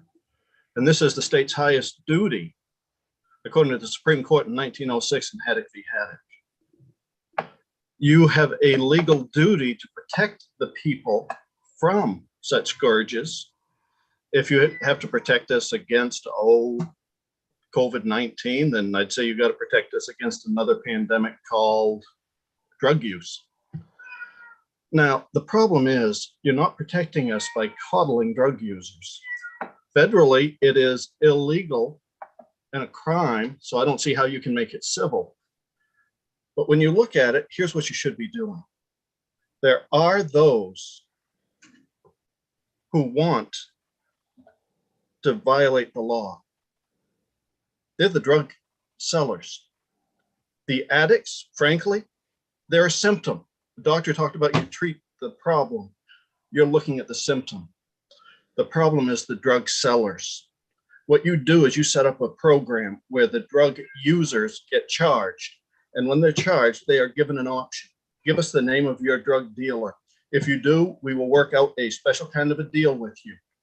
You will not get the hardened drug users, but you will get some. Then that in affidavit form is evidence to use against them for perjury if they lie on it. And it will give them what they need to have probable cause to issue search warrants and commit arrests of the drug dealers once you get a certain number. You're decriminalizing, that's the wrong approach. Start attacking the drug dealers by offering deals to those who are accused of the crime of drug possession to get the drug chain destroyed. As long as you are dealing with the symptoms, which is the drug user, you're not attacking the disease, which is the drug dealer, the drug supply chain. You have to take and look at it from a different perspective. When you say, we care about the users, I don't care about the users. They're not addicts when they don't have a drug to be addicted to. When the drug does not exist, the addiction is gone. When you have the supply drug chain attacked and destroyed, the addiction problem takes care of itself. Do you want to protect the people, or do you want to protect those with a bad habit that destroys them, their lives, and their pecuniary rights because you aren't protecting them? You aren't protecting the pecuniary rights of others, such as myself, who might have my stuff stolen so that they can steal it and sell it in order to support their drug addict. That is your highest duty for Supreme Court precedent, is to ensure the security of person of me so I don't get attacked by a druggie. And I do not have my stuff stolen. That's my pecuniary rights. Ask a lawyer about it. I ain't a lawyer. Now, do you Mr. want Chase, to protect the people or do you want to protect the drug users? You go after the drug chain, and this bill is flawed because it's coming from the wrong direction. Any questions, ask me. anybody have any questions for Mr. Chase? Seeing none. Thank you very much for your testimony, Mr. Chase. Anyone else here to testify in opposition to LD 967? Seeing none. Anyone here to testify neither for nor against LD 967? Seeing none, I will close the public hearing on LD 967. Thank you all. Representative. Madam Chair, Yes. I make a motion for lunch. Oh my God, I'm so hungry. What kind of time we talking? About 3 o'clock. Yeah. Everyone good with a come back at 3? Senator? Okay, 3 o'clock. See you then. Thank you, everyone.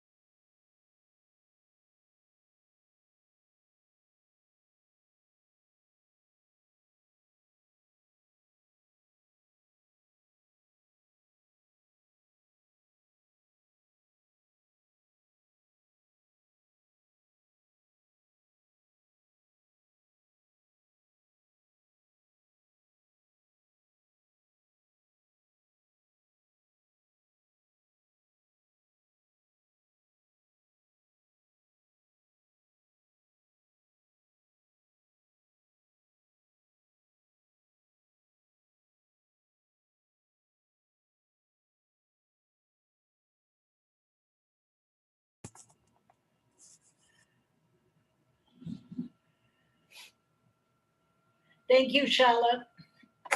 That was good. That was good and long, I guess. Yes, you're most welcome. At the end, I had a blinding headache because I was so hungry. Well, I am very proud of myself. I've just made a boiled dinner with a brisket and potatoes, and I'm so proud of myself. I You haven't did done that over the lunch break? No, I haven't had anything to eat yet. Oh, that sounds great.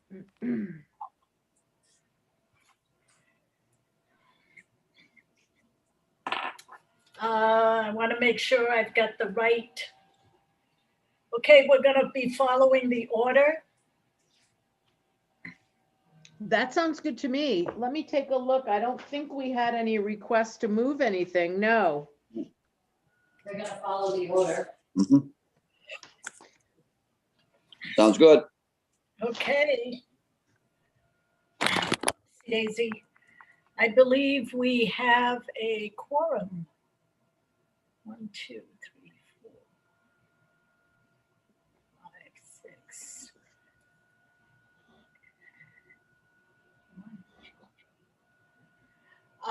If I see, there she is. Okay, I said if I see you, then we do have a quorum. All right, it's 3:03. I am moving along here. So we've established a quorum. I will just tell you about the work session this afternoon. I am Susan DeChambeau, Senate Chair, and I will be presiding over this work session of the Joint Standing Committee on Criminal Justice and Public Safety. The purpose of these work sessions is for the committee to receive information from staff and others in order for members to consider the legislative proposals before them and make recommendations or reports to the legislature. We only committee members, the committee analysts, and those specifically invited to attend will be participating in the work session using Zoom. For members of the public wishing to observe this meeting, it is being live streamed on the committee's YouTube channel and will also be recorded for viewing after this meeting is concluded. Materials will be provided electronically for this meeting, either through share screen, email, or posted on the committee materials page. When it comes time for the committee to vote, we must have a quorum present, at least 7 members, including a senator. In order to be counted as present, your identity must be visually verifiable and on Zoom screen. I will now allow the members to introduce themselves, and I will begin with Representative Warren. Thank you, Senator DeChambeau. I'm Charlotte Warren. I represent Hollowell, Manchester, and West Gardner. Excuse me, Senator Searway. Yes, good afternoon. I'm Senator Scott Searway and represent District 16, which covers Waterville, Winslow, Fairfield, Benton, Albion, and Clinton, and Unity Township. Representative Pickett. Yes, good afternoon, Madam Chair. My name is Dick Pickett. I represent House District 116, the towns of Canton, Dixfield, Hartford, Mexico, and Peru. Thank you. And Representative Reckitt. Yes, I'm Lois Reckitt, and I represent District 31, which is the ocean end of South Portland. Thank you. Representative Pluker. Thank you, Madam Chair. I'm Bill Pluker. I represent Warren, Hope, Appleton, and part of Union, House District 95. Thank you. Representative Costain. Thank you, Madam Chair. Dan Costain, District 100, which is part of Etna, Dixmont, Newport, Plymouth, and Corinna. Thank you. Representative Newman. Yes, good afternoon. I'm Dan Newman, District 76, which is Belgrade, Rome, Mount Vernon, Fayette, Vienna, and Wayne. And Representative Renecki. Good afternoon. I'm Shelley Rudnicki. I represent House District 108, which is Fairfield, Mercer, and Smithfield. And I am still here at the Capitol, and I am here under protest because we adjourned a month ago, sign die. Thank you. I see the name of Representative Lookner. I don't know if he's back. Representative Morales, are you with us? You have two screens, Representative Morales. They will probably be showing up shortly. I will Sure folks will be joining. Maybe we could just work on the work session. Grayson had another work session to go to. I know Victoria has a couple other bills, so. Okay, yep. I will now introduce that our policy analyst is with us, Jane Overton. And Deb Fahey is our committee clerk. And I will now open the discussion work session on LD 663, an act to make comprehensive substance abuse disorder treatment available to Maine's incarcerated population. I think I could recognize Representative Warren. Are we tabling? I'll go ahead with LD 663, if I may, Senator. It might be quick if I, with leave of the committee, I've been meeting with the Department of Corrections. As you all know, the Department of Corrections is on board with this bill. We met at length yesterday. They have a suggested amendment. You also heard that our allies who are working in the community offered an amendment at the work session, at the public hearing. I'm working on melding those amendments together, and I'd like to have another meeting with the allies and the DOC. So I'm asking if folks would be willing to give me a little more time and make a motion to table this bill. I'll second that. Could you make a motion, Representative? I said too many words. Certainly. I will make a motion to table. Thank you. Representative Recca? Yeah, is it seconded? Did you have your hand up to second, Representative Recca? No. Representative Costain seconded it. Okay. It's been moved by Representative Pickett, seconded by Representative Costain, and I will recognize Representative Recca. Well, I think if I say what I want, I'm entirely out of order, but so if. We have to vote on a tabling motion. Yeah, that's what I thought, but yeah, and then it's too late to do whatever. So can I talk to you later about the one word correction, I think? Thank you, Lois. I'd love to. Why don't you give me a call about that one word? Alrighty, thank you. And you're right. I think I'm in a different mode right now, but there's no discussion on a tabling motion. So all those in favor, or should we have? Go ahead. Go ahead. So all those in favor, I believe it could be unanimous, and it is. Okay. So moving right along on LD 1035, an act to prohibit maintaining drug-involved premises, resolve to study streamlining the, nope, that's the other one. An act to prohibit maintaining drug-involved premises is LD 1035. And Representative Costain, you have your hand up. Yes, I would, I would like to make a motion not to pass on that. That was my bill, and my constituents asked me to withdraw the bill. Thank you. I'll second that. I'm sure. Okay, thank you very much. It's been moved and seconded. Are there any discussions or questions about I'm sorry, did you make the motion ought not to pass, correct? All right, not to withdraw it. It's ought not to pass. I will have a roll call on that, please. Cameras on, please, and unmute for a roll call vote. Representative Warren, Yes. Representative Morales, Yes. Representative Rackett, Yes. Representative Sharp is absent. Representative Lookner is absent. Representative Pickett, Yes. Representative Costain, Yes. Representative Rudnicki, Yes. Representative Newman, Yes. Representative Pluker, Yes. Senator Lawrence is absent. Senator Searway, Yes. Senator DeChambeau. Yes. That's 10 yes and 3 absent. Thank you. Now we're up to LD 758, resolve to study streamlining the background checks process for state licensed professions that require background checks. And that was presented to us by Representative McCray. We did receive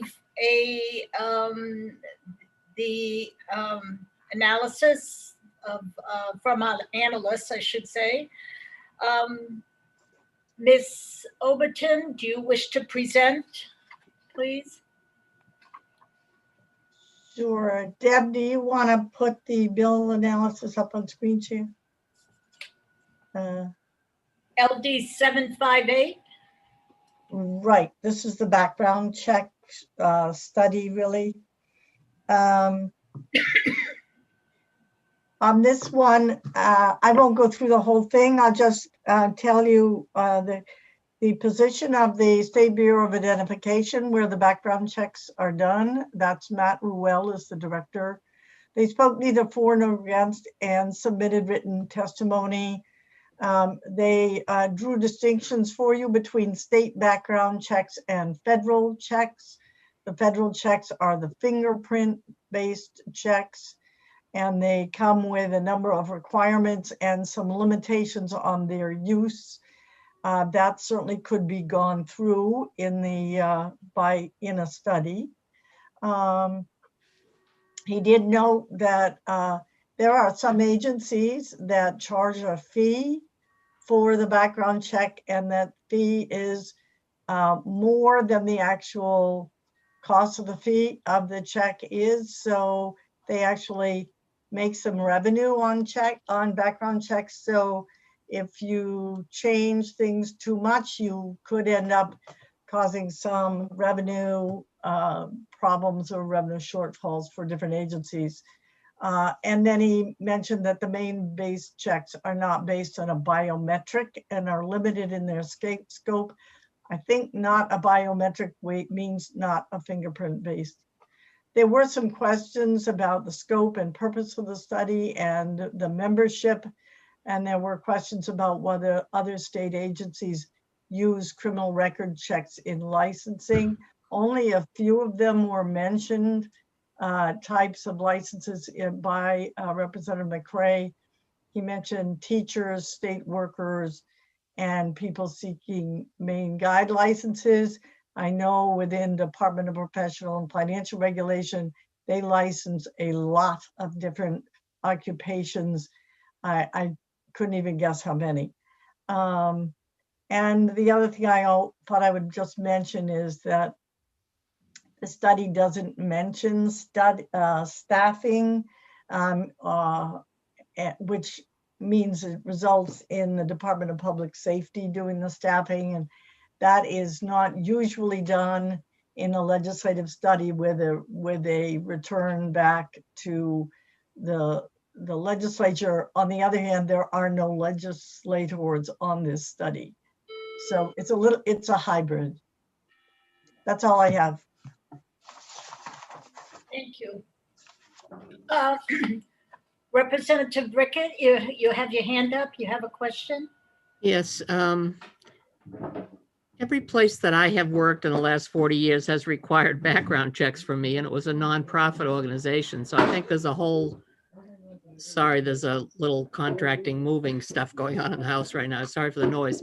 But basically, I think it's a broader range than what is articulated in the bill that will utilize combined background checks. But my other question is why, I never had to have a federal one. So it may be that the state is enough of a background check for some purposes. So I'll shut the sound off so you don't get drowned out here by the.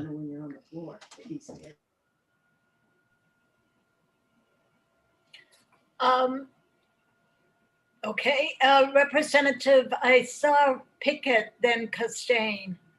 Wait a minute, I might be wrong. No, you're right. Okay, Pickett, then Costain. Thank you. Thank you, Madam Chair.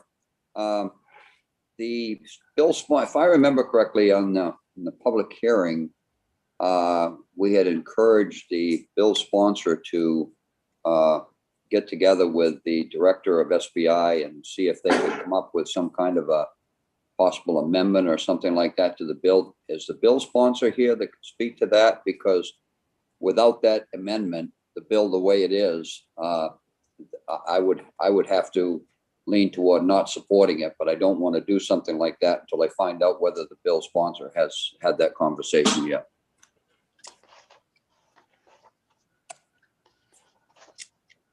Is Representative McCray with us?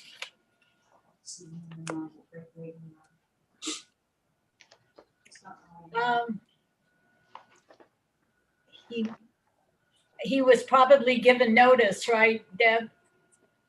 Yes. Okay. Unfortunately, I feel the same way. I've had some questions. Representative Warren, have you heard from Representative McCray at all? I have not. No, I have not. So I'm just looking to make sure. And Jane, you haven't heard that there's an amendment? No.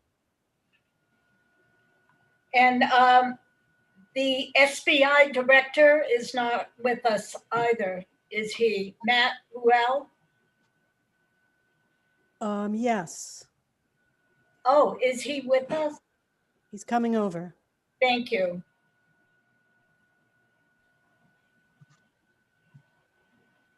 Let's see.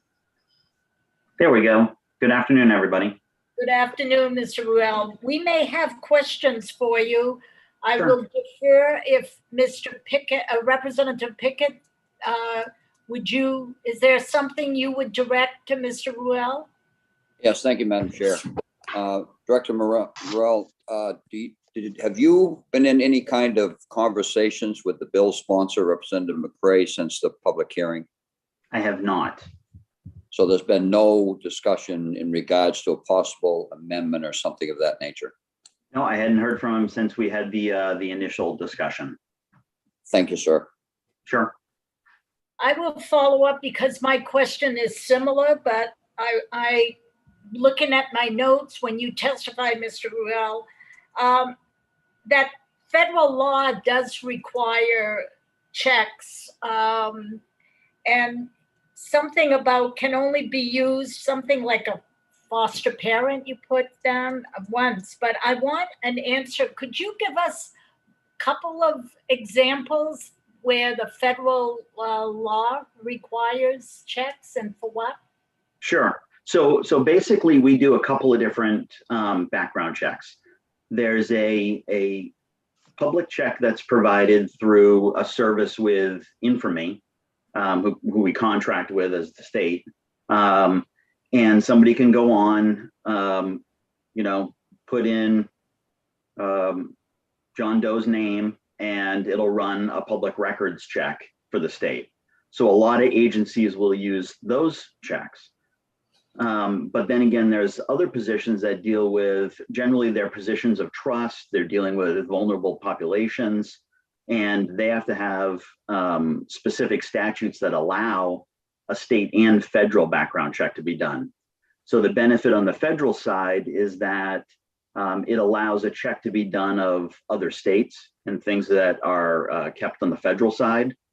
So if you ran a public check that was Maine only, and say you were living in Kittery, if somebody had a criminal history in Portsmouth, you wouldn't see that. But on a federal check, you would see Maine, New Hampshire, and Vegas, whatever else you'd have for criminal history on a federal check. So that's kind of the difference. And usually it's a higher standard, and you have to have a statutory authority to run those federal checks. Okay, is that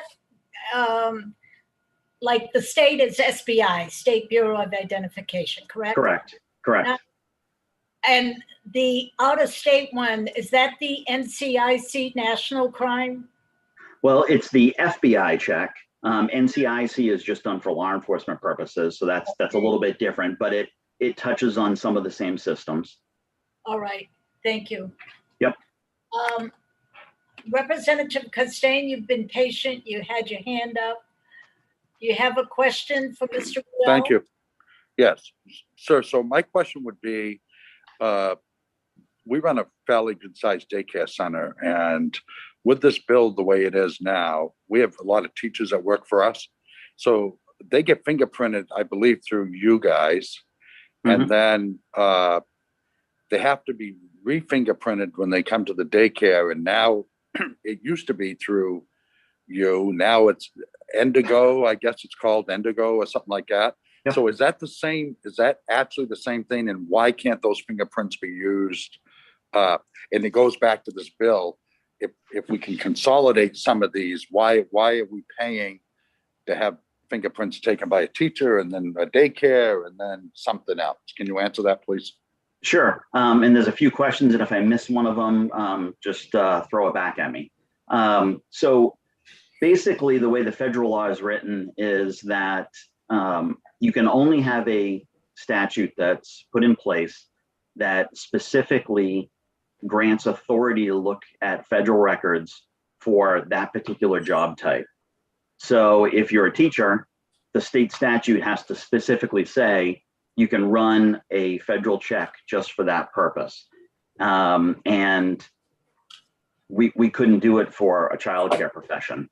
So that's kind of the difference as to why they have to do two different checks.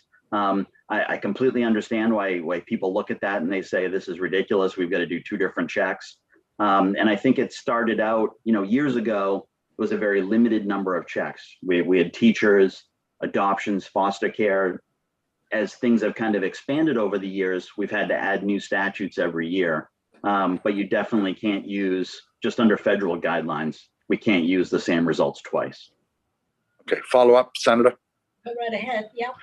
So if what you're saying then there's statute that we can't do it legally, then this bill wouldn't be able to be applied anyway, right? Well, I did raise that concern with the sponsor, that if he was looking at specifically addressing using federal criminal history for two purposes, it would be a really short discussion because I just can't do anything.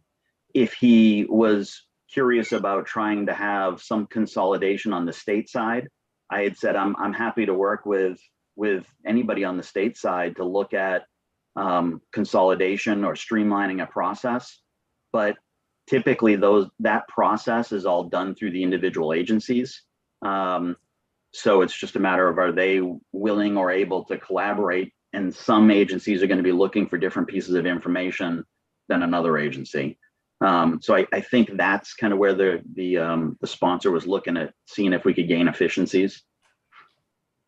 And I think he just joined.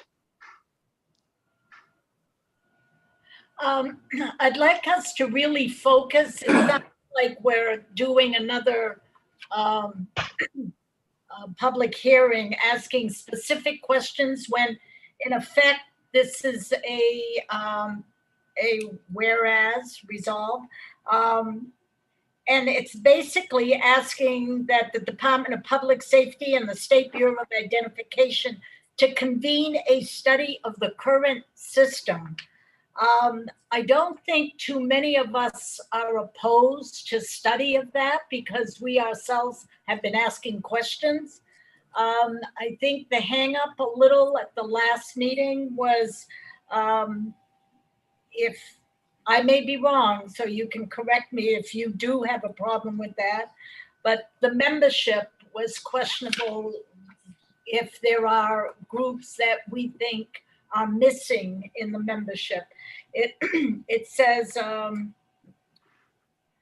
in addition to an employee from the Bureau involved with the conduct with the background checks, the following shall participate, and that's the Commissioner of Education or designee, Inland Fisheries, Wildlife or designee, Public Safety or designee, Health and Human Services or designee. And as Ms. Overton suggested, and I think others have too, someone from professional regulations of licenses and should be involved.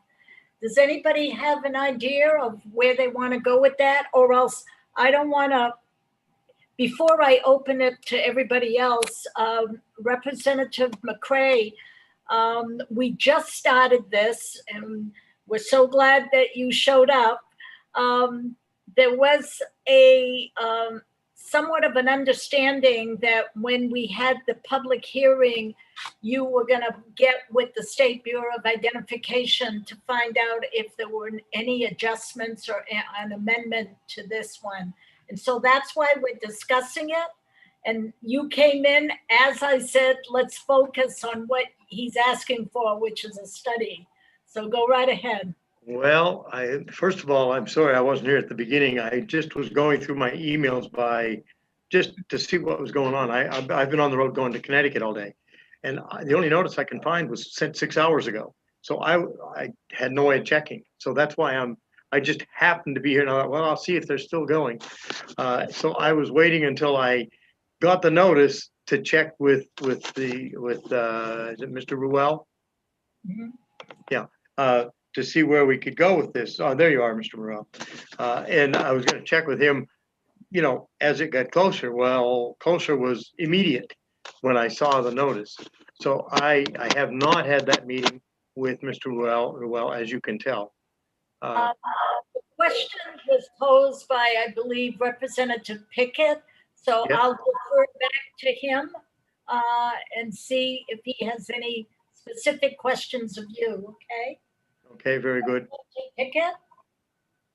Thank you, Madam Chair. Thank you, Representative McCray, for being here. Yeah. The question I had asked, I think it's already been answered, was that you and the director were going to try to have a conversation and possibly come up with either some kind of an amendment or something to try to make this bill work. But I think another question has been asked as well, that the intent of this bill, if I'm understanding, and I'm seeing it in a little different light now, is not so much as to say that there's going to be background checks done. It's that to have a resolve for a study to check in to see with the stakeholders as to whether or not something like this could be done. Am I correct in that? That's the way I see it, Representative. When I first thought of this way back in my first term, the idea was to streamline it, get rid of as much paperwork as we could, make it less expensive for everybody, the state, the applicants, everybody, just get as few as we could. And let's say I, as a teacher, maybe as a park worker and a raft guide, might be able to have the same background check work for all three and have it leveled, but that would be up to a commission that might be established. So that's where it was. Now, Mr. Ruel made me aware of the fact that perhaps with law enforcement, that's going to be dramatically different because those are federal background checks, as I recall, and that they would not be able to be used for other purposes. For example, if I were a police officer, my background check would not suffice, could not be used for my teaching certificate or what have you. That's as I recall. Am I correct, Mr. Ruel? Yes, I can't share the federal information for a different purpose. So a Maine guide couldn't use the same background check that the teacher would use. on the federal side. Okay. Follow up, Madam Chair? Yes, go ahead. Thank you. So Representative McCray, it was meant to be a study, but yet you had a specific purpose that you were trying to accomplish.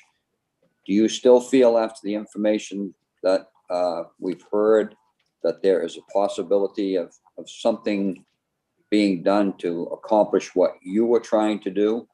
Or is this going to be an exercise in futility as far as Well, I don't want to drag myself through an exercise of futility, nor do I want to drag your committee through that.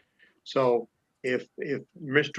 Ruel, being the resident expert on background checks, as far as the bunch of us are concerned, if he doesn't see any way that we can pull this together, I think it might be just as well to cut bait right now. But if he, in his mind, can see, well, we could make some progress on this and streamline the process some, I think it would be worth our time. But again, like I say, if I would rely on Mr. Ruel's expertise to advise that. And this is certainly the discussion I would have had much more in depth with him had I realized that this was coming up so fast. Thank you, Representative McCray. And Madam Chair, would you pose that question to? Would you allow me to pose that question to Mr. Ruel? I first want to look at Representative Warren, who had her hand up before he answers. I have the same question of Mr. Ruel that was just asked. Okay, good. So yeah, you may ask the question, Representative Pickett, to Mr. Ruel. That's okay. I'll let Representative Warren. She had her hand up and she can go right ahead. I think the question's been asked. Can we just let Mr. Ruel answer it? Yeah. I can. I should preface this by saying I don't want to come across as not wanting to collaborate and help, because that's definitely, I'm all about that.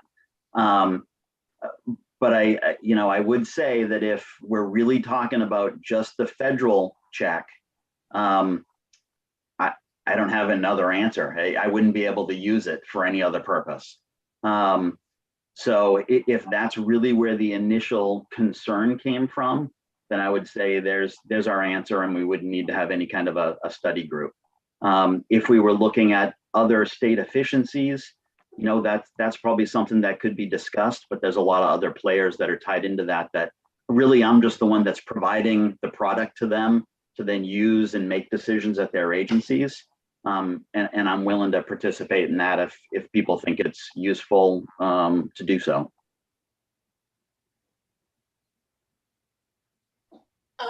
Mr. McCray, you have your hand up, or Representative McCray? I'll answer to either. Thank you, Madam Chair. Mr. Ruel, Madam Chair, may I ask a question directly to Mr. Okay, I'm sorry, I jumped protocol earlier. Anyway, Mr. Ruel, along these lines, are there other checks or background checks that are not federal? Are they all federal? No, there's a state check and there's a federal check. So for many folks that want to run a criminal history, they can do just a regular name and date of birth check through the state. But generally, positions of trust, positions that deal with vulnerable populations, positions that deal with information that is really sensitive, those generally require a federal check.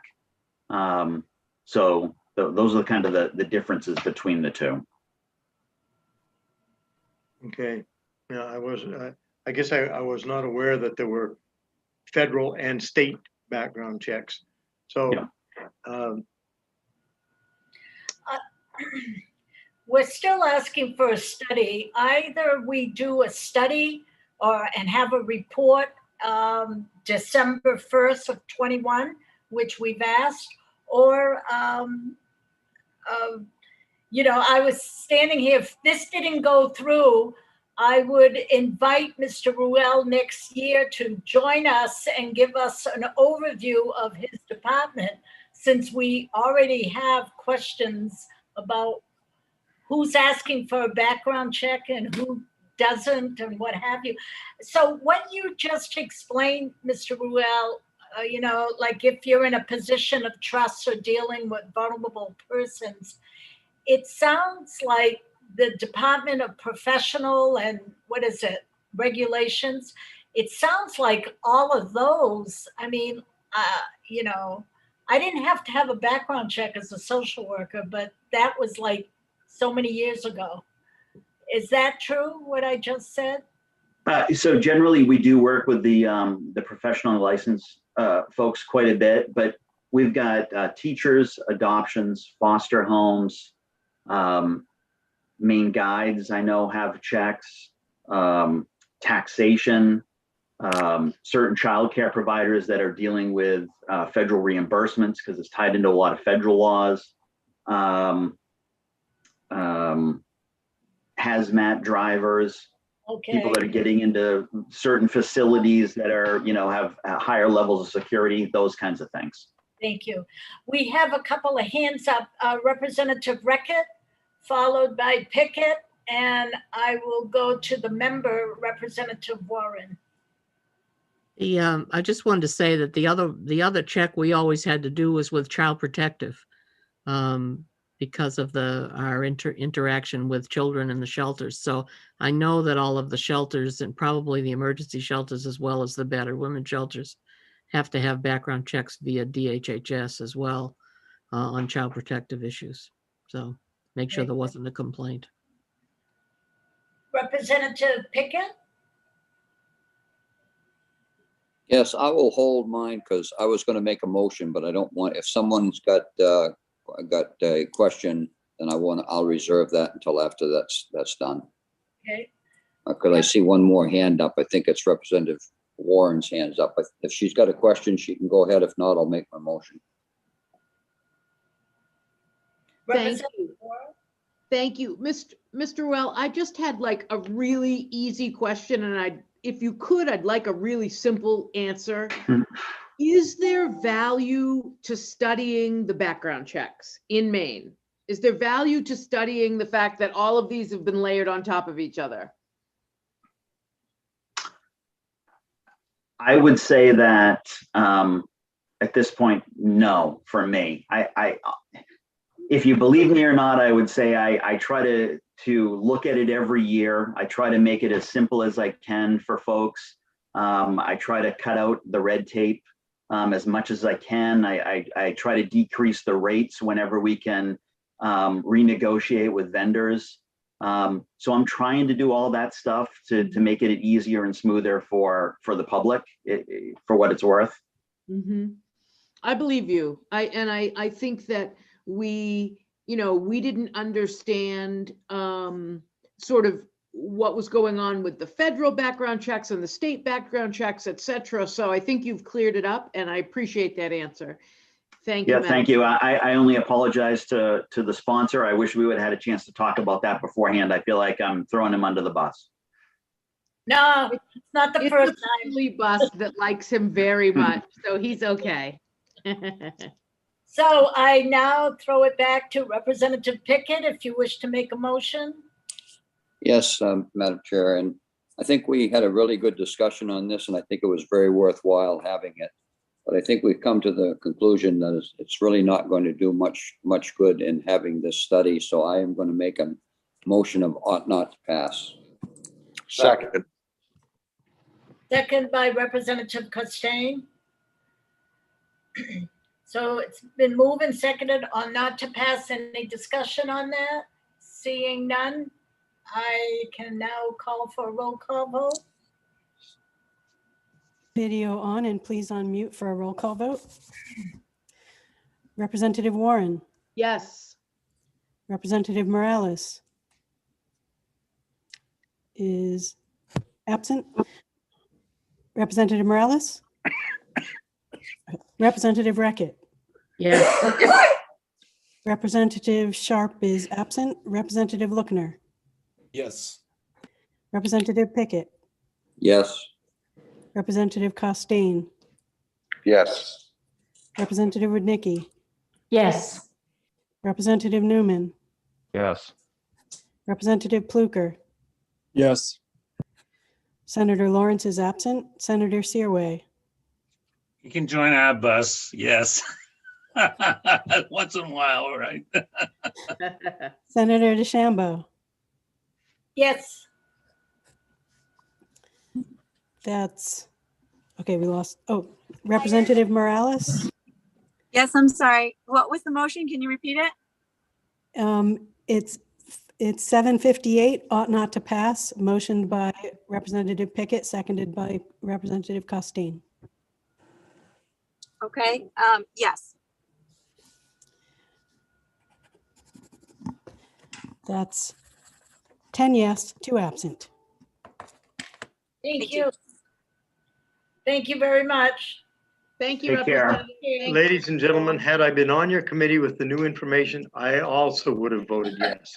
So thank you for your time. And sorry that I got it on short notice, and I would have met with Mr. Ruel, and I would have come in saying, vote ought not to pass. Thank you. Thank you. Thank you. Moving right along.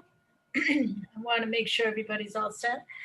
LD 759, an act to amend the child endangerment laws to include certain unauthorized access to a loaded firearm, and that is Representative Dudera.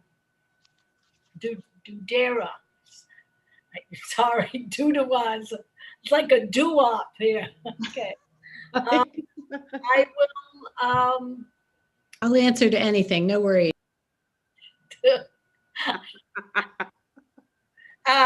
Representative, we're a little punchy right now, that's all.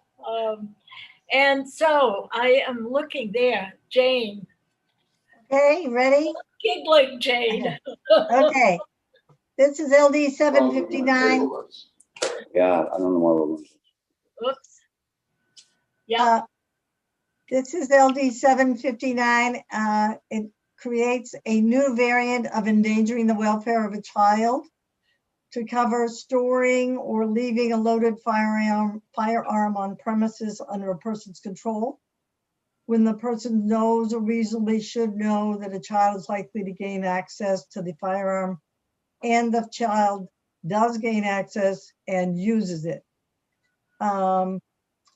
There were, when Representative Dudera presented the bill, she presented an amendment. If we go down, screen down a little bit, Deb, I think we'll see the amendment, which the representative did present at the public hearing. So you have seen it. And it requires, what it does is it requires the person to act with criminal negligence in storing or leaving the firearm in a manner that allows a child to gain access. So it takes out the reasonably knowing that the child is likely to gain access. And then it takes out that the child recklessly or negligently discharges, and it just requires discharging of the firearm. So, Excuse me, Miss Oberton. I'm sorry. Yeah. I just want to correct one thing before we go on. At the public hearing, my amendment was simply eliminating the recklessly. And then since the public hearing and the testimony by John Pelletier, there is a new amendment which you helped me draft, and that is what everybody has in front of them, which speaks to criminal negligence. Thank you. Yep, thank you. Thank you very much. And then you did ask for information from the judicial branch. If we pass, can you scroll down a little bit more, Deb? There we go.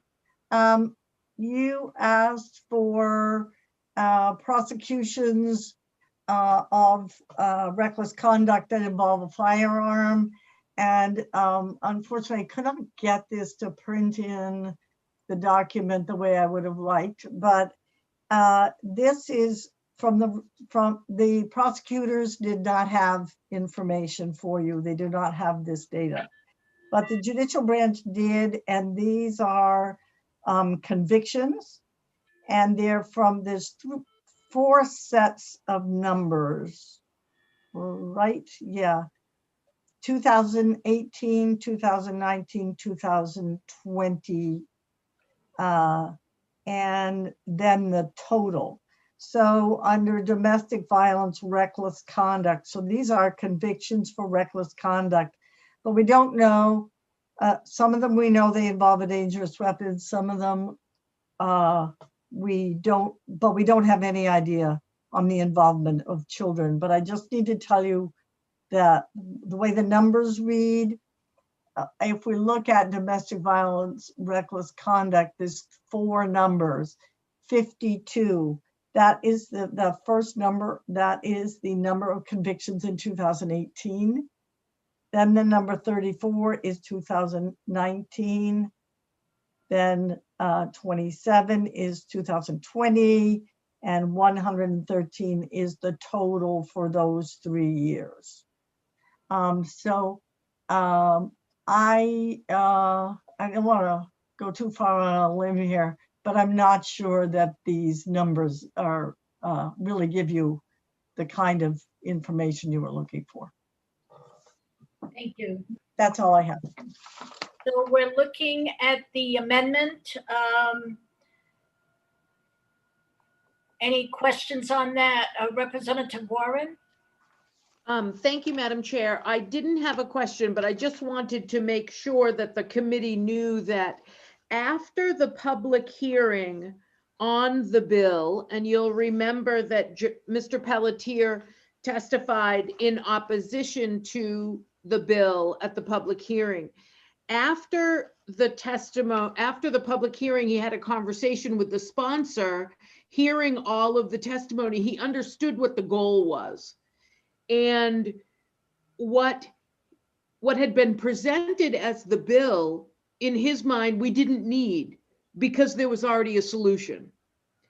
What he heard as the problem at the public hearing did need a solution, and the amendment that you now have in front of you has been crafted by Mr. Pelletier. So I think it's important that you know that. I think it's also important that you know that our Representative Pickett has reached out to the sponsor and would like to further have a conversation about an amendment that possibly we could all get on board for. And the representative, the sponsor, has agreed to that meeting. I have agreed to join that meeting. And if other folks are interested, you'd be welcome. Senator DeChambeau, you have an invitation waiting for you in your email. And so I would like to make sure people have a chance to have, their questions, but to know that you possibly aren't looking at a final product here. So I didn't want us to use a lot of time when we're going to meet and see if we can get folks a little closer, if that makes sense. So you're asking for a tabling motion, maybe? I am. I don't want to cut people off, but I also wanted people to know that possibly they don't really need to dig in right now if we're going to work a little harder on the bill. So if that makes sense. Representative Pluker? Maybe this is a question for Jane, but could somebody define what criminal negligence is for me from a legal point of view?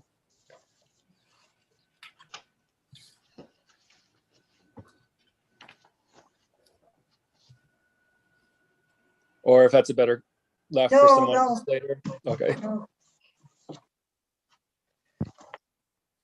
Okay. In your Vertigo book on page 19. Oh. Section 35 of Title 17A, subsection 4. So that's 17A 35, subsection 4, criminal negligence. And the definition is there. Person acts with criminal negligence with respect to a result of the conduct when the person fails to be aware of a risk that the person's conduct will cause such a result. Then it says a person acts with criminal negligence with result to attendant circumstances when the person fails to be aware of a risk that such circumstances exist. And then the C says, for purposes of this subsection, the failure to be aware of a risk when viewed in light of the nature and purpose of the person's conduct and the circumstances known to the person must involve a gross deviation from the standard of conduct that a reasonable and prudent person would observe in the same situation. I really appreciate that. And is that a and between A, B, and C, or an or between A, B, and C? Those are different circumstances. The one is criminal negligence with regard to the result of the conduct. B is criminal negligence with result to attendant circumstances.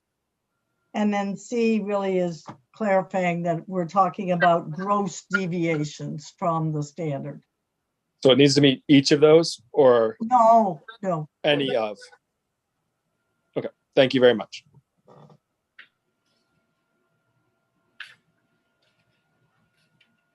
So, they've been floating around. Does anyone want to make a motion to table? And you're not, I mean, we should have this done by next week sometime. We're gonna do that. So I see Senator Sirway has his hand up. I'll make a motion to table. Second, Second. it's been moved and seconded.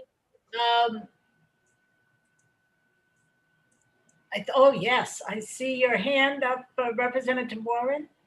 Just wondering if we could just do, if we have unanimous, do we need to do a roll call? Can we just do it like this? I was just gonna do that. I was wondering what your hand was up for. Okay, it's been moved and seconded to table. All those in favor, please raise your hand. I see everyone. It's unanimous. I don't see Representative Morales, though. And the usual, who else is missing here? Okay. She'll be in and out. I know she has other work sessions today. All right.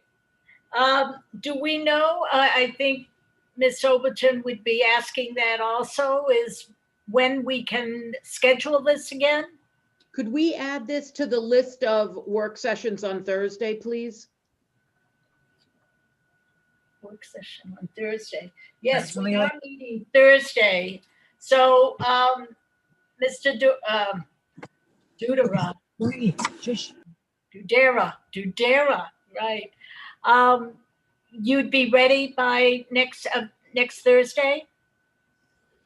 It's not my amendment. I haven't seen it yet. So provided that I see the amendment and we talk about it, I'm sure we can be ready. Yes, Madam Chair. I'm not sure we would be able to have it prepared by next Thursday, but we can certainly try. But if not, then we might have to. It would be. I know we could for the following week, but next Thursday, I'm not sure. We haven't even done the following week. This is just go ahead with next Thursday, and if I need to ask for more time, then you can decide at that time. I think if folks are asking for an amendment and the good representative is willing to give them time, almost a week is enough time. So let's plan on running this, voting this on Thursday. Jane, could you please add it to the schedule? I think Representative Dudera is being quite patient to have this conversation. I'm sorry, Representative Dudera, I misunderstood the motion, I guess, but all right. So Senator Sirway, you have a question. Yeah, so we're gonna be on the books on Thursday, or is it Friday? I thought Our meeting, Fridays we do it, right? we're meeting every day next week except Tuesday. Oh, except Tuesday. Okay. We're All right, meeting, I have idea committee on Tuesdays and Thursdays, so I probably won't be able to be there Thursday, that's all. All right, thank you. thank you. Thank you, Representative Dudera. We'll, we'll do it on Thursday.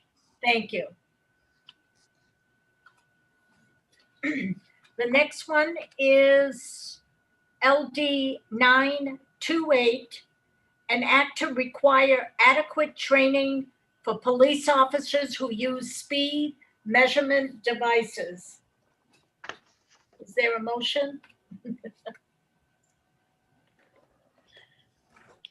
Well, you want me to- I yes. could just start and tell you, I mean, that if you could bring it up on screen sharing, Deb, there was a discussion about what the policies were and what the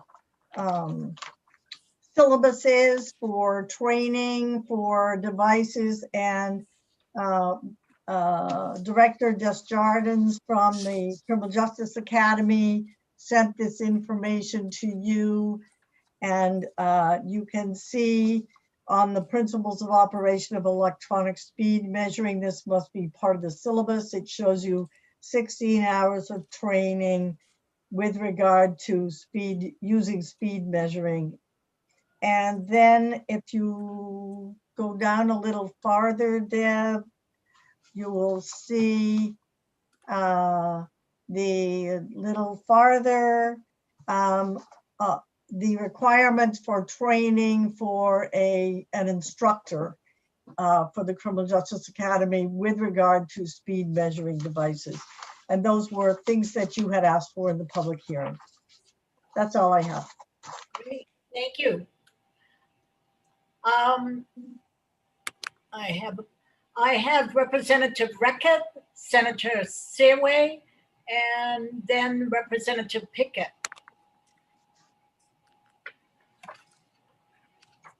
You're muted, Lois.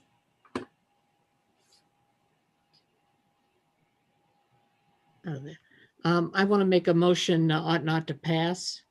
I'm convinced by the analysis that this is already being done. I'll I'll second. second. Motion Got by, that. seconded by Seaway, was it? Senator Searway. Seaway, okay. Representative Pickett, you had your hand up. Are you all set? Yes, thank you. Yes, thank you, Madam Chair. I just was, before we took the vote, I was just wanting to make sure that the bill sponsor is not in the audience, if 'cause I wanted to give him an opportunity. I don't think he is, but I just wanted to be doubly sure. Good. I was looking as well, and I don't see him in there. Okay, thank you. So we'll have a roll call vote, please. Video on, and please unmute for a roll call vote. Representative Warren, Yes. Representative Morales, Yes. Representative Reckitt, Yes. Representative Sharp is absent, Representative Lookner, Yay. Representative Pickett, Yes. Representative Costain, Yes. Representative Rudnicki, Yes. Representative Newman, Yes. Representative Pluker, Yes. Senator Lawrence is absent, Senator Searway, Yes. Senator DeChambeau. Yes. That's 11 yes, 2 absent.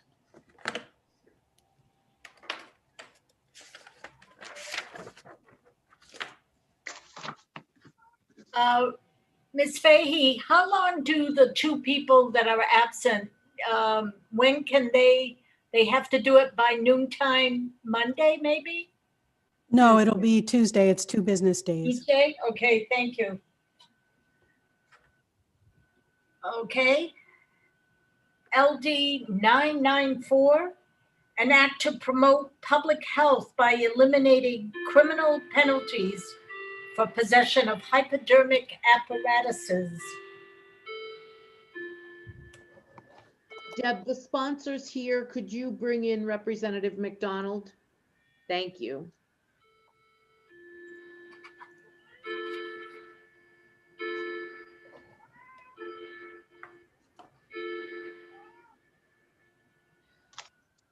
We ready? Yes. Yeah, Go ahead. okay. Deb, can you bring up the bill analysis of 994? And there are quite a few sections in this bill, and in the bill analysis, that's the wrong one. That's the speed measurement from before. Oops. Whoops, okay. What I was going to say was, I think if Deb brings it up on screen sharing, I think I did it in outline form so you can see what every section of the bill does. I think if you just put that in, if we put that up on screen share in front of you, then we could invite the sponsor to address the committee. I don't have any additional information for you other than that. Printed into that were the whole of some of the bill, the statutory sections that don't really show up in full in the bill. That's all. That's all I have. Would you like me to go through it? I sort of think not. I don't have any questions, but I don't see any hands up. Senator Seaway. Thank you, Madam Chair. I guess my question is how much, and maybe this is to Jane, on hypodermic apparatuses. There was a section, I think it was A4 or something like that, that describes a lot of other things besides the apparatus itself about inhaling and several others. And I was wondering how much is in the hypodermic apparatus to be considered just the possession of hypodermic apparatus rather than the drug itself. Yeah, well, on line 17 is repealing the crime of possessing a residual amount of a scheduled drug that is the residue that's in the hypodermic apparatus, and that's being repealed. But I think you were asking about section 6 of the bill, which repeals from the definition of drug paraphernalia, the purpose of injecting, ingesting, inhaling, or otherwise introducing into the body. Right. So what's that mean? I mean, when it's talking about removes the definition of that, I'm just trying to figure that out. What's that mean? Well, it also appears on the next page in paragraph K under the whole list of paraphernalia. I would have to have somebody else explain to you the practical effect of those for law enforcement. Senator Seaway, the sponsor may have a response. Sure. I mean, that's fine. Thank you. So I'm not sure I can define it from a legal perspective. I'm not a law enforcement officer, but I can explain the intent of the bill is that residue in any type of drug paraphernalia, whether it's through inhaling or ingesting or injecting, would no longer be considered possession. So I'm just thinking on some of this, and you just talked about residue. If they had 100 needles and they had little trace amounts, and it doesn't take much for like fentanyl that or something like that, it could be okay. So trace amounts in that you can tell that the hypodermic apparatus was used. If it still contained, a usable amount of drug, if you still had, a milligram, or I'm not sure how it's measured out, then you would have possession of a substance. But if it's just a used apparatus or, a used inhalation device that doesn't contain actual drugs anymore, then it would not be possession. All right. Okay, thank you. All right, great. Any other questions? If not, I would entertain a motion. We've had a lot of discussion on this and testimony from even star witnesses. Representative Warren? Thank you, Senator DeChambeau. Before we take an official vote, I wanted to make sure that people's questions were answered. This was a public hearing where we had no opposition. Usually when we have no opposition, we go immediately into work session and pass a bill. So if there are still questions or we aren't going to get a unanimous support on this, I'd like to have the opportunity to help people get there before we just call for a vote. Okay, I have a hand up with Representative Recca, followed by Senator Stairway. Representative Warren, I just have what's probably a simple question.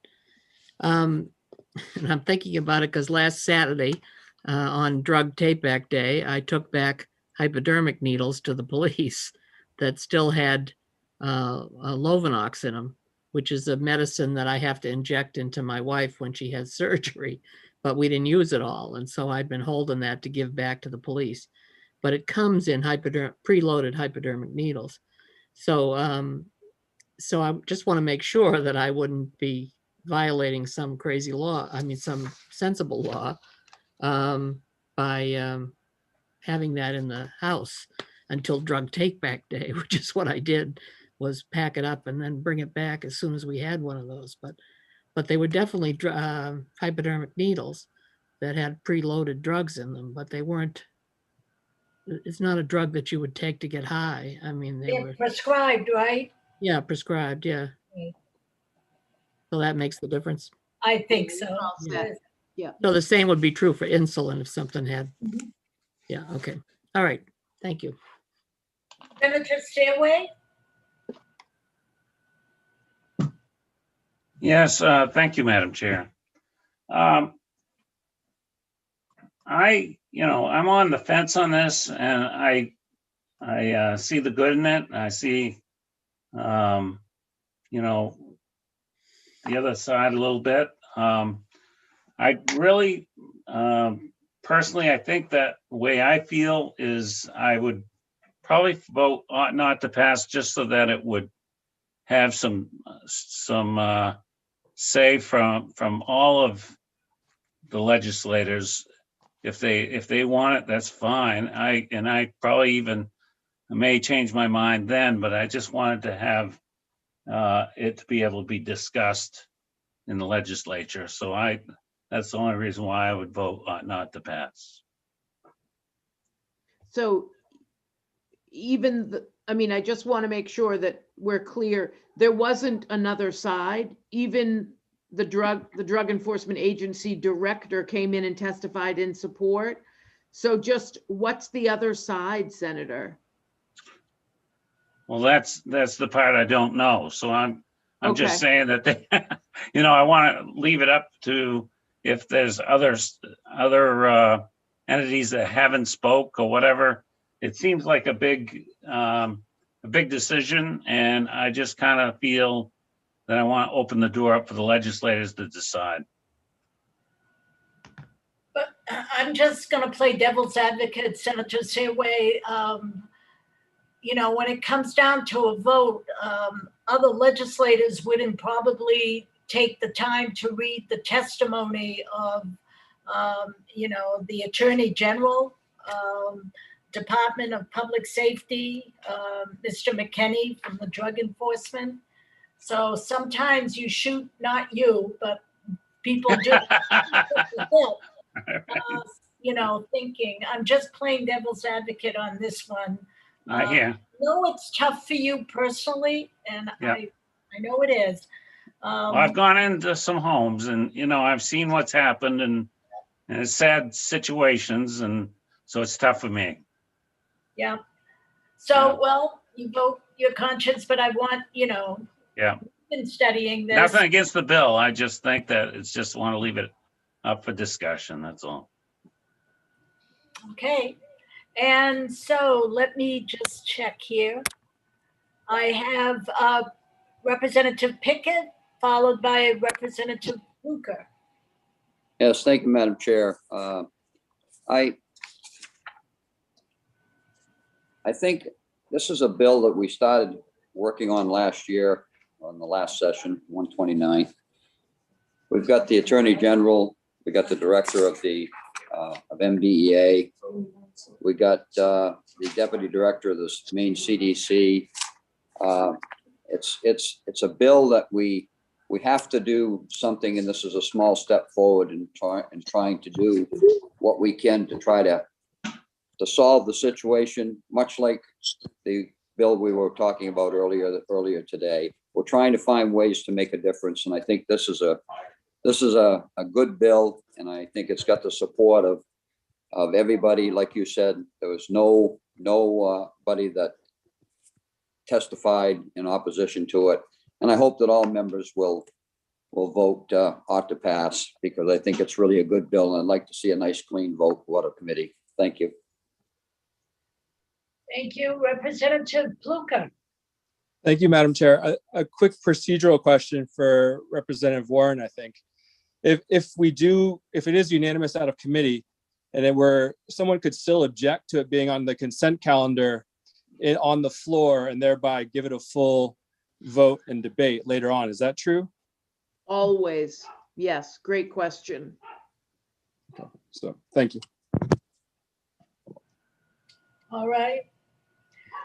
So I will entertain a motion. I don't believe there was one. I didn't write it down. I'll make a motion ought to pass. Seconded. Okay.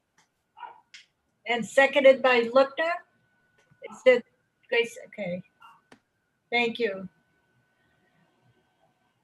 Seeing no discussion, further discussion, I will ask for a roll call.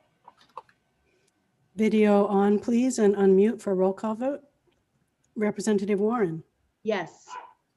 Representative Morales, Yes. Representative Reckitt, Yes. Representative Sharp is absent, Representative Luckner, Yes. Representative Pickett, Yes. Representative Costain, Yes. Representative Rudnicki, Yep. Yes. Representative Newman, Yes. Representative Pluker, Yes. Senator Lawrence is absent, Senator Searway, No. Senator DeChambeau. Yes. That's 10 yes, 1 no, 2 absent.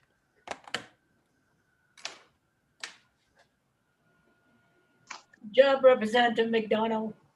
Thank you, and thank you so much for your time today.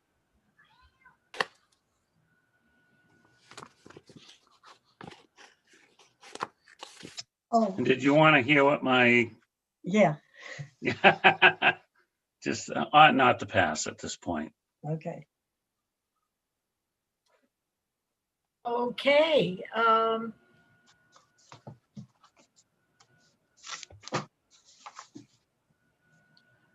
I have 1128 is next.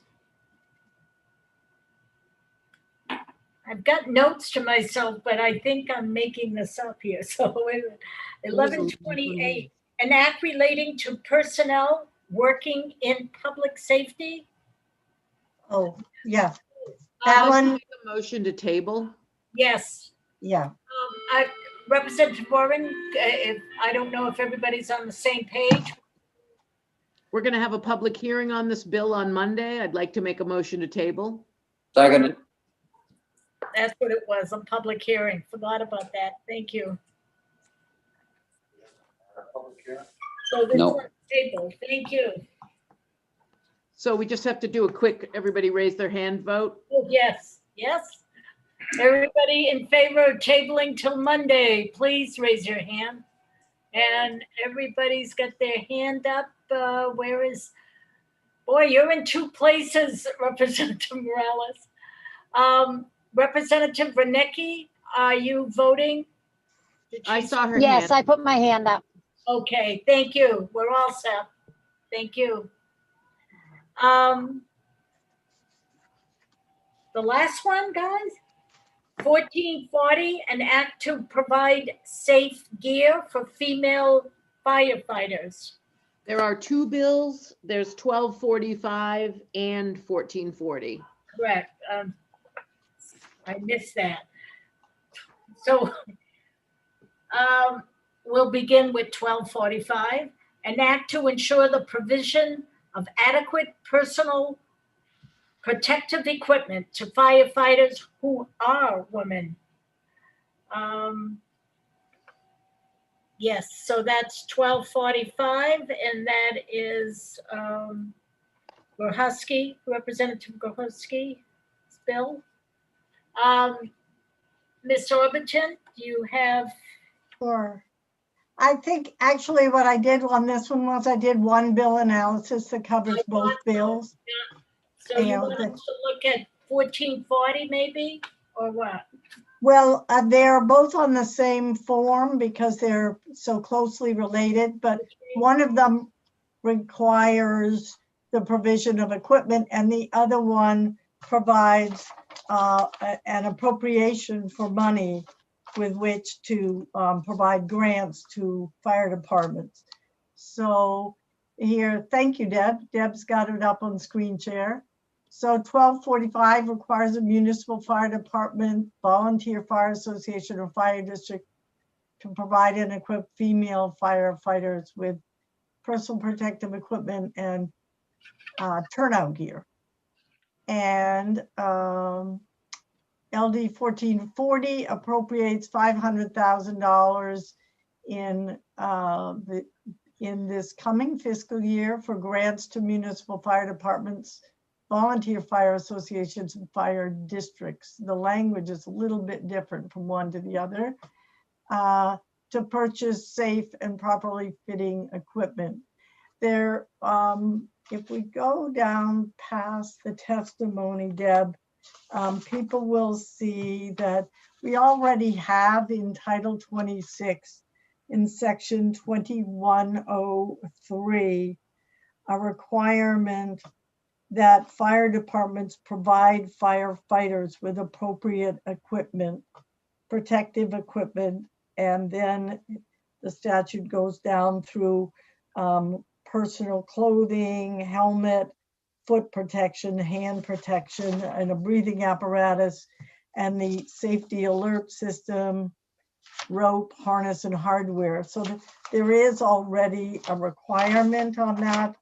You had asked for information about the Department of Labor. If we go down a little further, Deb, the Department of Labor already has a list of items that adopt an OSHA standard that fire departments are supposed to be providing. And as I recall, the testimony on 1440 on the grant program from Fire Marshal Thomas was really, he testified against the bill, but then I think he explained to you that the reason for his objection was that the money was being appropriated to the fire marshal's office, and he thinks it should be appropriated to the Department of Labor because they are the regulatory agency that has authority over the fire departments. And then you can see the requirement here in this Maine Department of Labor compliance directive.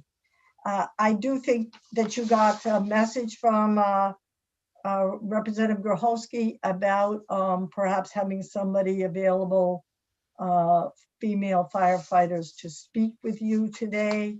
And so I'll stop there.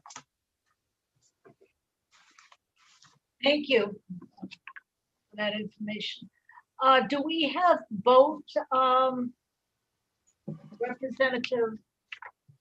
We've got Representative Groholski. I'm looking at Representative Roder. Is she here? Yes, just a moment. It sounds like, are we going to be comparing both or what? I'm a little lost. You can help me there, Representative Warren. What's the best way to proceed? I think the sponsors may have an idea for us. So how about we hear from them first? Okay. Who wants to go first? Representative Groholski? Groholski, right. Thank you, Madam Chair. And thank you all for, you've been moving quite quickly. We were expecting to meet you after dinner, so thank you.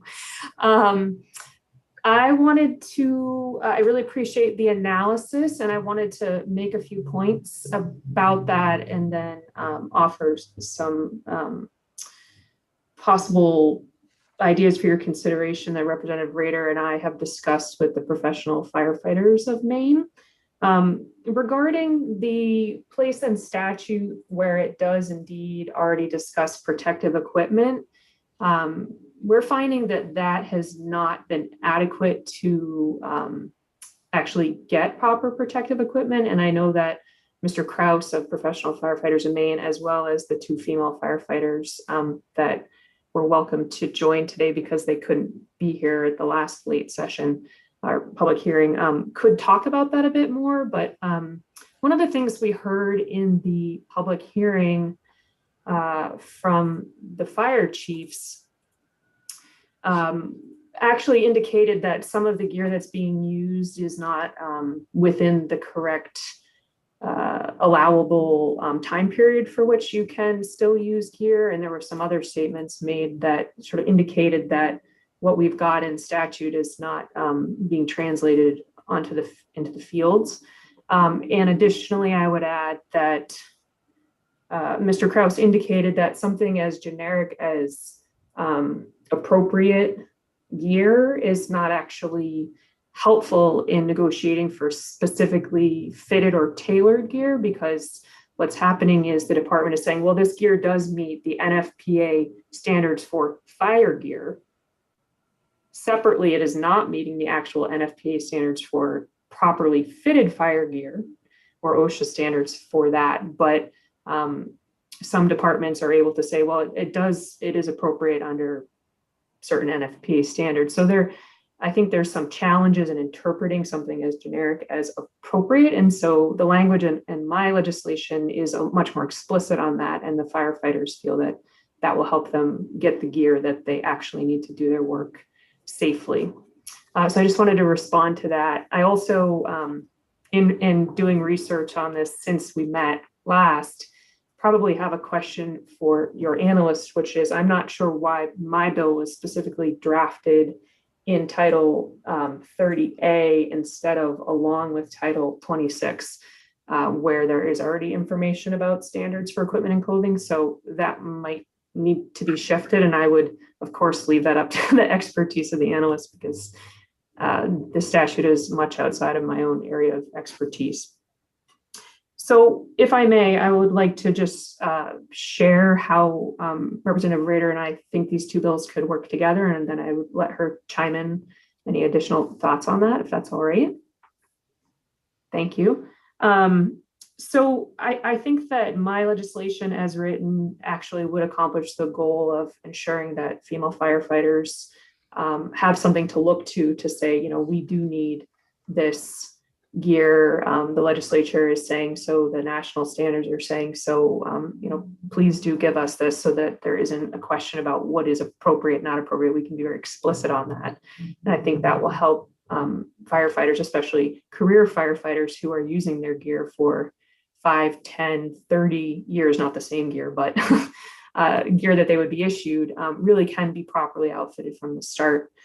So I think that that bill is poised to pass as is, unless your analyst recommends it move to a different chapter in statute.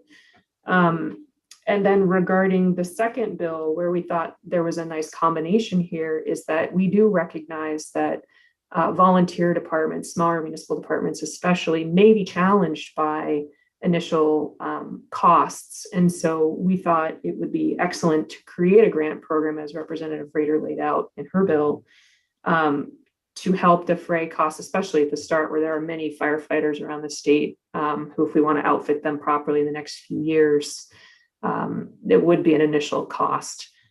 So we would like to see that pass, but in a different form, giving a couple of years for the use and compliance with my portion of statute.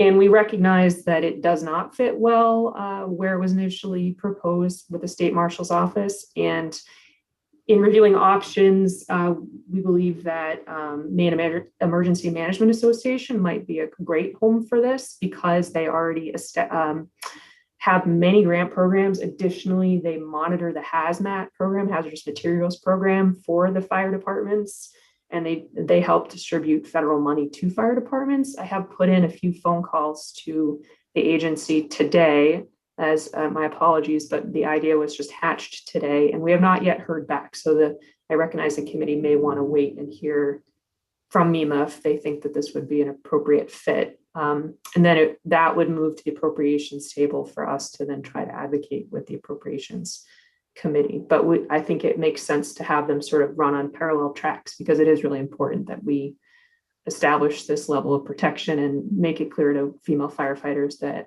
they are welcome in the fire service and that they will be properly invested in, so that they too will in turn invest back in the departments they choose to join. And I will leave it at that, and maybe Representative Rader might have any comments, or it's your meeting. I thank you for that overview, and you're right, I did not pick up that 30A and then 25. So Ms. Rader, would you like to add to that? Or Representative Rader, I'm sorry.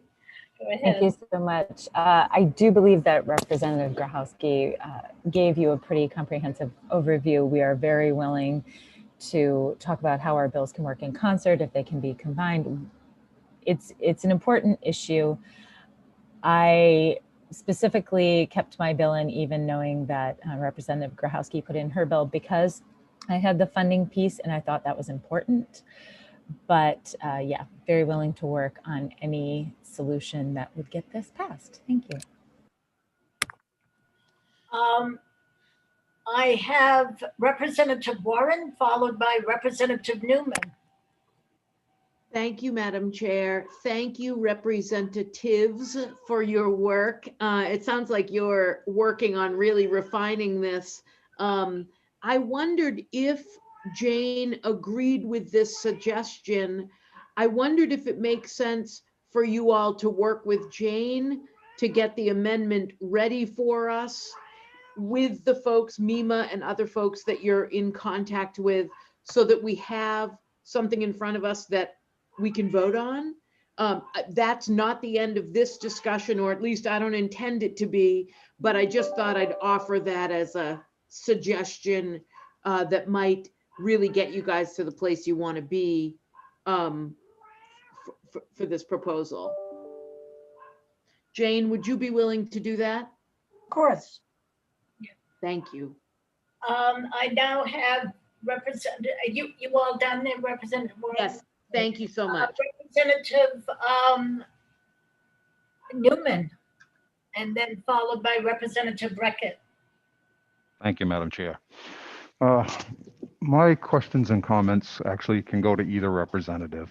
Being on a volunteer fire department, I want to know how you can kind of wrap your head around providing gear to for a volunteer fire department versus a career department, when we see so much turnover, we may have, whether it's a male or female, come in for 6 months and then move out of town or find a different job and decide they can't do this. I know most of the departments we have right now do share gear. You try to fit people within. And I know now that they've started developing the female gear, I would be more in favor of, as the gear comes to the point where it has to be replaced, fitting with the newer style gear, rather than ordering new gear and then maybe having that gear thrown in a closet and hoping somebody's going to come in and fit into it again. So have you come up with any ideas to reconcile, like I said, the volunteer department versus the career firefighters?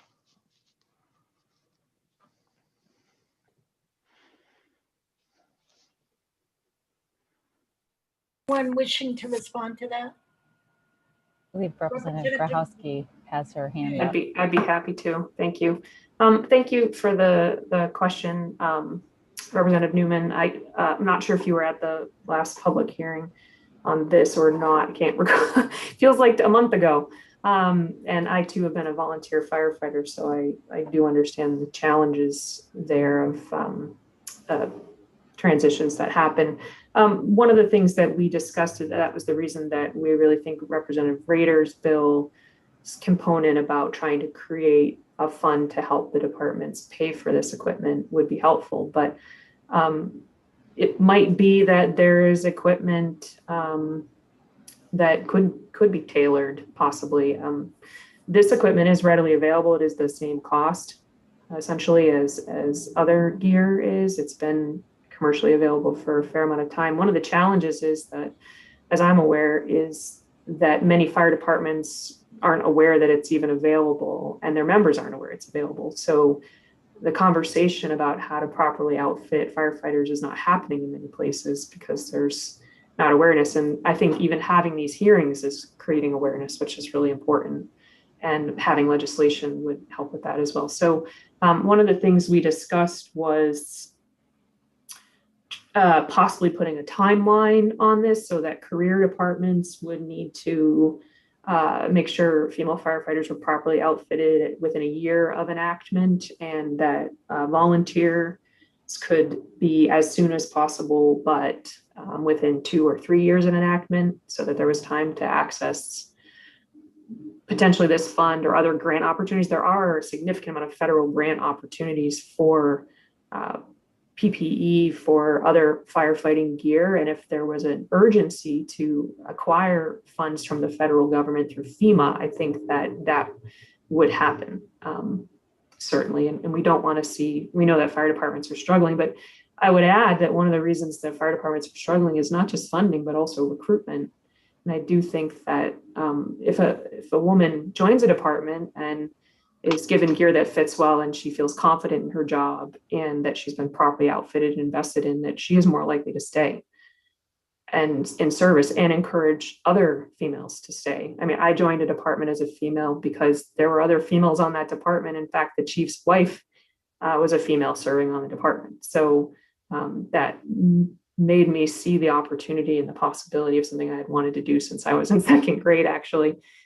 So I hope that it could have a really positive effect if we move in this direction. And maybe that's wishful thinking, but we really need to try everything we can think of to help with recruitment in rural fire departments for sure. Can I have a follow-up, Madam Chair? Yes, please. Wouldn't one of the first things to do then is, if you're talking about the fact that departments don't know about this gear, wouldn't first thing to do would be to have Bureau of Labor Standards send out a letter to actually every fire department, addressing this issue? I do understand, the recruiting, and it's not necessarily, it's male and female. The retention of recruits has gotten harder and harder over the years. And I have trouble with, if I have to buy fire gear within a year or 2 years, and then have somebody, whether it's male or female, walk out the door, and I have to hang it up in the closet and hope somebody else is going to fit into this. You know, when you're talking $2,500 to $3,000 for the gear, and then helmets and things after that.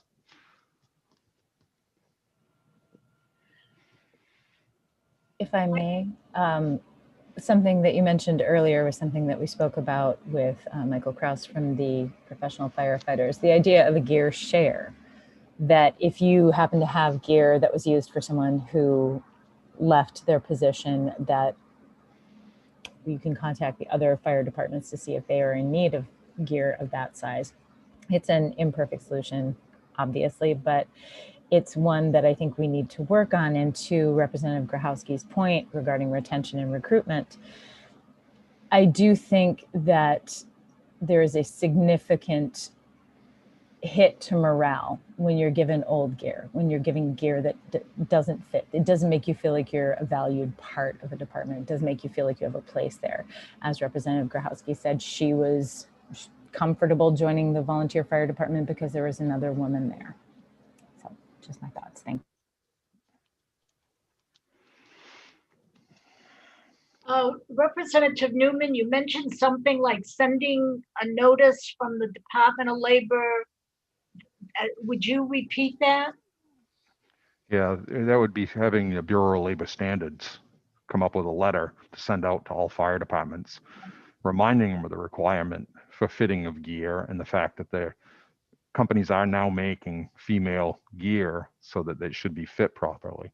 Yeah.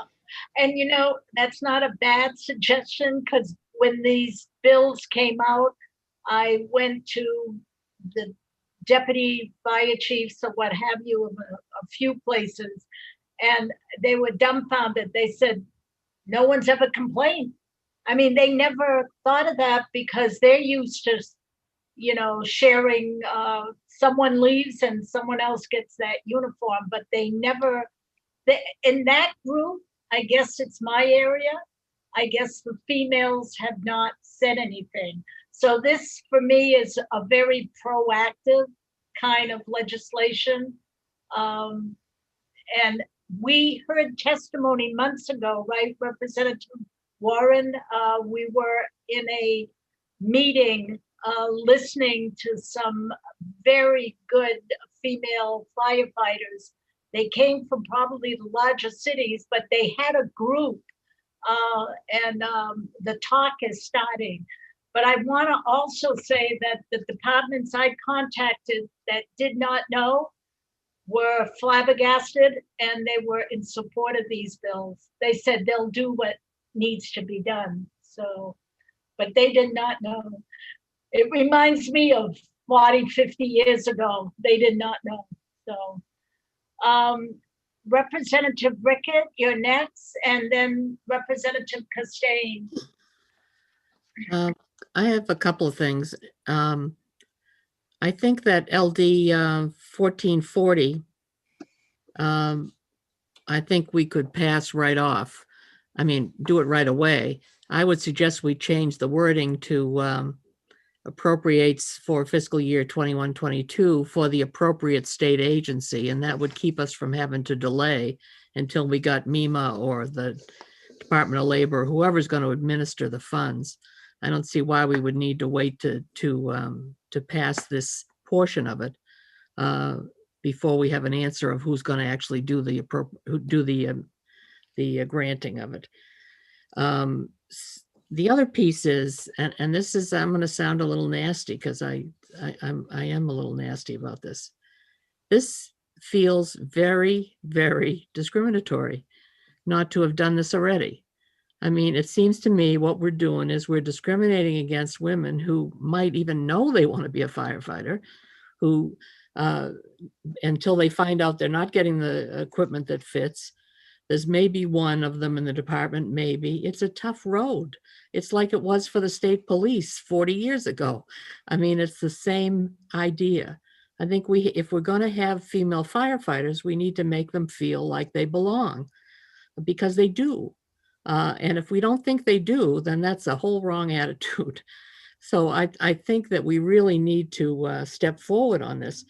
And if it were me and I could wave a wand, which of course I know I can't, I would do what I suggested on 440, and I would ask the sponsors of the other two bills to sit down and put them together so that there's one bill sometime in the next 7 days, so that we could next week decide that, okay, great, everybody's agreed that this is how we want to do this bill.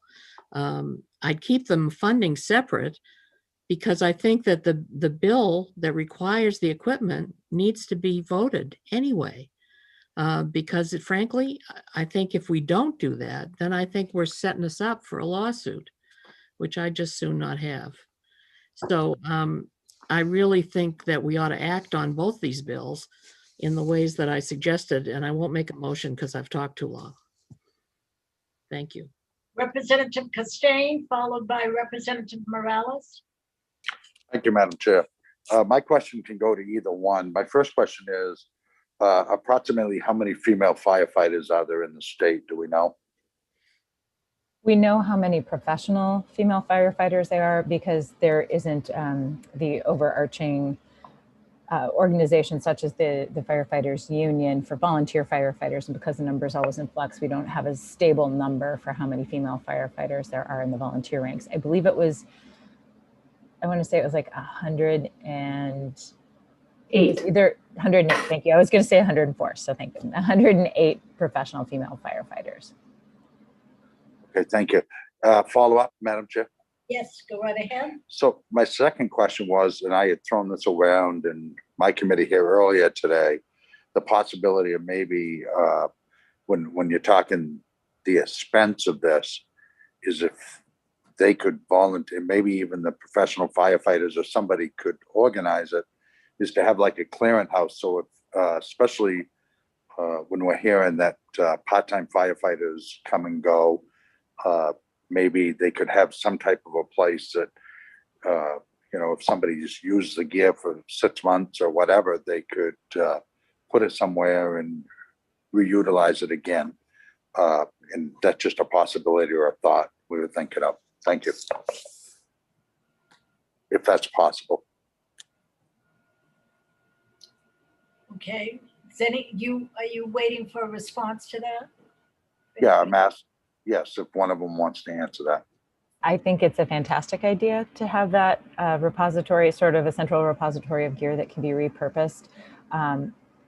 I don't have an answer of how that will happen or whether or not there are any safety standards that the gear needs to go through. Like I'm pretty sure that it's reusable because we've heard about them being handed down person to person, but whether or not there are any safety standards that need to be met before they can be reissued, I'm not sure. And perhaps Representative Grahowski would know a little bit more about that, having been in the fire service. Yeah, if I may, I would weigh in that firstly, the Professional Firefighters Union would probably not be the right organization because they represent the career firefighters who are men and women who work in this field day in and day out. It is their full-time job and they use this gear. They have 2 sets of gear actually because they are on cleaning cycles.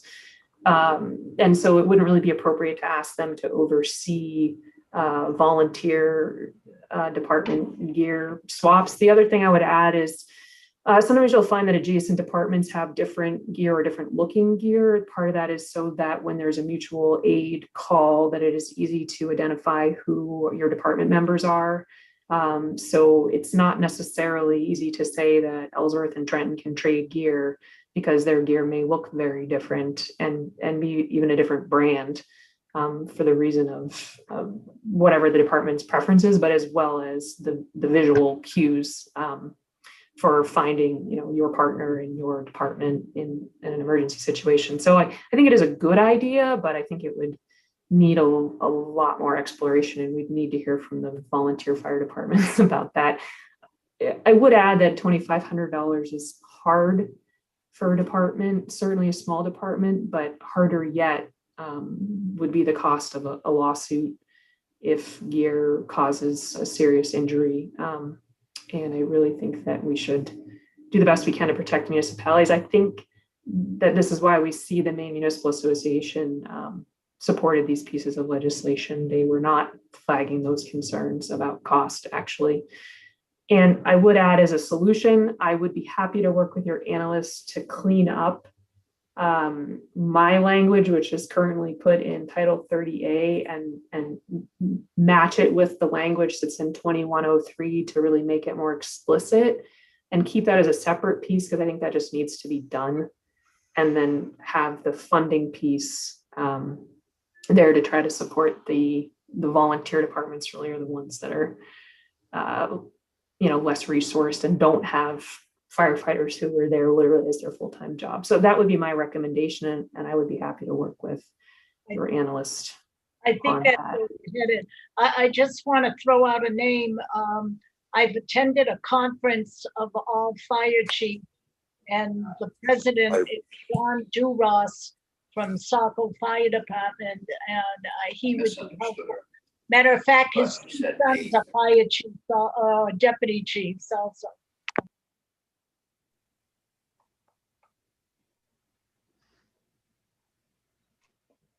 Senator, you're on mute. Yeah, I know. I've got Representative Morales, Representative Warren, and Representative Pickett. Thank you, Madam Chair. And I want to thank Representative Grahowski and Representative Rader for bringing this bill to our attention, because I think it's really necessary, and for us to learn about some of these inequities in our system. I think it's really important. I think they are two separate bills, though, as Representative Grahowski just explained, and I agree with that. And if I were to put on my litigator sort of appellate hat, this would be not only would be opening ourselves up to lawsuits, if there was a public safety matter as a result of it, but simply as an employment matter. This is an equal protection violation of the law. So I highly support both of these pieces of legislation. And I just wanted to thank the sponsors for working together, working with us, and coming forward with these policies. Representative Warren. Thank you, Madam Chair. I was just going to second what Representative Reckitt said and make a motion that we do exactly what these representatives have suggested. So I would make a motion ought to pass on LD 1440.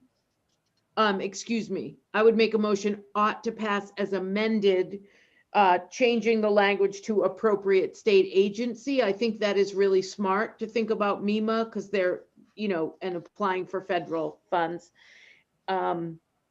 So that would be my motion, ought to pass as amended on LD 1440. Second, anybody? Second.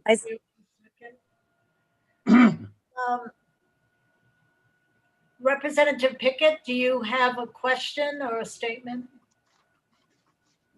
Yeah, I'd like 5 minutes to talk with my group. Go right ahead.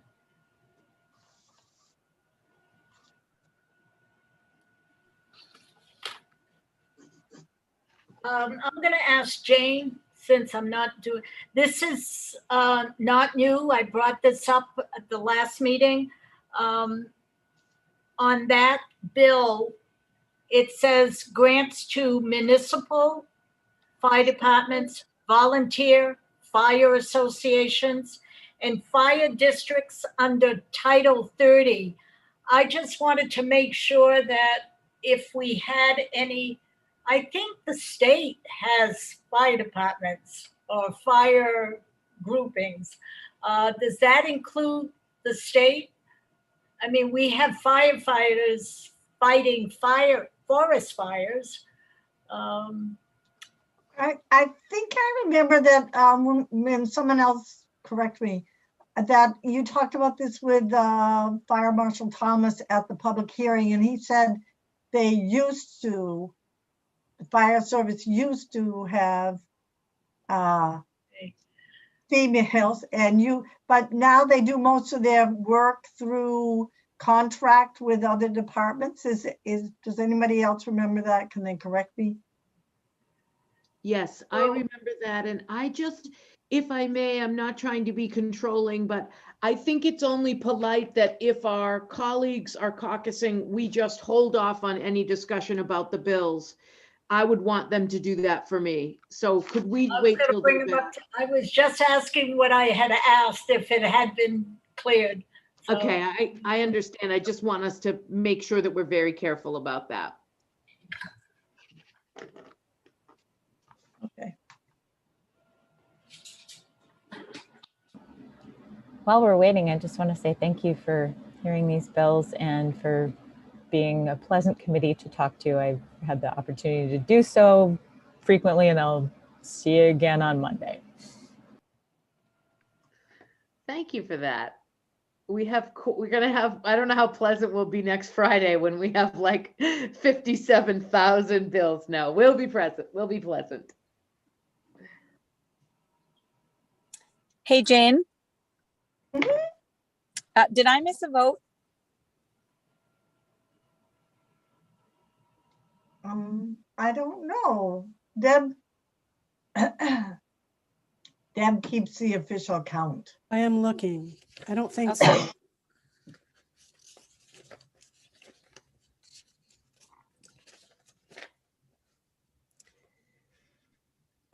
A table. Okay, I'm not needed for that, right? I don't need to call in a table and vote. Okay. Great, thank you. Hey, Deb, did I miss any votes? Let me check.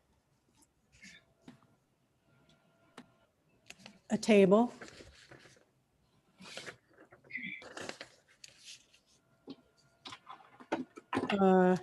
Yes.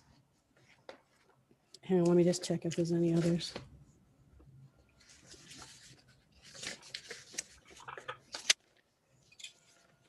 A lot of votes.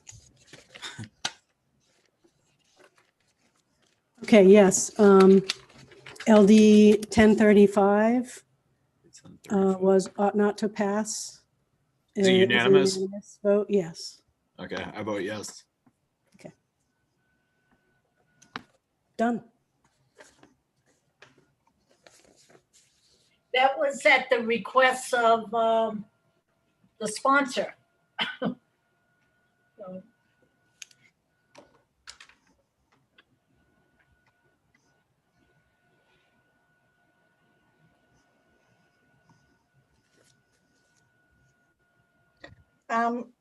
The chairs, when we start up again, I wanted to ask a question about, so I'm just alerting you that I wanted to ask a question about what LD 1440, why you were thinking about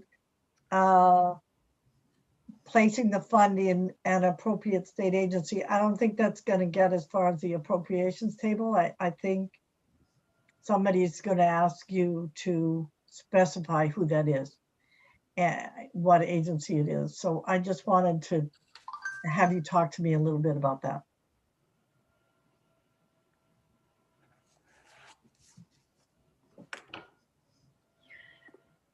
Bill Fluker, do you know if the Maine State Prison still has a fire department? I don't know that. I heard you mention that in the public hearing, but I don't recall. Well, they had one at Old Thomaston. Yeah. I think it's probably like if they, how to contain, and it'd be a good question. Find out for me. I didn't know. Yeah, I will.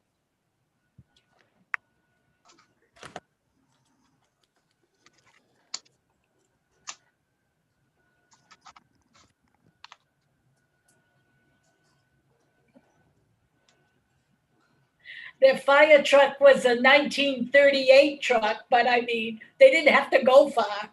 It was And you right mean, next door. and you don't mean COs, you mean the inmates, you mean the residents. Oh, no, it was correctional officers. I mean, that was in their full-time job, but it was like a volunteer. Oh, interesting. Okay. But the residents is what I was talking about at Mountain View. Uh-huh. Charleston Correctional Facility. some of the inmates, oh my God, and they were dressed just like they were firefighters, not in full garb, but fighting forest fires. They're right up on top of a mountain. I mean, they had the yellow suspenders, the plaid shirt, the khaki pants, and after all the training, it was almost like a Black Hawk helicopter. It was a big helicopter. They were all treated to that, and they went off, to the mountains, and Oh, wow. great training. It was like a vocational training. Yeah. That's neat. Yeah.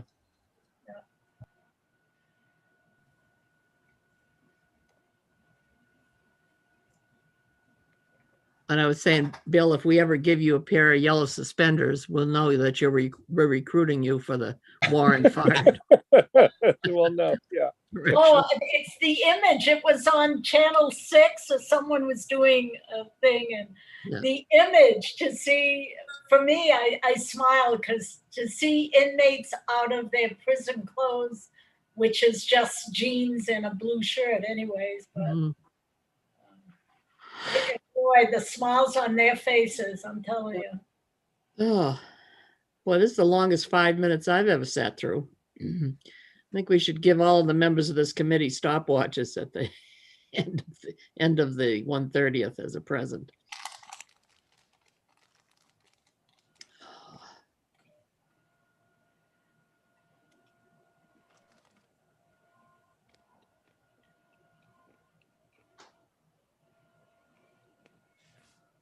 Looks like I got one more week of construction to go here in the house. What are you doing, Lois? I forgot. Well, the internal renovations, and the carpenter got hurt in the middle of them, so he was out for 3 weeks. So he had one room that was just about done, and then he caught his finger in the sprocket of a motorcycle and busted his finger. Oh Not no. on the job, but so he was out for 3 weeks while that was healing up, and now he's back he got back on the job last week. But so now he's redoing Lynn's office. So it's 2 rooms that have never been renovated in this house, and I've lived here 51 years. So it's quite a change, and very nice. But except for how I'm going to pay for it is a good question. But the I don't know about you, Victoria, but I'm sweating the tax increase in July. Yeah. I haven't dug into it explicitly. The letter that we got wasn't very clear No. of what it's going to look like. My theory is if my taxes go up from what they are now to what I'm afraid they might, that's what I'm picturing. And that way, if it's less than that, I'll be thrilled. Because my taxes right now are $7,000 a year on my house. And I'm picturing it's going to be 10,000. And then if it's less than that, I'll be happy. But if it's 10,000, it's essentially more than I make as a legislator. So I'll be a legislator for South Portland, and you'll be homeless. They'll pay my taxes. That'll be it. So it's just nasty. Yeah. I saw our city manager, and the taxes have gone down 3 years in a row. He was showing me statistics that a median cost house hardly went up. Frankly, he said they were paying less than they did like 6 years ago. Just by a little, I'm saying, but now that because of all the development, right? Yeah. It's unbelievable. That's what does it. Yeah. By the way, my housing bill got a unanimous vote in taxation. So nice. Doesn't we need to change the TIF laws are in need of change. So that's great. Nice work. It adds affordable housing. So yeah, we're all excited about that. Because what they're building now is high market price, you know. Yep. So well, when I first moved in my house, my taxes were $500 a year. Yeah. Yeah. But that was in 1971, you know. So, are you in the Willard Beach area? Yeah. Well, I Yeah. know. I was trying to talk my friend into selling her house and getting a condo. She's got the down.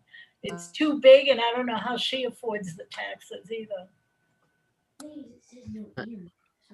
And unfortunately, now I have a mortgage because we had to mortgage the house to help our daughter pay for hers.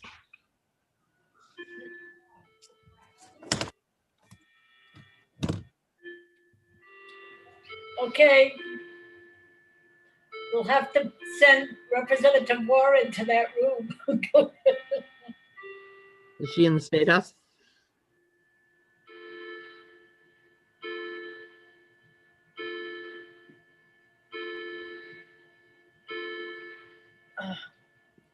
Oh my God, it just rang 5, so that's 5 o'clock. Okay. What in the world could they be debating this long?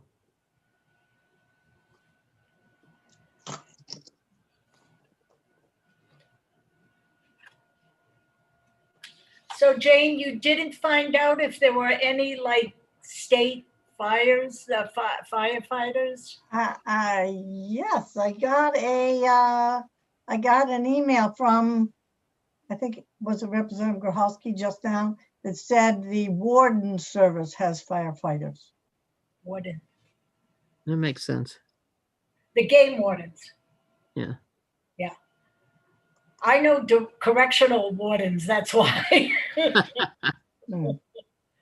Your mind goes right there. Mine went to game warden. So. Yeah.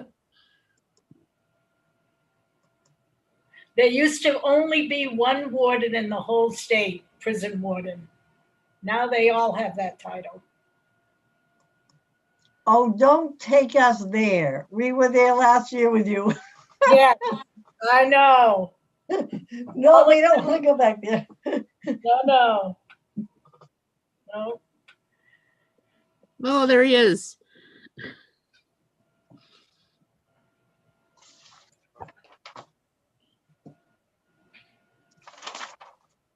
Okie doke. People are coming back in. Just wanted to raise my hand again. I took it down, put it back up so you'd know it was a new hand. Okay. You So have something to, I forgot. I wrote it down, but I may have been wrong. We have a motion. No. We don't I have. made a motion. As there is amended. no motion? I made a motion ought to pass as amended.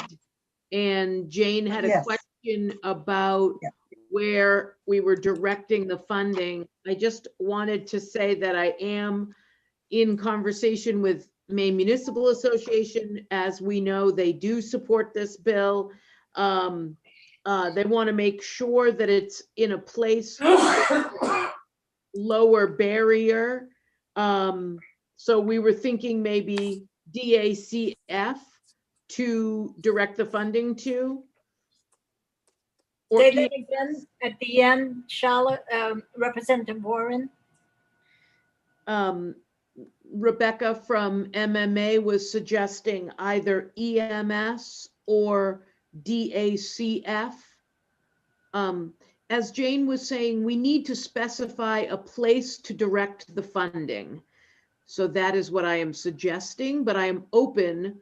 I just wanted you folks to know that that was a suggestion that I received from MMA, that we make the application for these grants low barrier access, because many of these municipal fire departments don't have a lot of bandwidth. They don't have a lot of, I know that from my hometown, so I know you all do as well.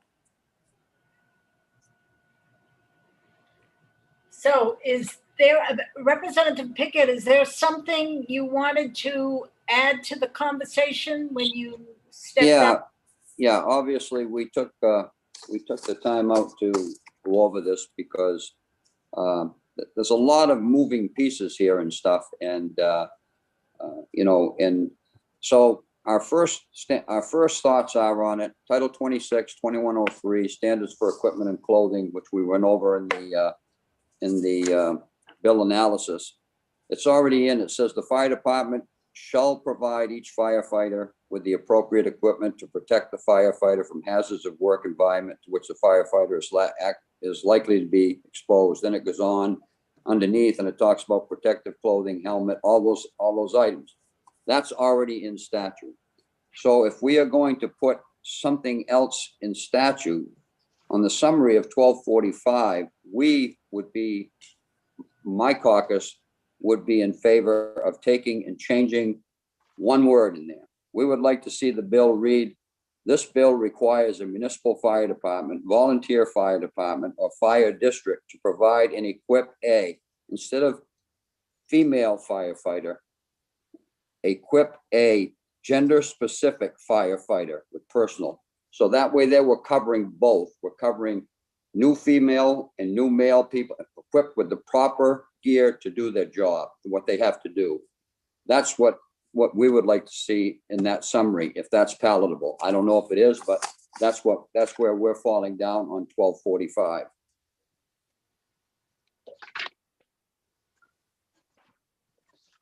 Can you say the word again? Summary, it's gotta be. You're saying, Actually, you go back into number 4 is where you put that. That's where the wording would actually change. It would be under number 4, section 30A, MRSA 3154, subsection 4 is enacted to read, and that's where you would insert gender specific instead of female, and where that word is. I believe that's the accurate place you'd put it.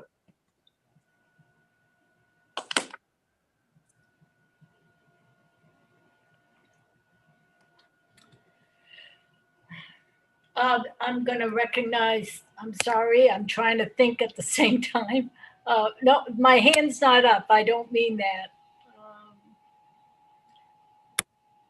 I will recognize Representative Morales, Representative Reckett. Thank you, Madam Chair. I just wanted to give the sponsor a chance to respond to Representative Pickett's suggestion of statutory change. Thank you. Hang on, I'll turn on my video. Thank you so much. I don't see a problem with it on the surface. I'm also wondering, per conversations that Representative Grahowski and I had with stakeholders, whether or not the issue of the turnout gear being properly tailored and or fitted would also be an addition that we might want to consider.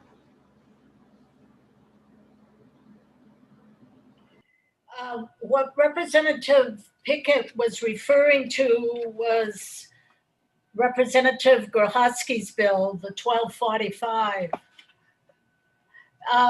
Representative Grahowski, you heard what he mentioned. Do you have a reaction to changing female to gender specific?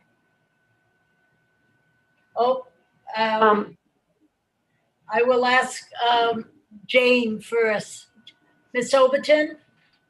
I think on the gender specific, I think that where it fits is on line 17, instead of saying equip a female firefighter with personal protective equipment.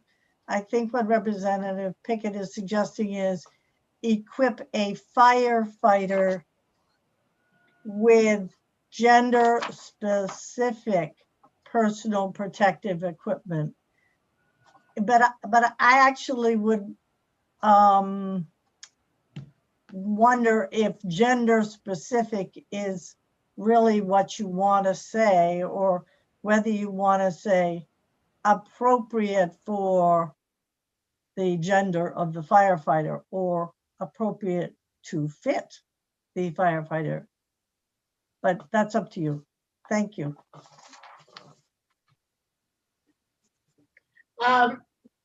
Representative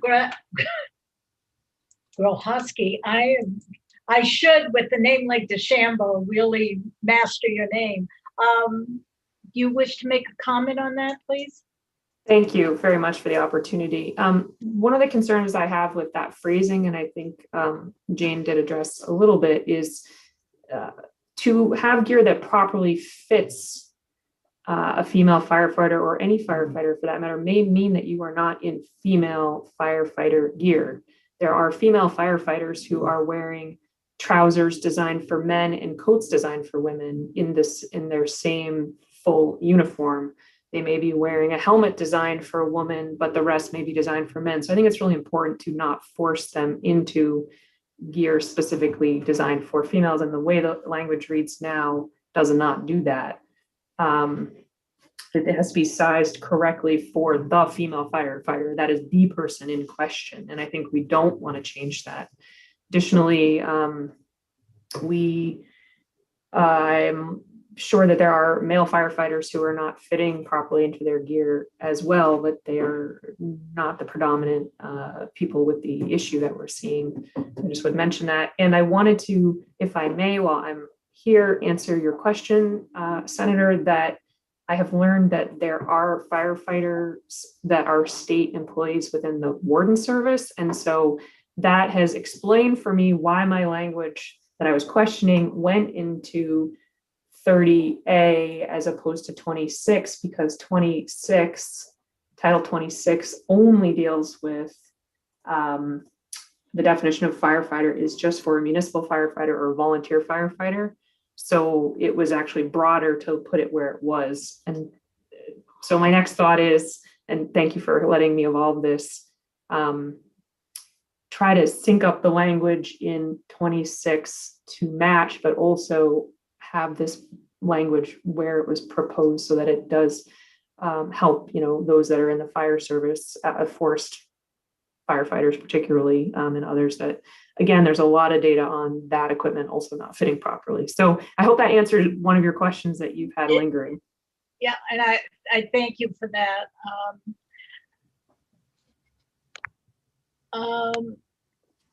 Representative Pickett, you had your hand up. Then I've got Representative Morales. That's another hand, I guess. And Representative Costain. Yes, ma'am. I think Representative Morales' hand was up before mine. Not according to my book, but go ahead.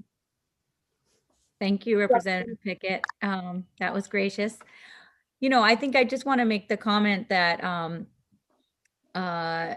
this bill is coming to us from folks who are having an experience with this specific issue, specifically female firefighters in the state of Maine.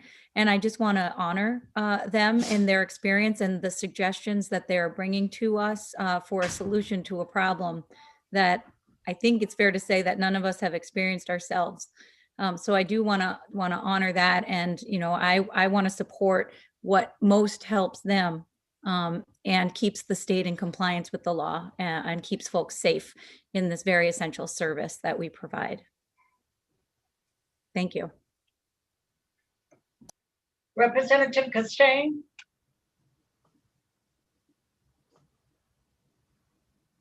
Thank you, Madam Chair.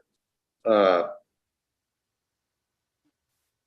like to ask Representative Grahowski, I hope I didn't butcher that too bad. In your question, in that section 4, I don't see here where it actually says that the female is going to be equipped with female gear. It talks about tailoring it and everything, but I don't see where it, and I may be missing it, but I don't see where it specifies that you'll be provided female gear. Am I missing something, or is it actually in there?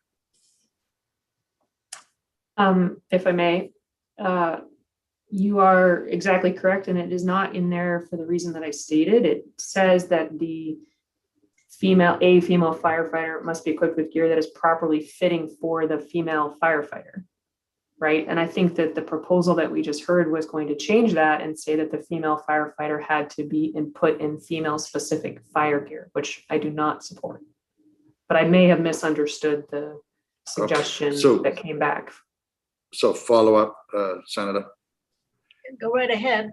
So you're saying as long as it's properly fit, it doesn't need to be specifically female gear. Is that correct?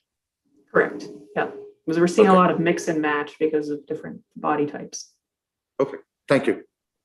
Representative Warren.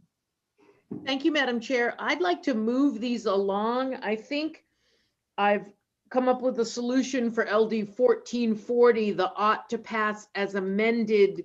The funding should go to the Department of Public Safety.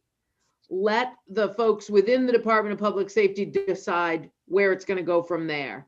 So I think that motion, unless people disagree, would get us there on that. You're saying 1440, the money? Yep. Isn't that 14? Is that the 500,000? That's 1440. Sorry, my mistake. And then I would like to, if we can run that one, I'd like to go back to the suggestion that Representative Grochowski have an opportunity to work with the analyst on 1245, bring us back an amendment. I trust her to get it right, both of them, and we'll just vote on it when they bring it back to us. And I'll head off into our Friday evening. Okay. So did you make the motion for 14? I already have made a motion that is ought to pass as amended on LD 1440. If the person who seconded it, which was Senator Searway, would second that I've changed it to the DPS, we, I think, are ready to roll on that motion. We're just moving it to the DPS, or are we getting them back here and then having to reread afterwards, or? No, we are directing the money to the DPS. Okay. Well,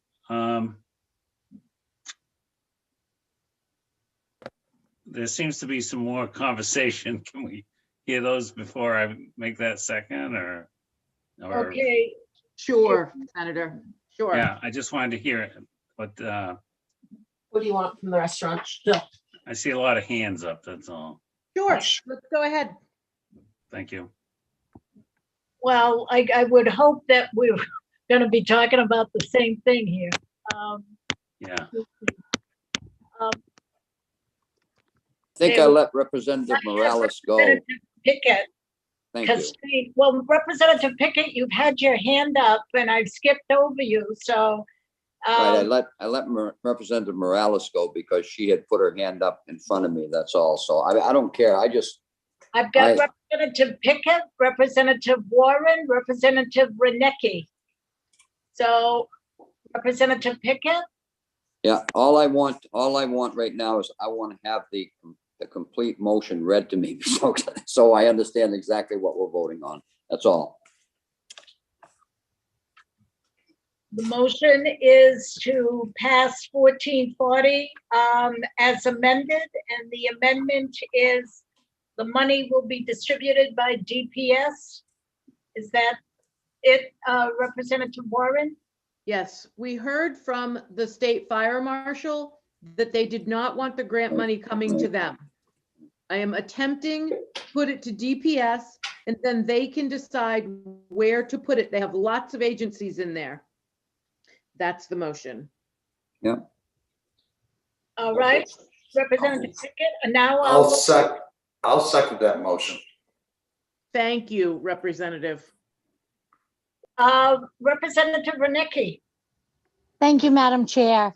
I think my biggest concern with this is the financing and spending more of our tax dollars on the possibility that some of this equipment could land in a closet and not be spent and wasting taxpayer dollars. I think that we need to leave so much of this up to the individual departments, but I think if the statute already reads that they're required to supply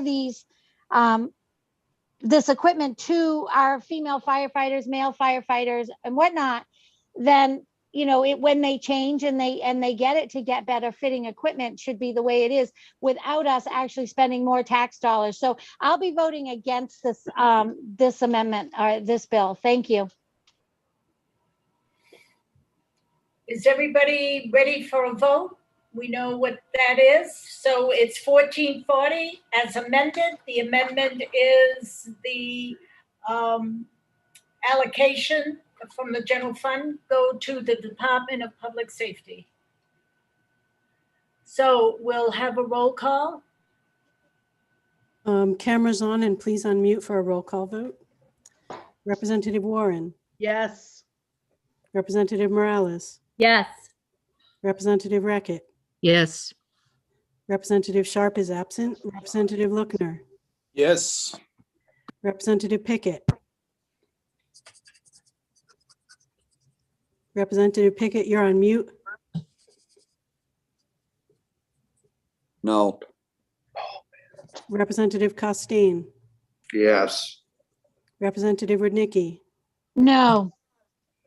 Representative Newman, No.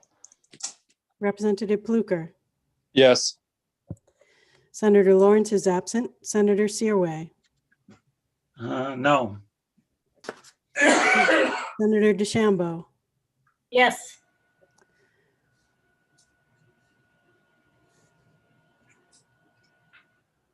that's 4 no, 7 yes, 2 absent. All right, good. Um, Senator Oh. Jane has her hand up. is that Representative Bernecki? Is that a new hand? Go ahead, I'm sorry. Jane has her hand up. So Jane? just ask what the noes want. Yes, the minority report will be ought not to pass. Thank you.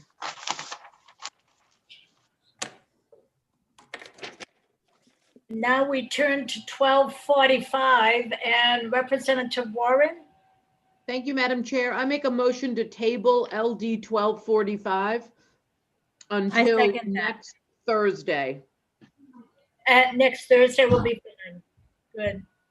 Second. Been moved and seconded, moved by Representative Warren, seconded by Representative Morales to table. All those in favor may raise your hand. If I don't have one, it would be, we are all in favor.